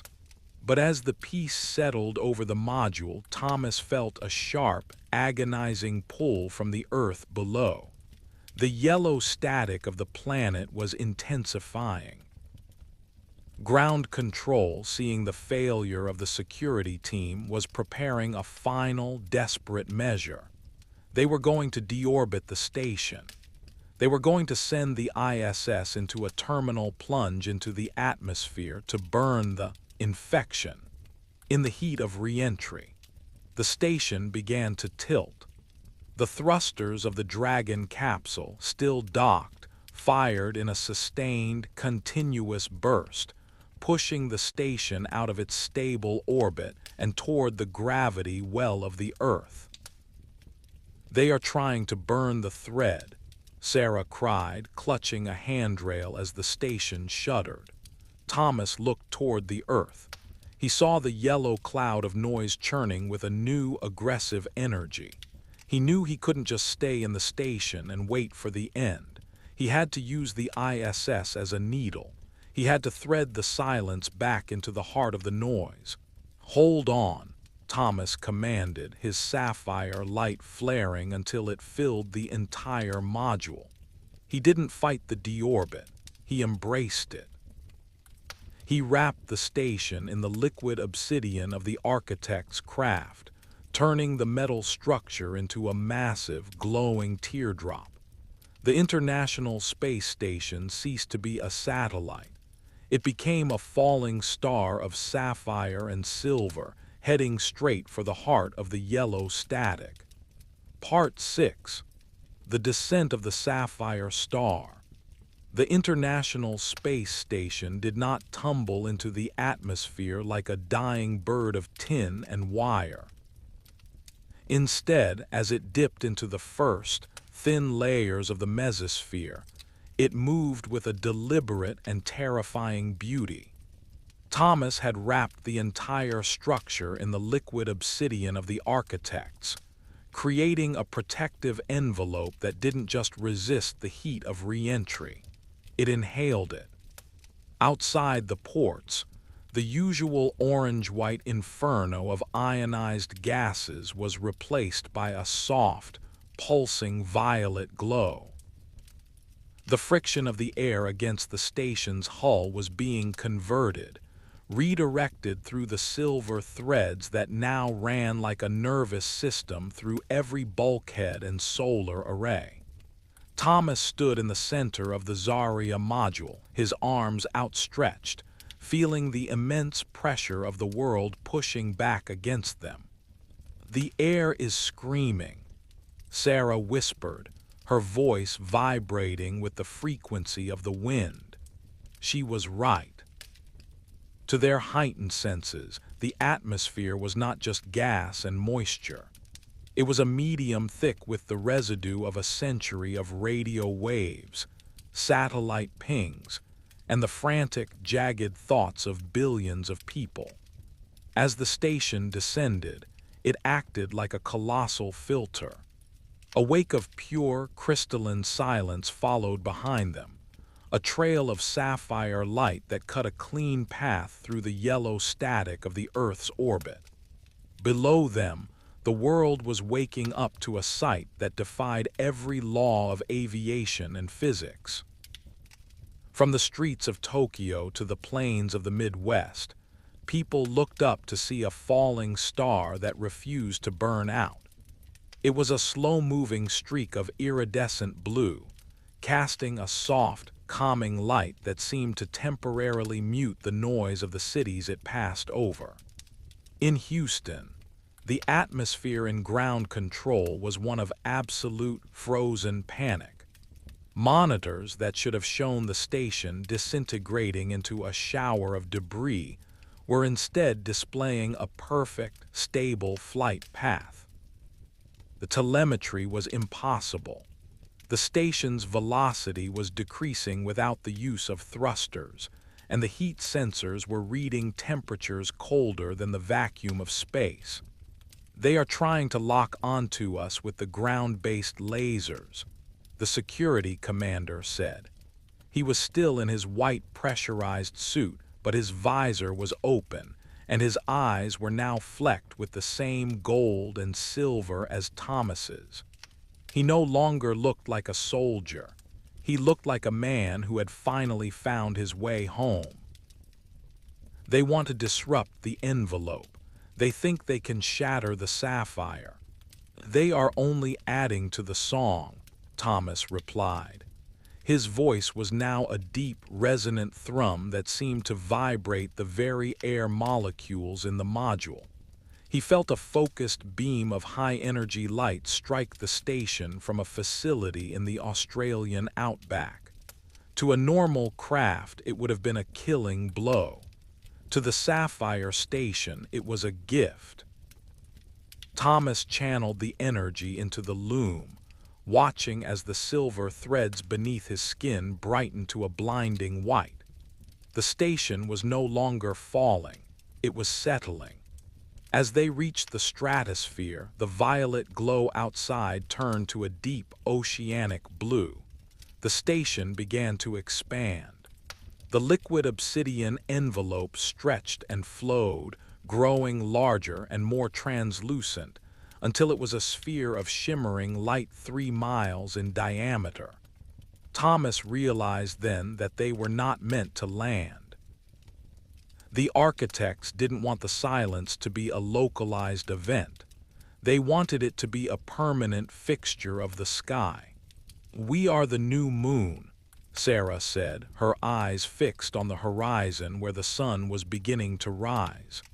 The station reached an altitude of 30,000 feet and simply stopped. It didn't hover with the roar of engines. It sat on the air as if the atmosphere were a solid, supportive bed. The noise of the world below, the traffic, the factories, the endless digital chatter, hit the sapphire sphere and simply dissolved. Within a 500-mile radius of the station, the effects were immediate. Cellular networks went silent. Television broadcasts turned into images of the cosmic loom. But more importantly, the people beneath the sphere felt a sudden, overwhelming sense of clarity. The low-grade anxiety that had defined the modern age evaporated. In the silence of the sapphire moon, people began to hear their own thoughts again. They began to hear the breathing of the trees and the slow, rhythmic pulse of the tides. Thomas looked down at the earth. He could see the yellow static retreating, pulling back from the station like a shadow fleeing the sun. But he also saw that the static was gathering elsewhere, clumping together in dark, angry storms over the regions where the noise was most concentrated. The world was being divided. "The architects warned us," Thomas whispered. "The noise will try to drown us. It is not just a frequency, it is a choice. Some will choose the silence, but others will fight for the static." From the Dragon capsule still docked to the station, a series of long-range missiles were suddenly detected. They weren't coming from the ground. They were coming from an orbital platform, a secret military array that ground control had kept hidden even from the astronauts. The missiles were tipped with null phase warheads, devices designed to collapse local gravitational fields. They were the ultimate expression of the noise, a weapon that sought to unmake the very space it occupied. Thomas, Sarah cried, pointing toward the black dots streaking down from the blackness of space. They're trying to snap the thread at the source. Thomas didn't close his eyes. He didn't move to intercept. He reached out with his mind and touched the silver threads that connected the station to the stars. He felt the vast, cold intelligence of the architects behind him, a presence that made the missiles look like insignificant sparks of dust. "The silence does not break," Thomas commanded. He didn't fire back. He simply expanded the sapphire sphere. As the missiles hit the edge of the light, they didn't explode. They didn't even slow down. They simply turned into thousands of sapphire blue butterflies, their metallic casings becoming iridescent wings that caught the morning light. They drifted away on the wind, a silent and beautiful testament to the end of the old world's power. The station, the sapphire moon, began to hum. It was a sound that could be heard by every living thing on the planet.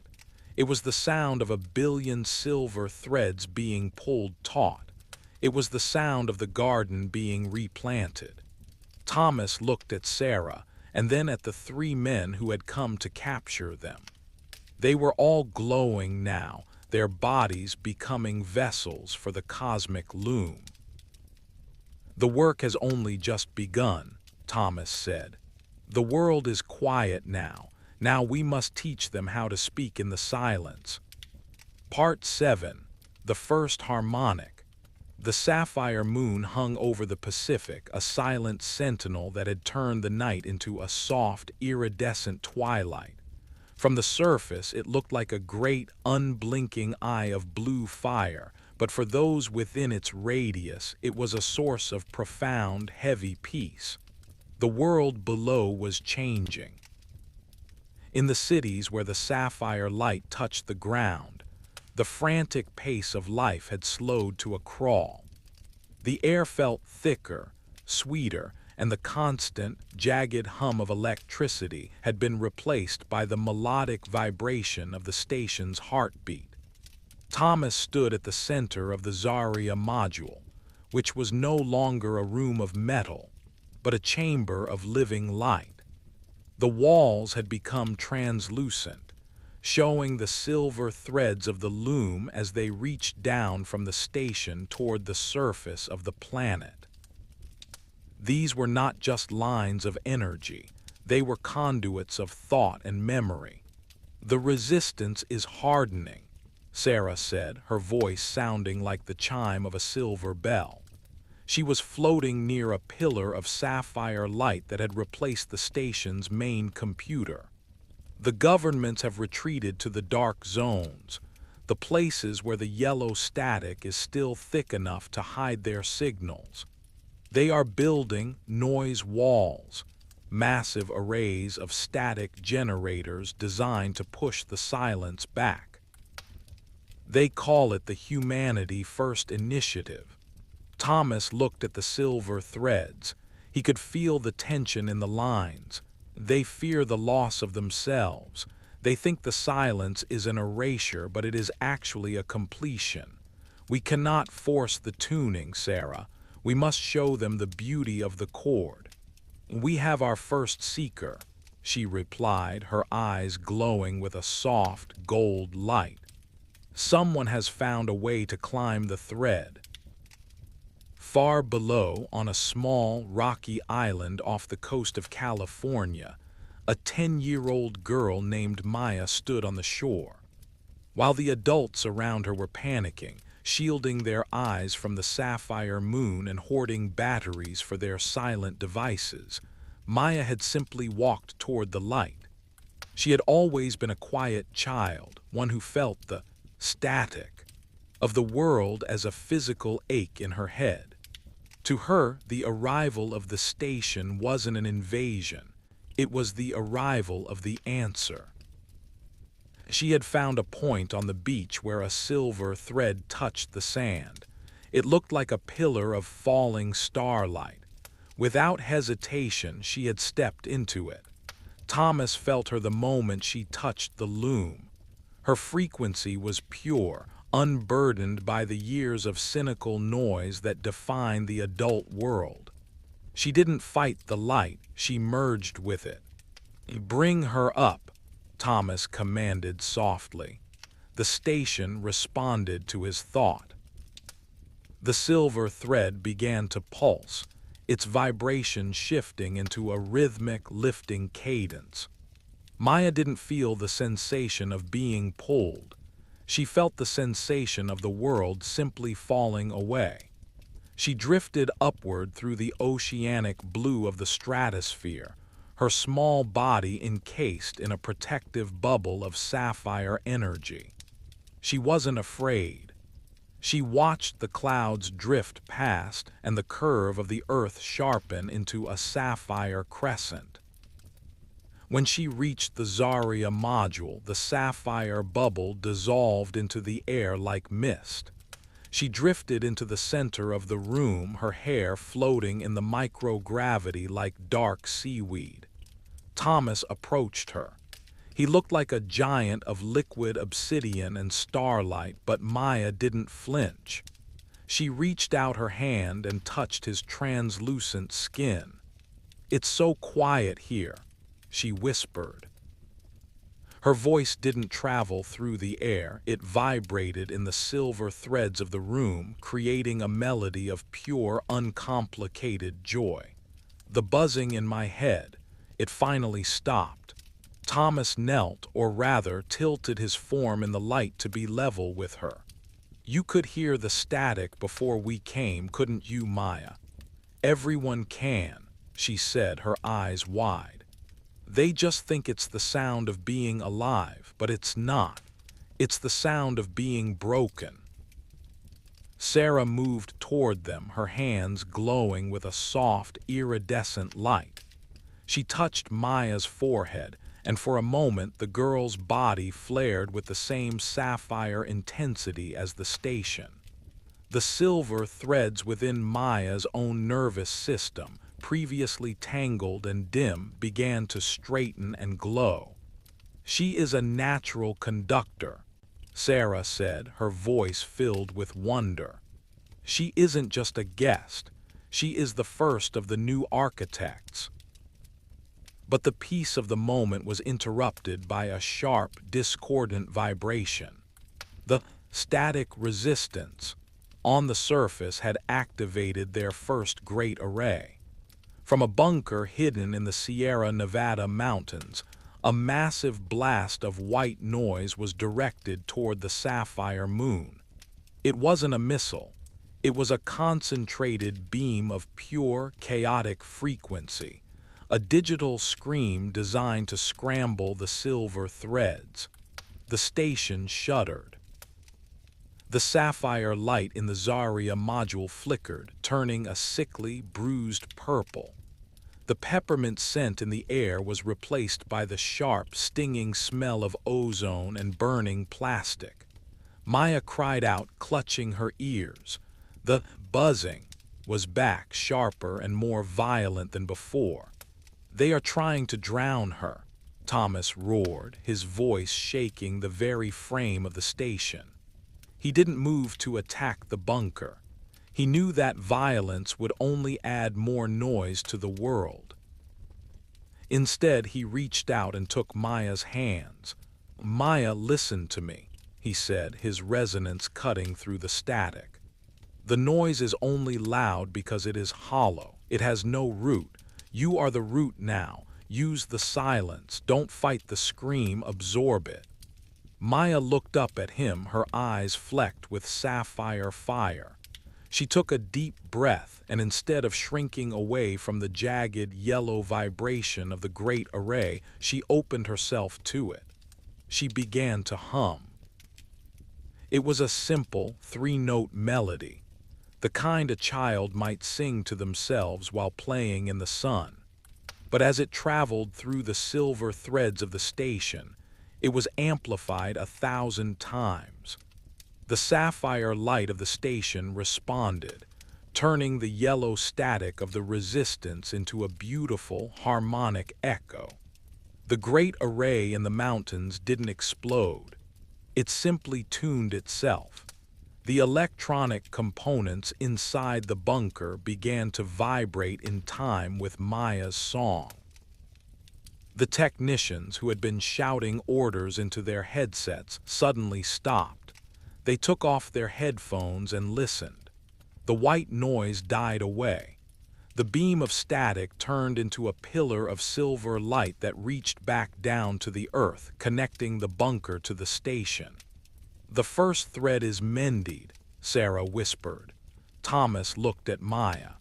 She was glowing now, her form becoming as translucent and beautiful as the architects themselves. She wasn't just a girl anymore, she was a bridge. "There are others like you, Maya," Thomas said. "Others who have been waiting for the silence. We need to find them. We need to build the choir before the resistance finds a way to shut out the sky." Maya nodded, her face filled with a calm, ancient wisdom. "I can hear them. They are calling out from the noise. They are everywhere." As the sapphire moon continued its slow, rhythmic pulse over the earth, thousands of silver threads began to drop from the sky. They didn't target military bases or government centers. They targeted the children, the poets, the dreamers, and the lonely. The invitation was being sent, and the world was beginning to answer. Part 8. The Pedestrian of Light. The earth beneath the sapphire moon had fallen into a deep, artificial slumber. The static resistance, in a desperate bid to sever the connection between the architects and the seekers, had initiated a global blackout. From orbit, the planet no longer looked like a glittering spiderweb of electric light. It was a dark, bruised velvet, broken only by the natural glow of the moon and the occasional, angry spark of a localized static generator. The cities were hollowed out, their inhabitants retreating into the shadows as the governments tried to hide the very air from the sky. Thomas stood in the Zarya module, looking down at the darkened silhouette of North America. He felt the pull of his old life, a faint, ghostly vibration coming from the Pacific Northwest, Seattle, the city where he had once lived as a man of flesh and blood, where he had worried about taxes and traffic and the hum of the refrigerator. "I have to go down," Thomas said. His voice was a low, resonant thrum that made the sapphire walls of the module ripple like water. "The air is thick with the residue of the blackout," Sarah warned. She was standing by the central pillar of light, her fingers weaving through the silver threads. "The resistance has seeded the atmosphere with carbon dust to dampen the frequency. It will be like walking through a fog of needles, Thomas." "I am the frequency now," Thomas replied. He didn't use a capsule or a shuttle. He simply stepped toward the center of the Zarya module and allowed the sapphire floor to dissolve. He didn't fall, he transitioned. He moved through the layers of the atmosphere as a streak of blue fire, a silent meteor that didn't burn, but rather polished the air as it passed. He landed in the center of Seattle, in the middle of a street he used to walk every morning. The city was unrecognizable. Without the neon signs, the streetlights, and the constant roar of the interstate, Seattle felt like an ancient ruin. The skyscrapers were black monoliths against the violet sky, and the only sound was the soft, insistent sigh of the wind through the glass canyons. As Thomas walked, his feet didn't touch the pavement. He floated an inch above the ground, his body of liquid obsidian and sapphire fire casting a long, iridescent glow across the boarded-up storefronts. Everywhere he passed, the carbon dust in the air, the noise. Seated by the resistance, hit his sapphire aura and turned into tiny, glowing snowflakes that drifted harmlessly to the ground. He reached his old neighborhood.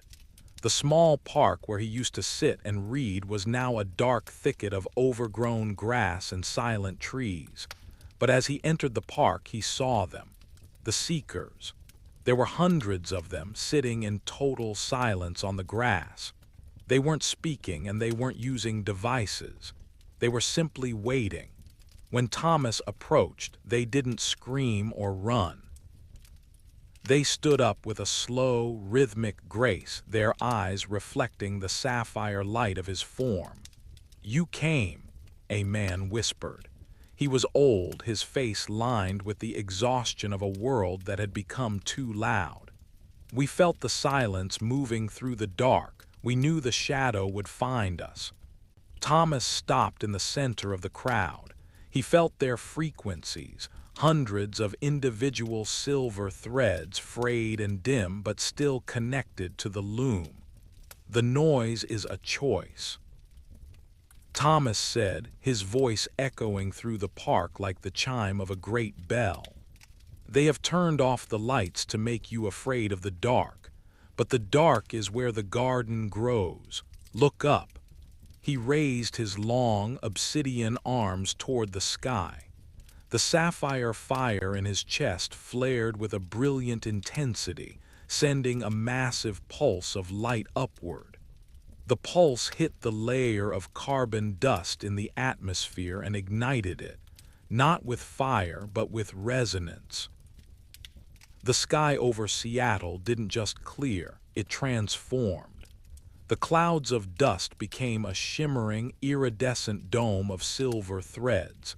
The stars became visible again, but they were now connected by the great geometric web of the architects. The sapphire moon hanging directly overhead looked like a massive, glowing heart. Suddenly, a series of heavy, metallic thuds echoed from the surrounding streets. The static resistance had arrived. They were driving massive, slate-gray trucks equipped with sonic cannons, machines designed to emit a frequency so jagged and violent that it could shatter stone. The lead truck screeched to a halt at the edge of the park. A man in a heavy tactical suit stepped out, holding a megaphone. "This is a violation of the Global Stability Act." The man shouted, his voice distorted by the electronic amplification. "You are harboring a foreign anomaly. Disperse immediately or we will initiate the frequency purge." Thomas didn't move. He looked at the trucks, which were vibrating with a sickly yellow energy. He felt the noise. They were preparing to unleash a wave of chaos that would tear at the silver threads of everyone in the park. "You are trying to protect a world that no longer exists," Thomas said, his voice vibrating in the marrow of the soldier's bones. "The static cannot hold back the tide." The sonic cannons fired. A wall of invisible, violent sound hit the park. It was a scream that should have burst eardrums and shattered the glass of the nearby buildings. But as the sound reached the sapphire light of Thomas's aura, it slowed down. The jagged, yellow frequency was caught in the silver threads and smoothed out. Thomas didn't fight the sound. He invited the seekers to join him. "Hum with me," Thomas commanded softly. The hundreds of people in the park began to hum a single, low-frequency note. It was the same note Thomas had heard in the heart of the obsidian craft. It was the sound of the vacuum. As the human voices joined the sapphire resonance, the power of the sonic cannons was neutralized. The massive trucks began to vibrate so violently that their metal panels started to flake away like dry skin. The yellow energy of the cannons turned sapphire. The noise was consumed by the Silence. The soldiers dropped their megaphones and stepped out of their trucks. They didn't fire their weapons. They looked up at the iridescent sky and felt the carbon dust melting away from their own skin. The fear that had fueled the resistance began to dissolve, replaced by a heavy, comforting clarity. Thomas walked toward the lead soldier. He reached out an obsidian hand and touched the man's helmet. The plastic and metal didn't break, they became translucent. Thomas could see the man's face, a young man no older than 20 with tears streaming down his cheeks. "The war is over," Thomas whispered. "The silence has already won." Thomas turned back to the crowd. He realized that Seattle was only the beginning. There were thousands of cities, millions of people still trapped in the dark zones. He couldn't stay in the park, he had to lead the procession. "Follow the light," Thomas said. He began to walk through the streets of Seattle, heading toward the coast. Behind him, the hundreds of seekers followed, their bodies beginning to glow with a soft, silver light. As they moved through the city, the blackout failed. Every street they passed through saw its power grid turn on, but the lights weren't yellow or white. They were sapphire. The city was being reclaimed one block at a time. The noise was being traded for the song. And as the procession reached the water, the sapphire moon above pulsed with a rhythmic, welcoming beat. The architects were no longer just in the sky. They were walking the earth. Part 9. The Resurgence of the Silver Deep. The procession moved through the streets of Seattle like a river of fallen stars. Thomas led them past the hushed skyscrapers and the abandoned piers, his sapphire aura carving a path of clarity through the lingering carbon fog. Behind him, thousands of people walked in a rhythmic, trance-like silence, their footsteps echoing with a soft, metallic chime. The static resistance had fallen back, their trucks left idling and empty, as the soldiers themselves joined the tail of the line, drawn by a frequency they could no longer deny. As they reached the edge of the Puget Sound, the air changed. The scent of peppermint and ozone was joined by the heavy, ancient smell of the salt spray and the deep, cold weight of the abyss. The water was not dark. Beneath the surface, a colossal glow was rising, a phosphorescence so intense that it turned the entire basin into a bowl of liquid turquoise. "The loom is not just in the sky, Thomas." Sarah's voice resonated in his mind, beaming down from the sapphire moon above.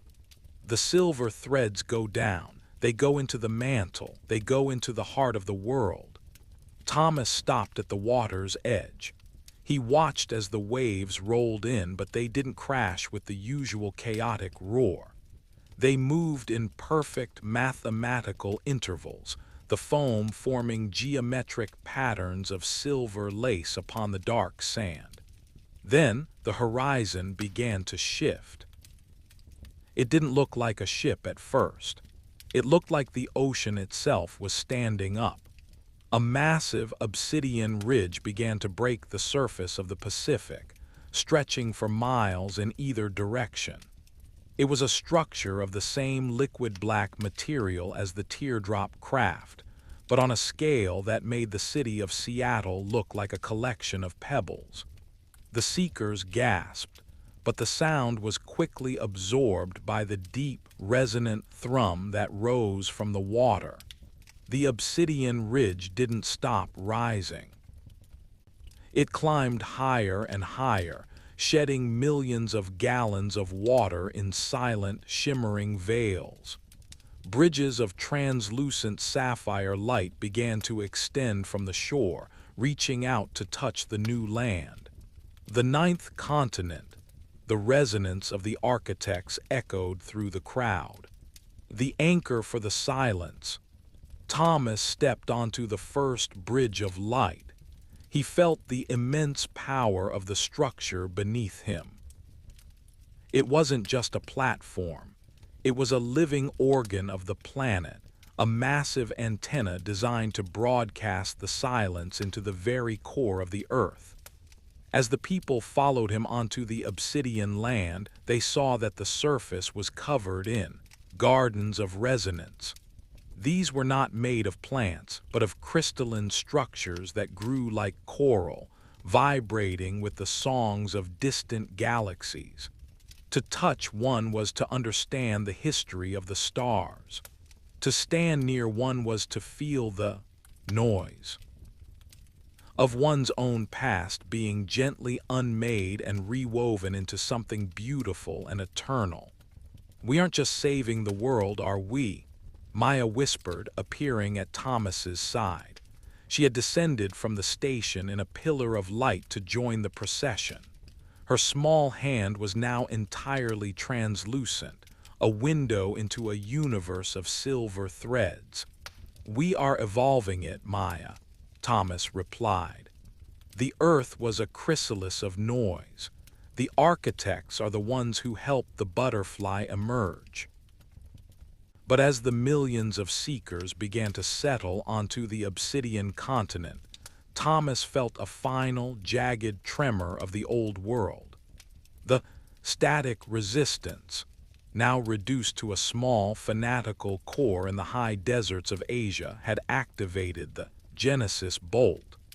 It was a weapon of last resort, a massive subterranean pulse of kinetic energy designed to crack the tectonic plates and sink the new continent before it could fully anchor. The ocean floor beneath them began to groan. A deep, violent vibration, far removed from the harmony of the architects, threatened to tear the obsidian ridge apart. "They would rather destroy the garden than lose their voice," Sarah cried from above. Thomas looked at the horizon. He saw the white-capped surge of a tsunami being birthed by the tectonic rift. He saw the yellow static of the Genesis bolt rising through the water like a poison. "They think the earth is made of rock and fire," Thomas said, his sapphire fire flaring to a blinding white. "They do not realize it is made of song." He didn't move to stop the wave.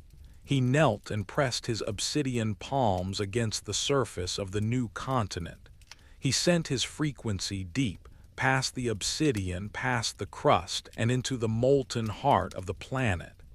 He found the silver threads that the architects had planted there eons ago, the ones that held the world together during its violent birth.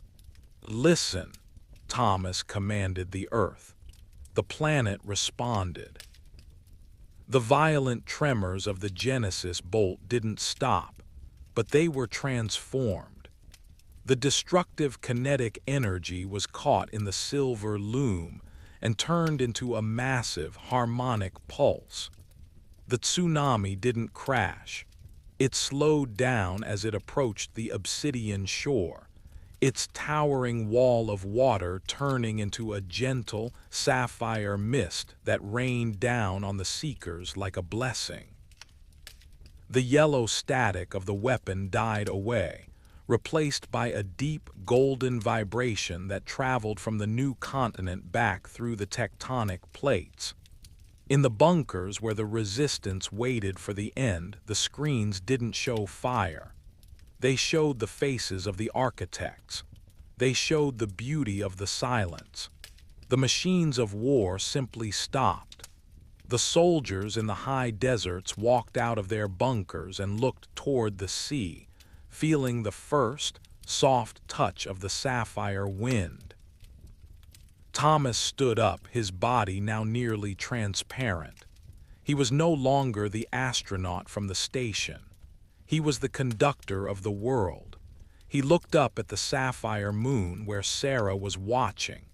He looked at the millions of people on the obsidian continent, their faces upturned and glowing. "The anchor is set," Thomas whispered. The obsidian continent began to glow with a soft, golden light, mirroring the sun that was now rising over the Pacific.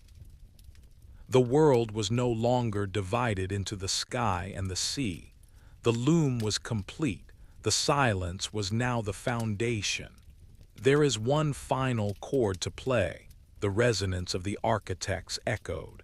"The transition to the great silence." Thomas knew what that meant.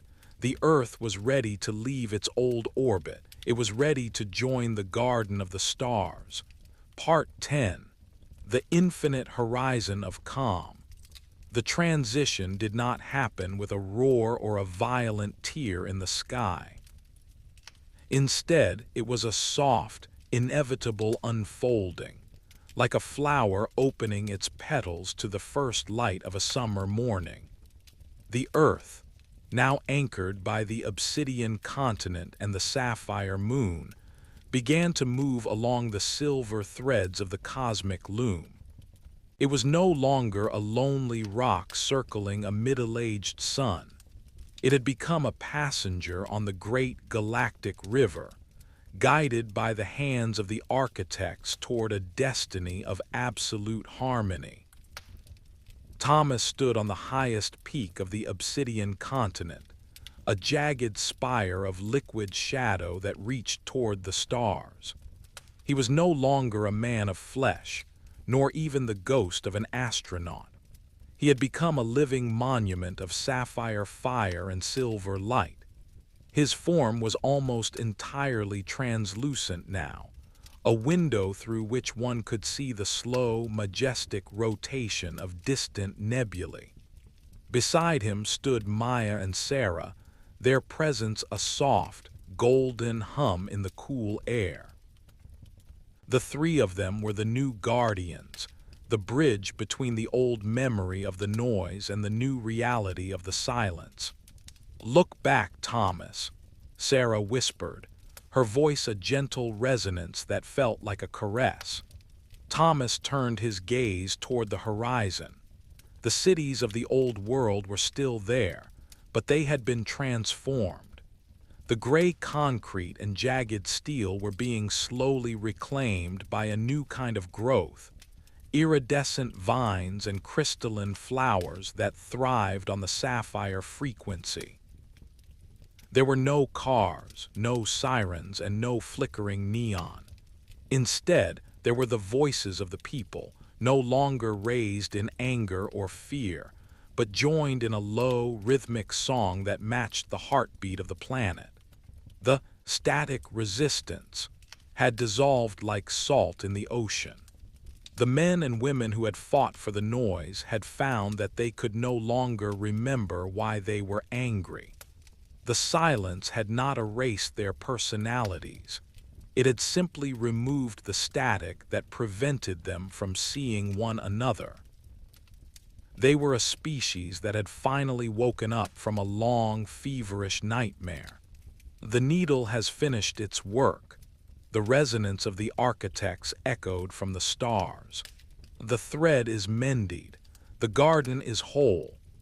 Thomas felt a slow, rhythmic pull from the deep space beyond the atmosphere. The obsidian craft, the teardrop that had started it all, was waiting for him at the edge of the loom. He realized that his time as a terrestrial guardian was coming to an end. The Earth no longer needed a conductor to hold its hand. It had learned the song. "You are leaving us," Maya said, her amber eyes reflecting the silver threads of the sky. She wasn't sad. In the silence, there was no such thing as a final goodbye, only a change in frequency. "I am going to the source," Thomas replied, his voice a deep, comforting vibration. "There are other threads, Maya, other worlds that are still caught in the yellow static. The architects need those who remember what it is like to be loud, so they can teach the beauty of the quiet." He reached out and touched Maya's head. A single, brilliant spark of sapphire light passed from his finger to her brow, a final gift of the architect's wisdom. Then he turned to Sarah and shared a resonance of gratitude that spanned the 212 days they had spent together in the metal cage of the station. Thomas stepped off the obsidian peak. He didn't fall. He began to drift upward, a slow and graceful ascent that carried him through the sapphire clouds and into the velvet black of the high atmosphere. As he rose, he saw the earth one last time. It was a jewel of unimaginable beauty, a sphere of soft blue and silver light that hummed with the peace of a billion souls. He passed the International Space Station, which was now a silent, silver relic, a museum of a time when humanity had tried to reach the stars with tin and wire. It looked small and brave, a testament to the first steps of a child. Thomas reached the obsidian teardrop. It opened for him like a welcoming hand, its interior a sanctuary of liquid dark and sapphire fire. As he stepped inside, the resonance of the vacuum swallowed him. It was the most beautiful sound he had ever heard, the sound of nothing and everything all at once. The craft didn't accelerate with a burst of energy. It simply faded. It became a part of the silver threads, a needle moving through the fabric of the universe. Thomas sat in the center of the dark chamber, his eyes closed. He could feel the earth behind him, a fading heartbeat of sapphire light. He could feel the stars ahead of him, each one a potential garden, each one a silent promise. The journey was long, but time no longer had a grip on him. He was a traveler of the silence, a pedestrian of the light. He thought about the hum of the oxygen pumps on the station, the taste of the recycled water, and the view of the lightning over the Amazon. He smiled, a soft and silver expression. The noise was gone. The static was a memory. The universe was a garden of silver threads, and Thomas was finally, truly home. Far below, on the obsidian continent, the people looked up and saw a single blue spark moving among the stars. They didn't point and they didn't cheer. They simply sat in the soft, iridescent twilight and breathed in the scent of peppermint and salt. The earth continued its journey through the cosmic loom, a silent and beautiful star in a universe that had finally found its peace. And in the deep, dark spaces between the stars, where the architects weave the fabric of reality, the silence was absolute. It was enough. Part 1. The Emerald Veil. The Amazon rainforest does not greet you with a handshake. It swallows you with a humid, heavy embrace that smells of damp earth, rotting orchids, and ancient secrets. For Dr. Alina Vance, the air felt thick enough to chew, a green soup of oxygen and prehistoric mist that clung to her skin like a second layer of clothing. She stood at the bow of the narrow wooden skiff as it cut a silent, silver line through the tea-colored waters of the Juroa River. Beside her, the 3 other members of the expedition were lost in their own thoughts, mesmerized by the wall of vines and towering kapok trees that seemed to lean over the water, watching them pass. They had been traveling for 6 days, moving deeper into the unmapped, green void, a sector of the rainforest so dense that even satellite imagery struggled to penetrate the multi-layered canopy. Alina was looking for a ghost. Specifically, she was looking for the Luz de la Luna, a rare, bioluminescent moss rumored to possess a molecular structure capable of reversing cellular decay. It was a plant that could, quite literally, change the world, turning the tide on diseases that had plagued humanity for centuries. But the forest did not give up its treasures easily. 3,000 meters to the next waypoint, Marcus whispered, his voice barely rising above the rhythmic splash of the water. He was the team's botanist, a man who viewed the world through a lens of Latin names and chemical properties. He tapped a ruggedized tablet, the screen glowing a soft, clinical blue in the perpetual twilight of the jungle floor. The soil acidity is rising. We are approaching the volcanic basin. If the moss exists, it will be in the shadow of the black basalt cliffs. Elena nodded, her eyes scanning the tangled roots of the mangroves. Keep the noise down, Marcus. The local guides at the outpost wouldn't even say the name of this tributary. They call it the Rio de Sombras, the River of Shadows. They believe the silence here isn't empty. They believe it is a presence. The skiff slowed as the river narrowed, the water becoming so still it looked like polished obsidian. The towering trees, some rising 60 meters into the sky, knit their branches together overhead, blocking out the sun and plunging the expedition into a cool, emerald gloom. The sound of the outboard motor had long since been silenced, replaced by the rhythmic paddling of their lead guide, a man named Thiago who hadn't spoken a single word since they crossed the invisible line into the void. As they glided deeper, the atmosphere changed. The usual cacophony of the jungle, the screeching of macaws, the territorial barks of howler monkeys, and the constant thrum of cicadas, began to fade into a heavy, expectant quiet. It was a silence so profound it felt heavy in the ears, a physical weight that made every heartbeat feel like a drum. "Look at the water," Sarah, the team's medical officer, whispered. She pointed toward the bank where the dark water met the roots of a massive strangler fig. Small, rhythmic ripples were moving against the current. They weren't caused by the wind or the boat. They were slow, deliberate undulations, as if something incredibly heavy was moving just beneath the surface, parallel to their skiff. The ripples were spaced 5 meters apart, indicating a length that Elena's mind refused to calculate. Thiago, the guide, suddenly dug his paddle into the mud, bringing the boat to a dead stop. He didn't turn around. He simply pointed a trembling finger toward a clearing on the left bank.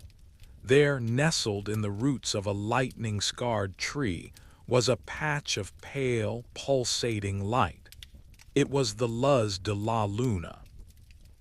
The moss clung to the bark like a glowing frost, casting a soft, ghostly radiance that illuminated the surrounding ferns.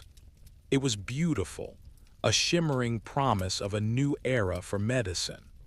But as Elena leaned forward to get a better look, she noticed something else. The clearing wasn't just a clearing.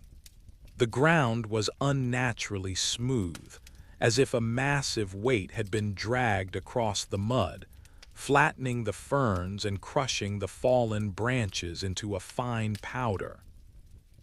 A wide, concave trench led away from the glowing tree and into the dark, impenetrable thicket of the undergrowth.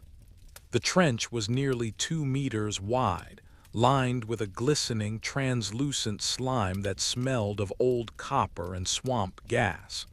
"That's not a game trail," Marcus breathed, his professional curiosity warily mixing with a primal, deep-seated fear.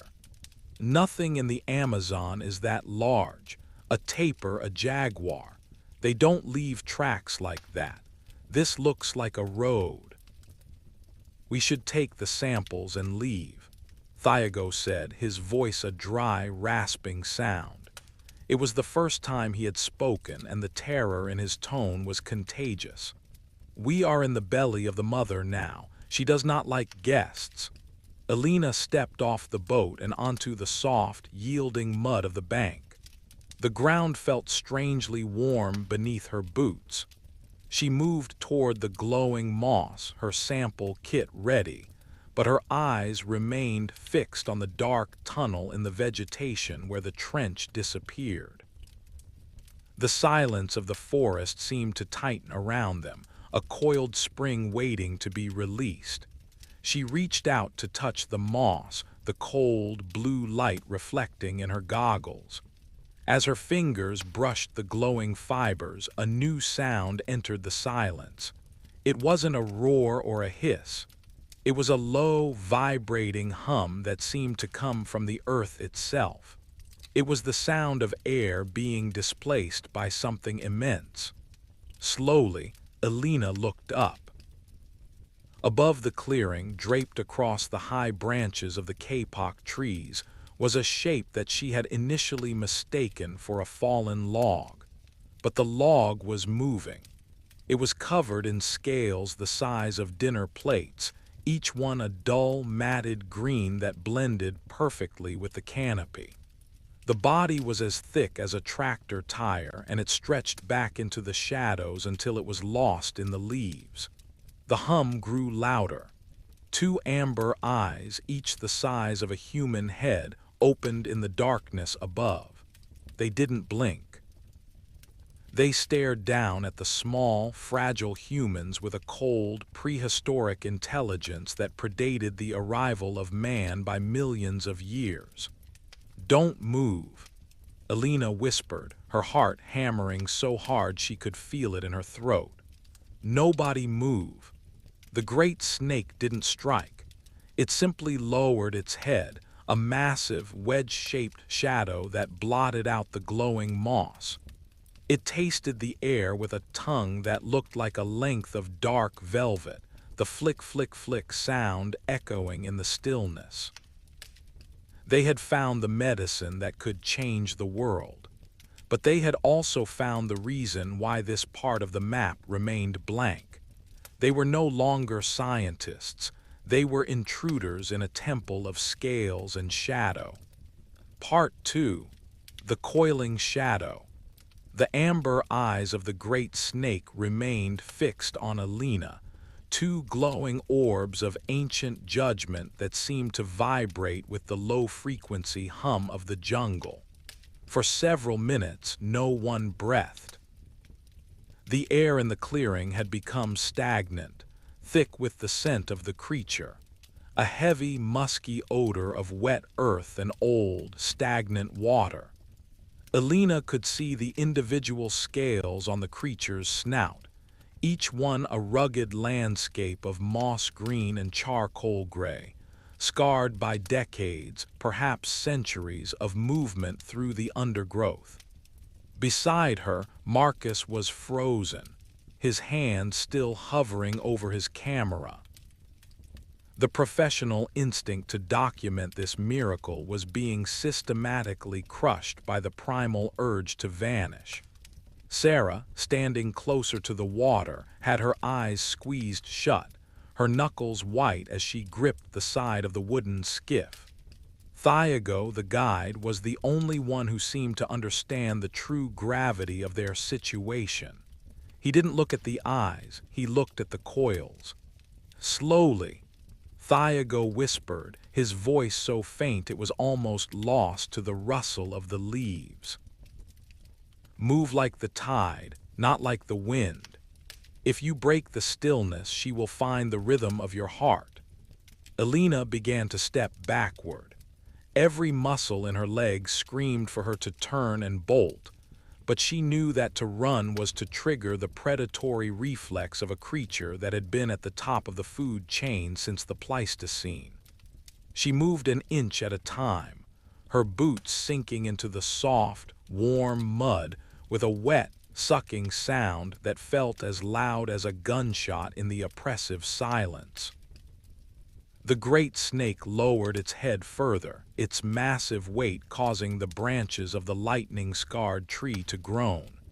It didn't strike, but it shifted its body. The sound was like two heavy carpets being rubbed together, a dry, slithering friction that echoed from the canopy down to the forest floor. As it moved, more of its length became visible. It wasn't just a snake, it was a living river of muscle. It seemed to occupy the entire clearing, its coils draped over the ferns like fallen monoliths. The moss, Marcus breathed, his eyes darting toward the glowing patch of Luz de la Luna. Elena, we didn't get the samples. Leave it, Elena hissed, not taking her eyes off the amber stare. The world doesn't need a cure if there's no one left to deliver it. Just get to the boat. They reached the edge of the water. The skiff swayed gently as Thiago braced himself against the muddy bank. One by one, they climbed back into the narrow vessel. The wood creaked under their weight, a series of sharp, rhythmic snaps that made the great snake's tongue flicker with renewed interest. Just as Elena placed her foot on the bow, the creature did something unexpected. It didn't lunge at them. Instead, it turned its head toward the dark tunnel in the vegetation and let out a low, vibrating huff of air. The sound was so powerful it physically pushed the mist away from the clearing. Then, with a fluid, terrifying grace, it began to slide away. It moved with a speed that defied its immense bulk. The forest seemed to part for it, the trees swaying as if caught in a localized gale. Within seconds, the massive head had disappeared into the darkness, followed by meters upon meters of shimmering green-black scales. The sound of its passage, the crushing of wood and the splashing of mud, faded into a distant, heavy thrum. It's going. Sarah gasped, her breath finally coming in ragged bursts. Why did it let us go? Thiago didn't answer. He shoved the paddle into the mud and pushed the boat out into the center of the Black River. His eyes were wide, scanning the surface of the water with frantic intensity. It didn't let us go, Thiago said, his voice trembling. It moved to the water. It knows we have to follow the river to get out. It is not retreating. It is repositioning. The realization hit Elena like a physical blow. The Rio de Sombras was narrow, choked by fallen logs and overhanging vines. If the snake had reached the water ahead of them, it was no longer a hunter on land. It was a ghost in the dark. The tea-colored water was opaque, hideously deep and perfectly still. As they drifted downstream, the silence returned, but it was different now. It was no longer the silence of an empty place. It was the silence of a trap. Every floating log looked like a snout. Every ripple in the wake of the boat felt like the movement of a submerged coil. We need to find another way, Elena said, looking at the map on the tablet. If we stay on the river, we are sitting ducks. Is there a way to cut across the volcanic basin on foot? Marcus looked at the topographical readout. There is a series of limestone sinkholes 5 kilometers to the east. They lead to a higher ridge, but the terrain is brutal. We would have to abandon the boat and most of our gear. We abandon it, Elena decided. The boat is a bell. Every time the paddle hits the water, we are ringing for dinner. They steered the skiff toward a small limestone outcropping where the forest floor rose slightly above the swamp. As they scrambled ashore, Elena looked back at the river. For a brief second, she saw a massive, dark shape break the surface of the water 300 meters downstream. It didn't splash. It rose and fell with the rhythmic, oily, smooth motion of a predator that had all the time in the world. The great snake was waiting for them to continue. It didn't know they were leaving the water. "Into the trees," Alina commanded, shouldering her pack. "Move quietly, move fast, and for the love of God, don't look back." They disappeared into the emerald veil, leaving the boat to drift empty into the shadows. The hunt had moved from the water to the woods, and the forest was only getting darker. Part 3. The Breath of the Earth. The transition from the riverbank to the limestone basin was like stepping into a different world. The lush, vibrant greens of the Amazon lowlands gave way to a stark, gray landscape of jagged rocks and yawning crevices. Here, the trees were smaller, their roots twisting like arthritic fingers into the porous stone. A thick white mist clung to the ground, swirling around their knees as they picked their way through the labyrinth of sinkholes. Alina led the way, her breath coming in short, controlled bursts. The air here was cooler, smelling of mineral dust and something deep and ancient. Every few steps, the ground would drop away into a vertical shaft, some so deep that the bottom was lost in absolute darkness. "The sinkholes act as natural amplifiers," Marcus whispered, his eyes darting toward the gray cliffs above them. "The acoustics in this basin are strange. Sounds can travel for miles, or they can be swallowed by the stone in an instant." As they moved deeper into the basin, the silence was broken by a rhythmic metallic clicking. It was faint at first, a sound that Alina initially thought was a bird or an insect.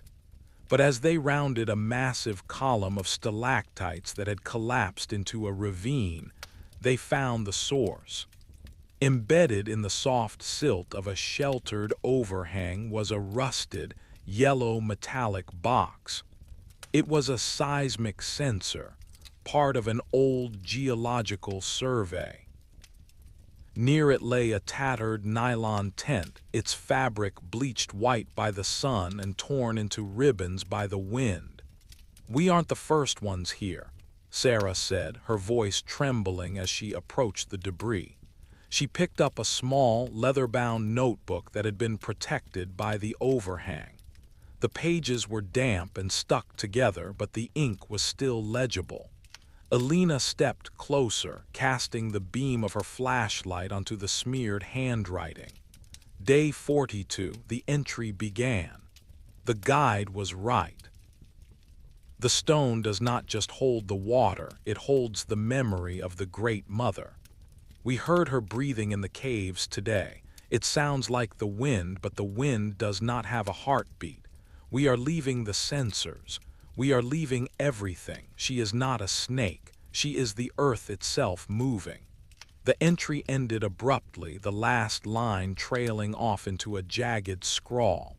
"They didn't make it back to the river," Thiago said, his voice flat and hollow. He was looking up at the ridge above them. "Look at the trees on the rim." Alina followed his gaze. High above the sinkholes, the stunted trees were bent and broken, but not by the wind. A massive, smooth path had been worn into the limestone of the ridge, a polished groove that circled the entire basin. It was a hunting track. The great snake hadn't stayed in the water. It had used the higher ground to shadow them, moving with a silent, heavy grace across the stone that left no footprints, only the terrifying evidence of its size. "She is circling," Thiago whispered. "She is winding the clock." Suddenly, the mist around them began to vibrate. It wasn't a sound, but a change in air pressure, a heavy, rhythmic huffing that seemed to come from the very rocks themselves. It was the breath mentioned in the notebook. Alina looked toward the largest sinkhole, a massive opening in the earth nearly 50 meters across. From the depths of the hole, a pale green light began to filter upward. It wasn't the bioluminescence of the Luz de la Luna. It was the reflection of the sun hitting the scales of the creature as it moved through the subterranean tunnels. The sinkholes. Elena breathed, the realization chilling her blood. They aren't just holes in the ground, they're her tunnels. The whole basin is a hive. A low, guttural hiss echoed from the darkness below, amplified by the limestone walls until it sounded like 1,000 voices whispering at once. The great snake was directly beneath them, moving through the hollow earth with the ease of a needle through silk. "Run," Elena commanded, her voice a sharp crack in the heavy air. "Don't look for a path, just get to the high ridge." They scrambled up the jagged rocks, their fingers bleeding as they gripped the sharp limestone. Behind them, the mist in the large sinkhole erupted upward as if pushed by a piston. A massive moss-green head breached the surface of the earth, its amber eyes tracking their movement with a cold, predatory focus. The creature didn't climb, it flowed. It poured itself out of the sinkhole and onto the gray stone, its body stretching out until it seemed to bridge the gap between two cliffs. It moved with a terrifying liquid speed, its scales clattering against the limestone with a sound like a rain of coins. As they reached the base of the high ridge, Elena looked back. The snake was less than 100 meters away, its head raised 5 meters into the air, tasting the scent of their fear, but it didn't strike. It stopped at the edge of the limestone basin, its body coiling into a massive, shimmering mountain. It was letting them climb. It was leading them toward the one place where they would be trapped, the narrow, vertical chimney that led to the summit. "It's hurting us," Marcus gasped, his chest heaving. "It's pushing us into the bottleneck. We have no choice." Elena said, looking at the sheer walls of the ridge. "If we stay on the stone, she has us. We go up now." They began the vertical ascent, their world shrinking to the few inches of rock in front of their faces. Below them, the Great Mother waited, a silent, emerald shadow in the mist, watching as her prey climbed higher into her open hand. Part 4. The Constriction of the Peak. The chimney was a vertical wound in the limestone, a narrow, moss-slicked fissure that forced the team to climb with their backs against one wall and their boots pressed firmly against the other. The air inside the crack was cold and stagnant, smelling of ancient wet stone and the sharp, metallic tang of their own adrenaline. High above, a sliver of violet sky offered a mocking promise of freedom, but it felt miles away. Elena could hear the rhythmic scraping of Marcus and Sarah's boots below her, a frantic, scratching sound that was punctuated by the occasional clatter of a loose pebble tumbling into the abyss. Every breath she drew felt shallow, the stone walls seemingly inching closer with every passing minute.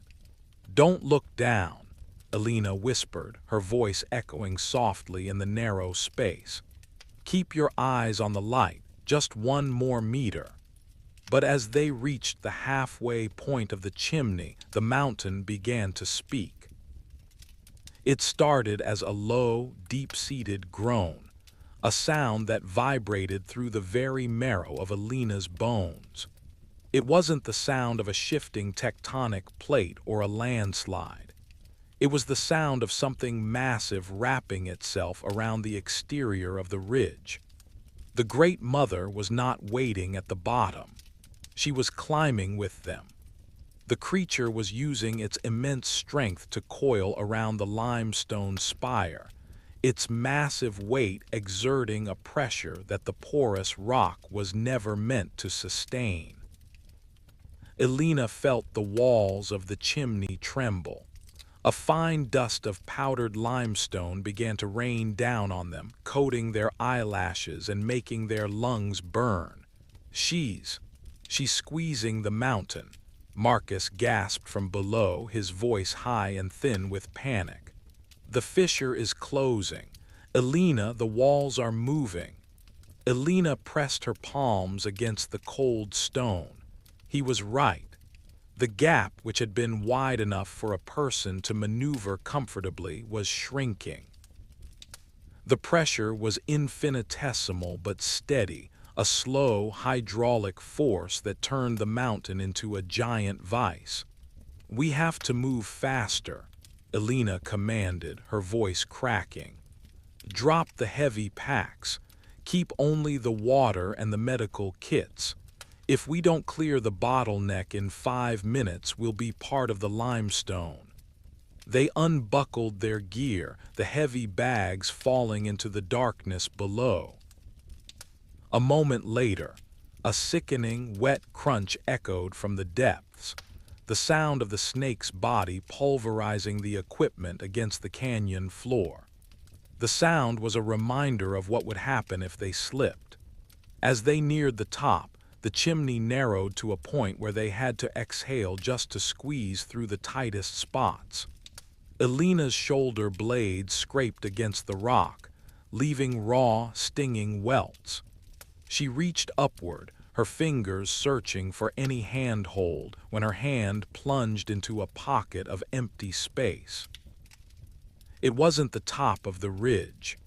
It was a horizontal opening, a hidden passage tucked behind a curtain of thick, hanging vines.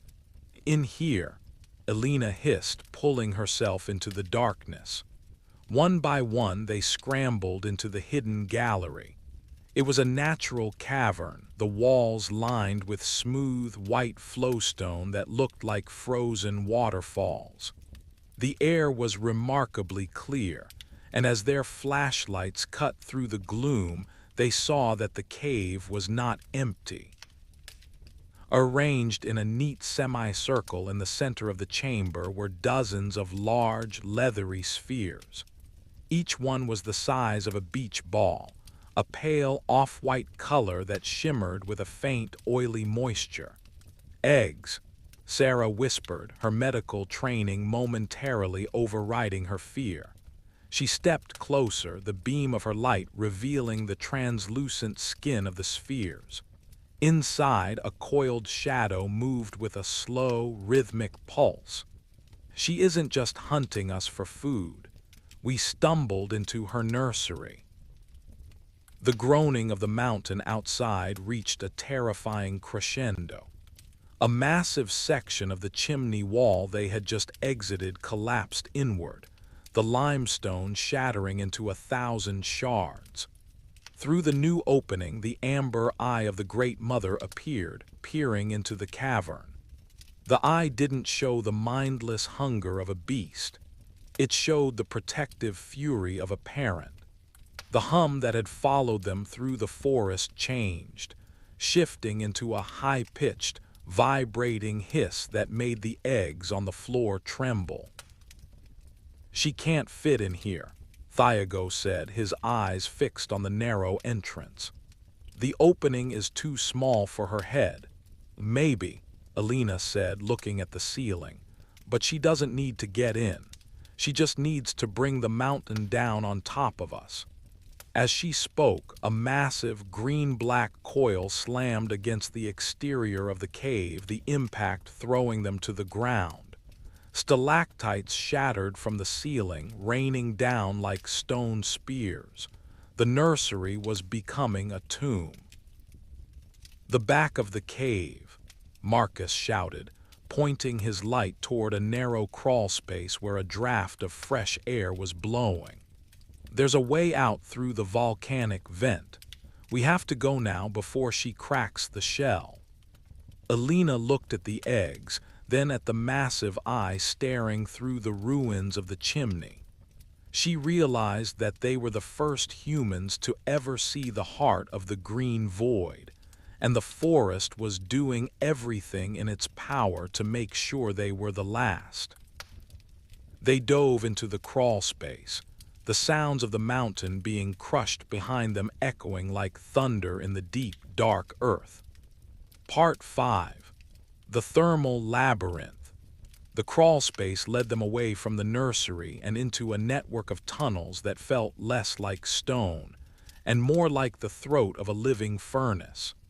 As they descended deeper into the volcanic vents, the humidity of the rainforest was replaced by a dry, searing heat that made every breath feel like inhaling fine sandpaper. The walls here were composed of jagged obsidian and red-streaked basalt, the surfaces slick with a strange, oily condensation. Alina wiped the sweat from her eyes, her flashlight beam cutting through the thick, shimmering heat haze. Behind them, the sounds of the Great Mother's fury, the grinding of limestone and the deep, resonant hisses, had become muffled by the thick layers of volcanic rock. But the silence that replaced it was far from comforting. "Wait," Alina whispered, raising a hand. She looked at her thermal scanner, a small handheld device she had managed to save in her pocket. The screen, which usually showed the cool blues and greens of the cave, was now awash in angry oranges and yellows, but moving across the display was a series of bright white pulses. "She isn't just a cold-blooded reptile," Marcus said, looking over her shoulder. "A snake that size. She generates an incredible amount of metabolic heat, and she's sensitive to it. She's tracking our body heat through the rock." Sarah leaned against a basalt pillar, her face flushed. "If she can see our heat, we are glowing like beacons in this dark. We are literally painting a target on ourselves." Alina looked down at her satchel. Inside, she still had a small, airtight container of the Luz de la Luna moss she had managed to snatch before the first encounter. The moss was pulsating with its soft, blue light, but it was also surprisingly cold to the touch. The bioluminescence was a product of a chemical reaction that actually absorbed ambient heat. "The moss," Alina said, her mind racing. "It's an endothermic organism. It eats heat to make light. If we can spread it, we can create a thermal blind." They moved deeper into a large, vaulted chamber where several vents converged. The floor was a lattice of narrow cracks, each one glowing with a faint, dull red light from the magma chambers miles below. Alina opened the container and began to carefully distribute the moss across the walls of a side tunnel that led toward a vertical shaft. As the moss touched the warm rock, it flared with a brilliant sapphire intensity. The thermal scanner showed the results immediately. The white heat signatures of the team were suddenly surrounded by cold spots of deep violet. To a predator tracking heat, the tunnel now looked like a chaotic mosaic of conflicting temperatures. "Now," Alina whispered, "we take the other path, the vents that lead toward the subterranean river. If we can get our body temperatures down, we might become invisible to her." They scrambled into a narrow, downward-sloping tube. The heat became almost unbearable, the air smelling of sulfur and ancient gas. Every time Alina's hand touched the basalt, it felt like pressing against a radiator. But as they descended, a new sound began to rise through the vents, a low, rhythmic thrumming that was different from the snake's hum. It was the sound of rushing water. They reached a ledge overlooking a vast underground canyon. Below them, a river of glacial meltwater, filtered through miles of limestone and basalt, surged through the darkness. The water was so cold that a white mist rose from its surface as it met the hot air of the vents. "There," Thiago pointed. The river flows toward the western basin. It will take us out of the mountain and back toward the lowlands. But as they prepared to climb down the ledge, a massive shadow blocked the light from the vents above. The Great Mother had reached the chamber. She didn't enter the narrow tube they had used. She simply pushed her massive head through a wider fissure in the ceiling. She looked toward the tunnel Elena had baited with the moss. Her amber eyes narrowed as she perceived the confusing array of thermal signatures. She let out a long, vibrating hiss, her tongue flickering toward the blue light. For a moment, it seemed the ruse had worked. Then the creature turned her head. She didn't look at the heat, she looked at the movement. A single loose stone dislodged by Marcus's boot tumbled down the ledge and splashed into the icy river below. The sound was a tiny plink, but in the silence of the canyon it was a dinner bell. The Great Mother ignored the moss. She ignored the thermal decoys. Her massive head swiveled toward the ledge, her eyes locking onto the four small figures perched above the water. "Jump!" Elena screamed. They didn't have time to check the depth or the current. They threw themselves off the basalt ledge and into the white mist. The impact with the water was like hitting a wall of ice. The cold was so sudden and so intense that it felt like every nerve in Elena's body had been simultaneously set on fire and extinguished. She surfaced in the churning current, the darkness absolute. Above her, the Great Mother lunged, her massive jaws snapping shut just inches from where Elena had been standing a second before. The sound of the teeth meeting was like two slabs of granite being slammed together. The river swept them away, pulling them into the lightless throat of the mountain. They were freezing, exhausted, and blind, but for the first time in hours they were moving faster than the shadow that hunted them. Part 6. The Veins of the Mountain.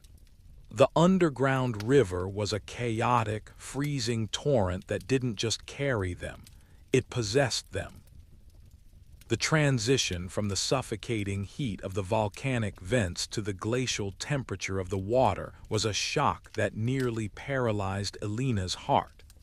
She felt the breath vanish from her lungs as the current pulled her into a world of absolute liquid blackness.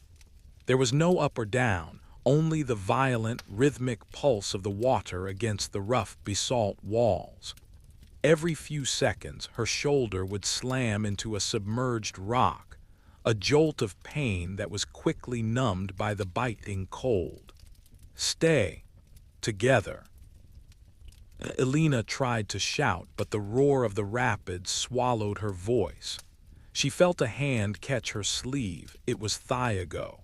He was a strong swimmer, and he managed to pull her toward a section of the river where the current slowed into a wide, deep pool. One by one, Marcus and Sarah emerged from the darkness, their heads bobbing in the foam like pale corks. They were shivering violently, their teeth chattering with a sound like rhythmic clicking. "We have to get out." Sarah gasped, her voice barely audible over the echoing splash of the water. "Hypothermia. It will take us in minutes." They clawed their way onto a narrow, sandy shelf, a subterranean beach formed by eons of silt deposits.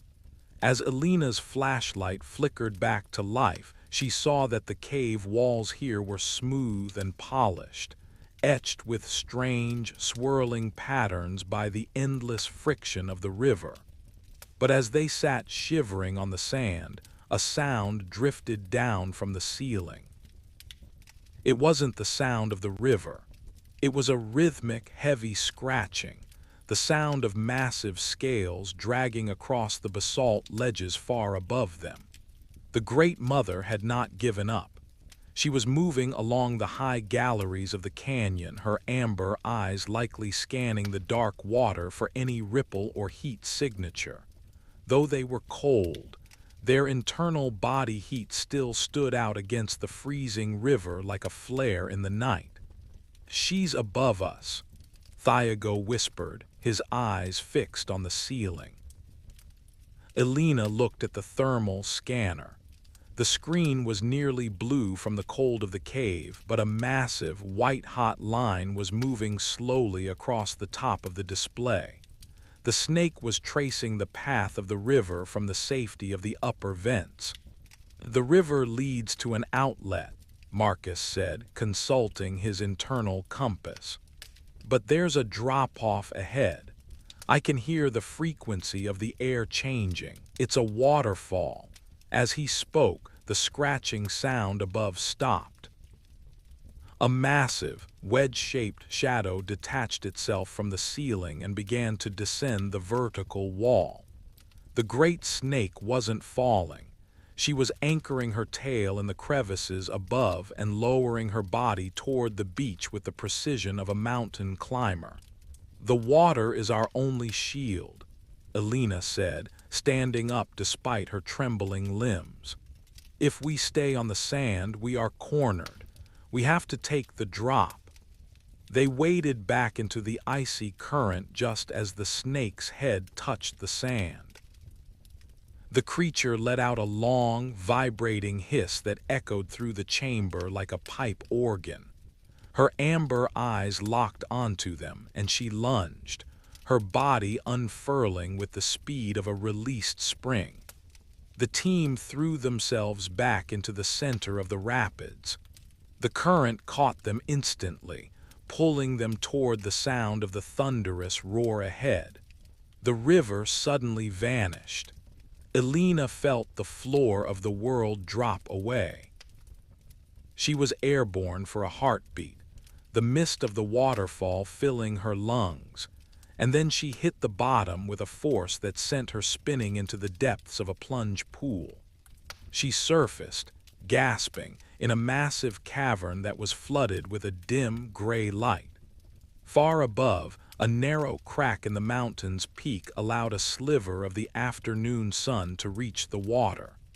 The waterfall behind her was a shimmering curtain of white lace, and beyond it she could see the green-black coils of the snake beginning to descend the falls.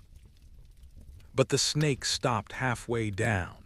She seemed hesitant to enter the deep, sunlit pool. She hissed, her massive body coiling and uncoiling against the wet rock, but she didn't strike. "She hates the light," Thiago breathed, swimming toward a rocky outcrop at the edge of the pool. "The sun. It blinds her after being in the deep dark for so long." Elena looked toward the far end of the cavern. A wide, low archway led out into the jungle. They could see the vibrant, chaotic green of the Amazon waiting for them. "Go," Elena urged. They scrambled out of the water and ran toward the archway. Behind them, the Great Mother let out one final, mournful roar that shook the very foundations of the mountain. She didn't follow. She retreated back into the shadows of the upper vents, a guardian returning to her nursery. As they stepped out of the cave and back into the humid, heavy air of the forest, the silence of the green void returned. But it felt different now. It was no longer a threat, it was a sanctuary. Part 7. The Hatchlings of the Void. The transition from the mountain's cold throat back into the Amazonian lowlands was like stepping into a warm, wet blanket. The team stood at the mouth of the cavern, their clothes tattered and their skin pale from the subterranean chill. Before them lay the Agapo, the flooded forest. Here the trees stood waist-deep in black, tea-colored water, their roots creating a tangled, underwater forest that hid everything beneath the surface. Elena checked her compass. Their secondary extraction point, a small clearing where a satellite phone was buried in a waterproof cache, was roughly 8 kilometers to the southwest. In the jungle, 8 kilometers could take a lifetime. We have to move, Elena whispered, her voice sounding raspy in the humid air. The sun is beginning to dip. Once the light goes, the advantage we have over the mother vanishes. They began to wade into the black water. The floor of the forest was a soft, yielding muck that tried to pull the boots from their feet with every step. The silence here was different than in the mountain. It was a layered silence, filled with the buzzing of gnats and the distant, rhythmic croaking of tree frogs. As they moved, Marcus stopped, his eyes fixed on a floating log about 10 meters to their right. Elena, look at the drift. The log wasn't drifting with the sluggish current. It was moving against it, and it wasn't a log. It was a snake, perhaps 3 meters long, its scales a vibrant emerald green. It was small compared to the Great Mother, but it moved with a terrifying liquid purpose. A scout, Thiago whispered, his hand tightening on his machete. Then they saw another, and another. From behind the buttress roots of the ancient trees, dozens of smaller snakes began to emerge. They weren't attacking, they were simply maintaining a perimeter, their amber eyes, perfect miniatures of their mothers, watching the humans with a chilling, synchronized focus. The nursery wasn't just for the giant, Sarah breathed, her voice trembling. She has an army, they aren't hunting for food, they're driving us. Driving us where? Marcus asked. Away from the high ground, Elena realized, looking at the map. They're pushing us deeper into the basin, toward the center of the swamp. If we get stuck in the deep silt, we won't be able to run when she comes back. The team pushed forward, the water rising to their chests. The smaller snakes followed, weaving through the submerged branches like green ribbons. The air became thick with a sweet, sickly smell. The scent of the Luz de la Luna moss, but fermented, as if thousands of the creatures were secreting the chemical through their skin. As the light began to fade into a deep, bruised violet, they stumbled upon a structure that didn't belong in the green void. It was a cluster of rusted, corrugated metal shacks built on high wooden stilts that had long since rotted and tilted into the mud. A faded sign hung crookedly from a doorway. Project Chimera 1966.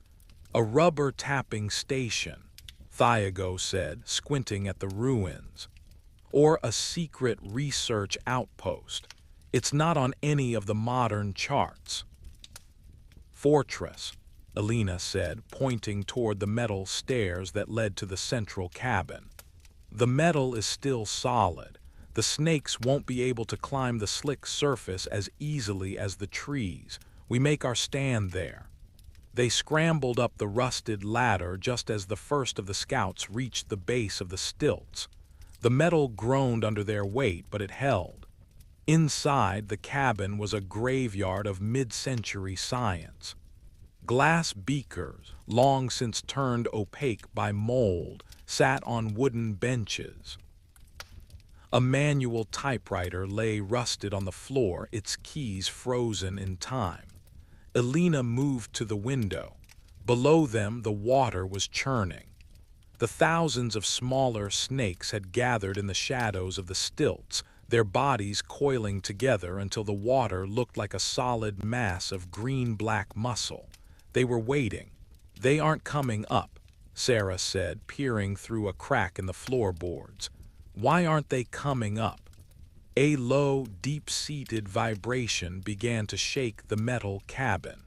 It was the hum. It was back, but louder now, resonating through the water and up the metal stilts until the very air in the room seemed to shimmer. Out in the darkness of the flooded forest, 2 massive, amber orbs rose above the water line. The Great Mother had returned. She had followed the river, circling the mountain, and now she was moving through the swamp with the weight of a freight train. The cabin tilted as the first of her coils brushed against the underwater stilts. "She's here," Elena whispered, her hand finding the cold glass of a discarded beaker. "And she brought the family." Part 8. The Iron Cradle. The research station groaned as the first of the Great Mother's massive coils wrapped around the support stilts. Inside the cabin, the floor tilted at a sickening 15-degree angle, sending rusted beakers and skeletal remains of old equipment sliding toward the corner. Elena gripped a metal desk that was bolted to the floor, her knuckles white.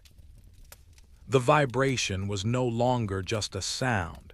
It was a physical force that rattled her teeth and made the air feel heavy with the scent of stagnant water and ancient reptile.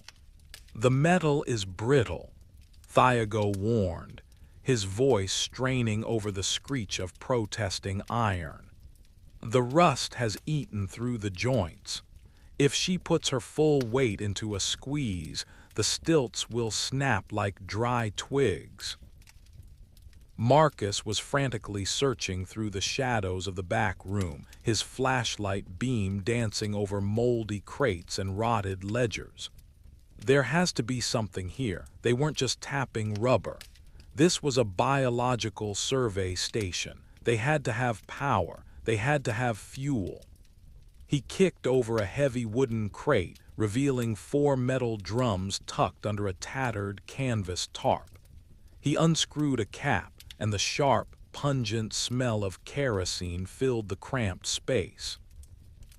It was old, likely decades past its prime, but it was still liquid. "Kerosene," Marcus shouted. "4 drums of it, but we can't just pour it into the water. The scouts are already thick beneath us. We need a way to keep them back from the stairs." "The pipes," Elena realized, looking at the ceiling. A series of copper irrigation pipes ran along the rafters, once used to mist the botanical samples. They led to a central pump outside on the balcony. If they could gravity feed the kerosene into those pipes, they could create a ring of fire around the station. As they scrambled to haul the drums toward the rafters, the cabin shuddered again. This time, a massive wedge-shaped shadow rose past the window. The Great Mother was no longer just circling below. She was climbing. Her scales, wet and shimmering like obsidian, scraped against the corrugated metal walls with a sound like a giant serrated knife. One of her massive eyes, amber and unblinking, appeared at the window. It filled the entire frame. The pupil, a vertical slit of absolute black, dilated as it sensed the warmth of the 4 humans inside. A low, vibrating hiss made the glass in the remaining beakers shatter. "Move, now," Elena commanded. They tipped the first drum into the overhead reservoir. The kerosene gurgled through the pipes. Thiago rushed to the balcony, his lighter flickering in his trembling hand. Below him, the water was a carpet of writhing green scouts, thousands of them climbing over each other to reach the metal ladder. Thiago dropped the flame.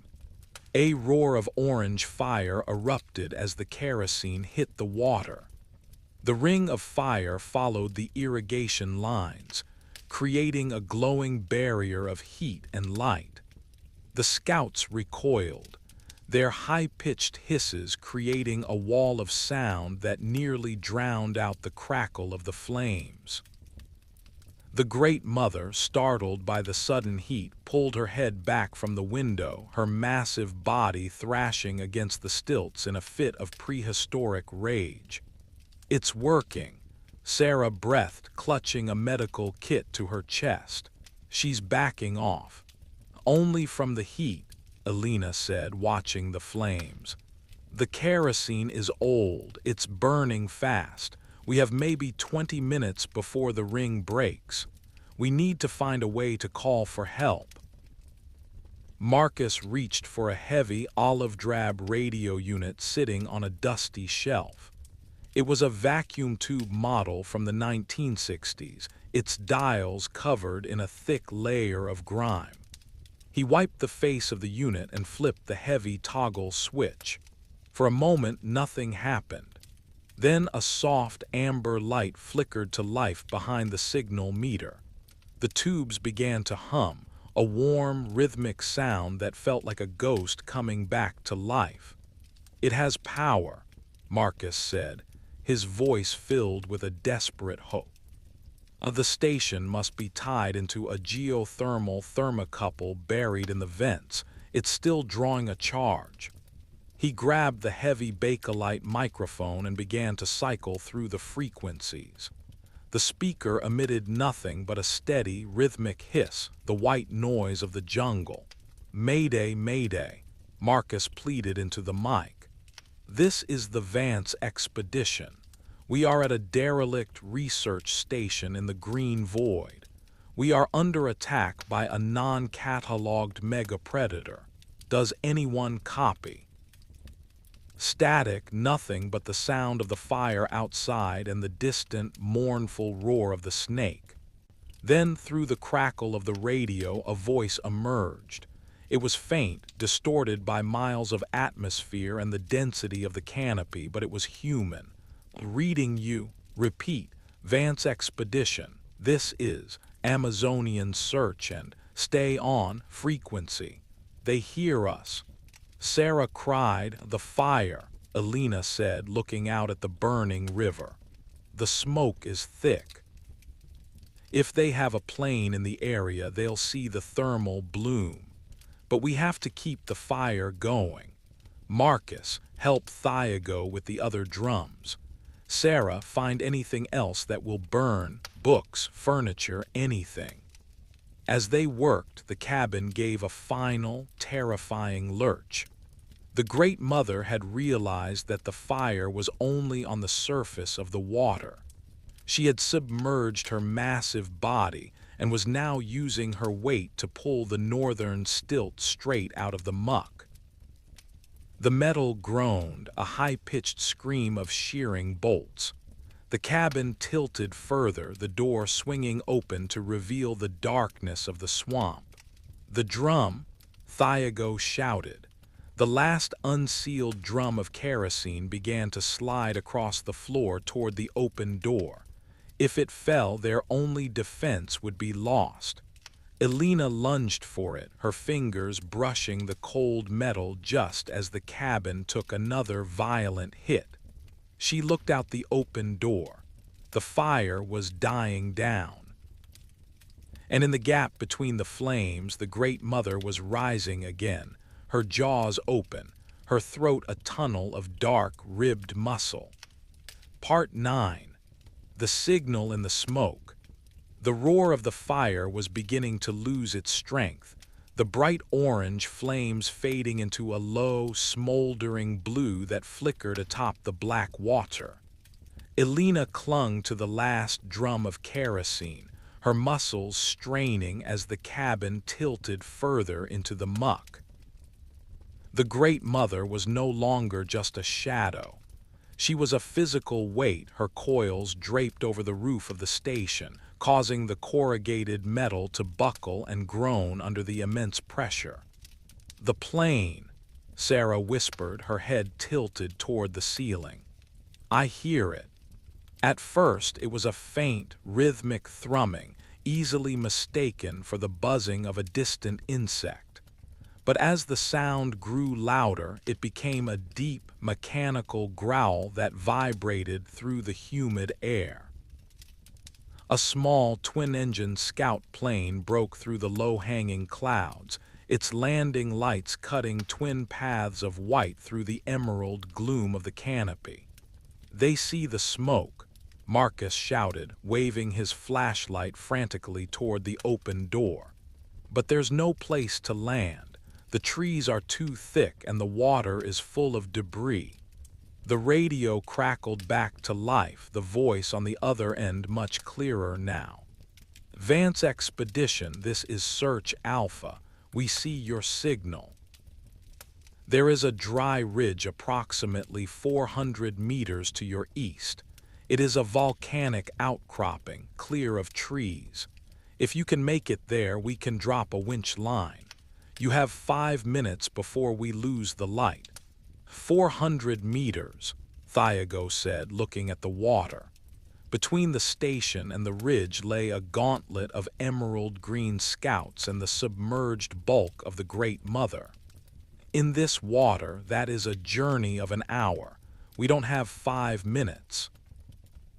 Elena looked at the last drum of kerosene. Then she looked at the rusted desk in the corner.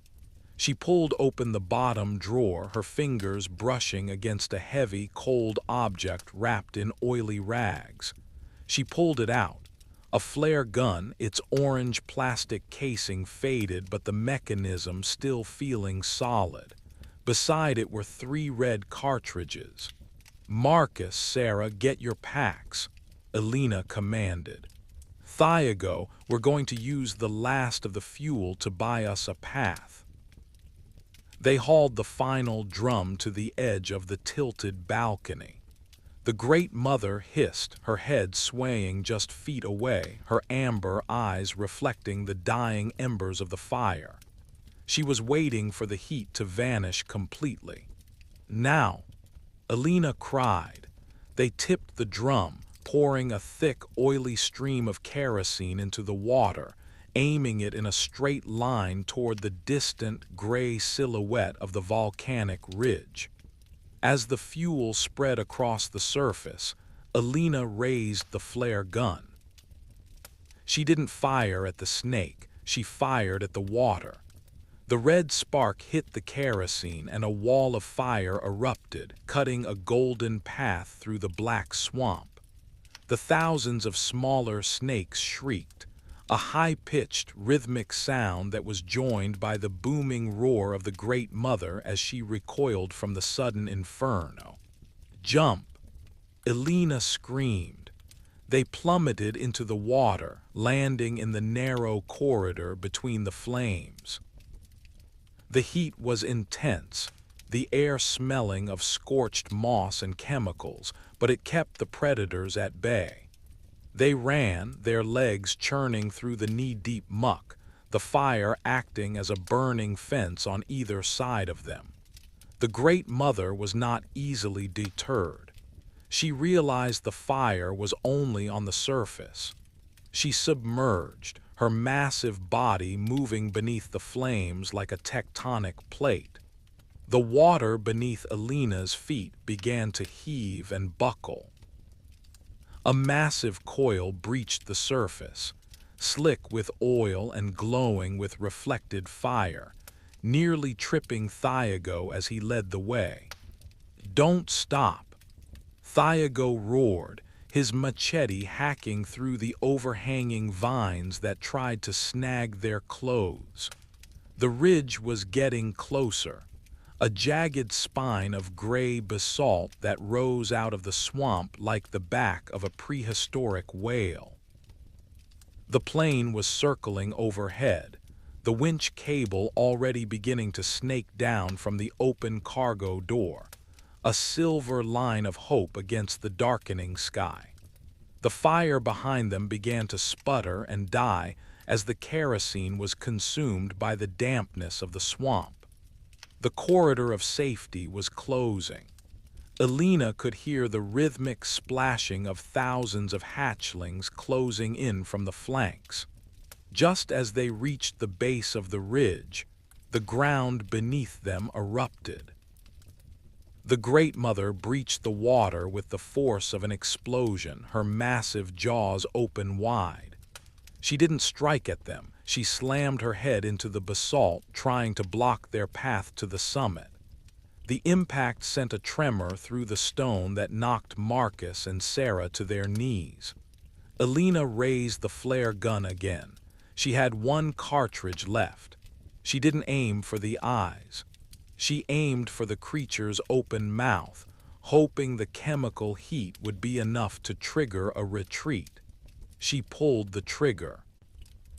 The red star hissed through the air and disappeared into the dark tunnel of the Great Mother's throat.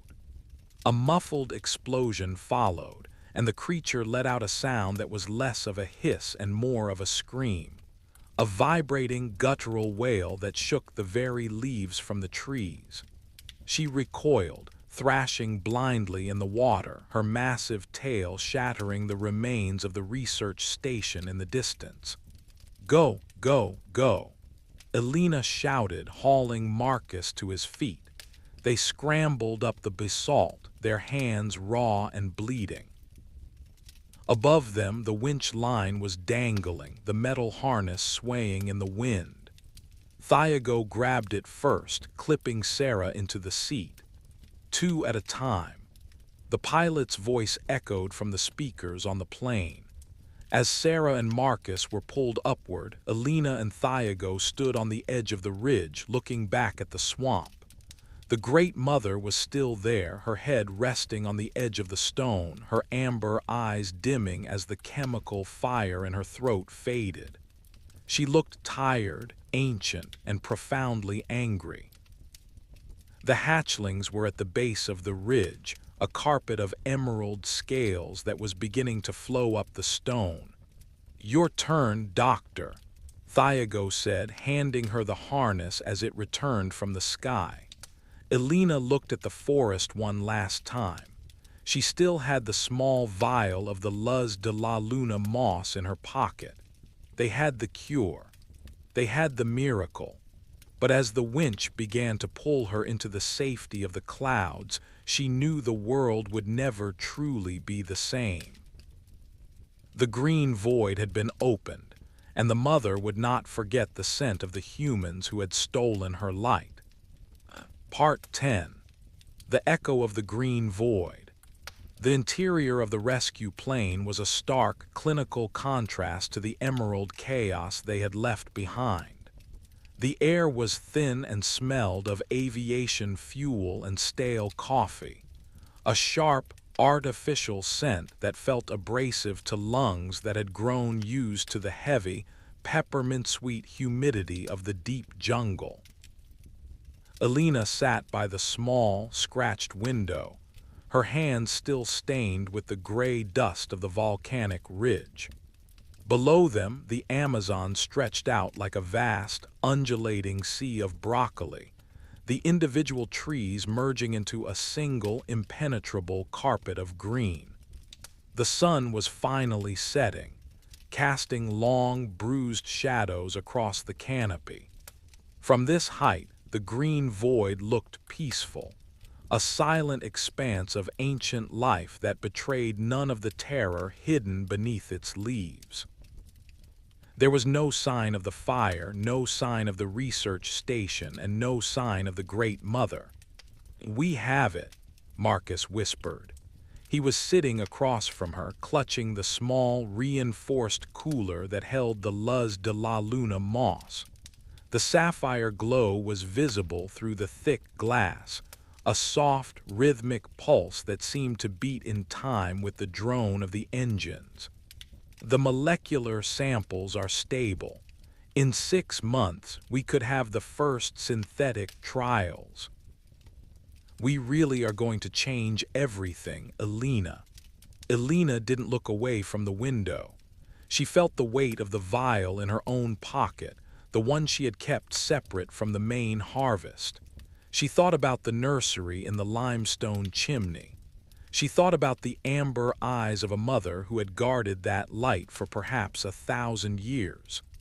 "At what cost, Marcus?" Elena asked softly. Her voice was a low, tired resonance that was nearly lost to the hum of the cabin. "We took the heart out of a place that didn't want to be found. We brought the noise into the silence." Sarah was wrapped in a thermal blanket, her eyes closed, though the rhythmic twitching of her hands suggested she was far from sleep. Thiago sat at the very back of the plane, staring at the floor. He hadn't spoken since they cleared the canopy.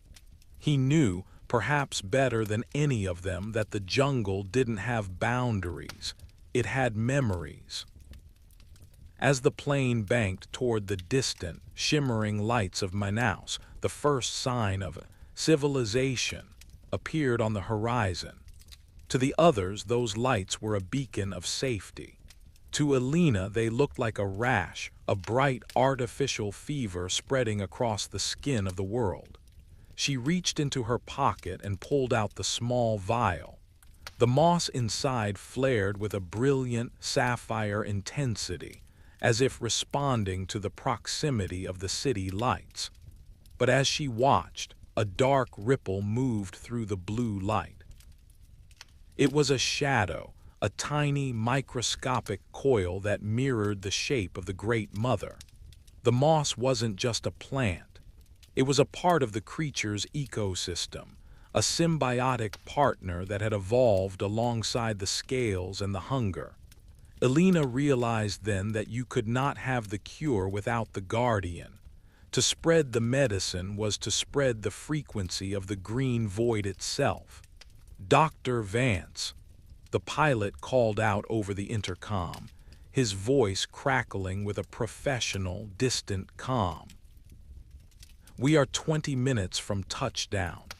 Medical teams and university officials are waiting at the hangar. Congratulations on a successful expedition." Elena looked at the cooler, then at the vast, dark expanse of the forest behind them. She imagined the Great Mother sliding back into the deep, black waters of the Rio de Sombras, her throat healing, her amber eyes watching the sky for the next mechanical bird. The snake wasn't a monster. She was a white blood cell, a defender of a world that humanity was systematically dismantling. She thought about the thousands of hatchlings, the green scouts that were even now spreading back through the flooded forest. They carried the same light. They carried the same silence. The plane touched down on the tarmac with a soft, rhythmic thud. The doors opened and the humid air of the city rushed in, smelling of exhaust, asphalt, and too many people. The flashbulbs of the waiting press began to pop, a jagged yellow light that felt violent compared to the sapphire glow of the moss. Elena stepped onto the stairs, her boots clicking on the metal. She looked up at the moon, which hung pale and distant over the Amazon. She knew that the medicine would work. She knew that the world would call them heroes. But she also knew that in the quiet hours of the night, when the city noise died down, she would always hear the hum. She would always feel the vibration of the scales against the stone. The green void was no longer just a place on a map. It was inside them now. As she walked toward the cameras, a small emerald green snake, no longer than a blade of grass, slipped from the hem of her tattered trousers and vanished into the cracks of the runway. It didn't hiss. It didn't strike. It simply waited, its tiny amber eyes reflecting the lights of the city. The hunt wasn't over. It had just changed terrain. The world was about to be cured, and the mother was coming to check on her garden.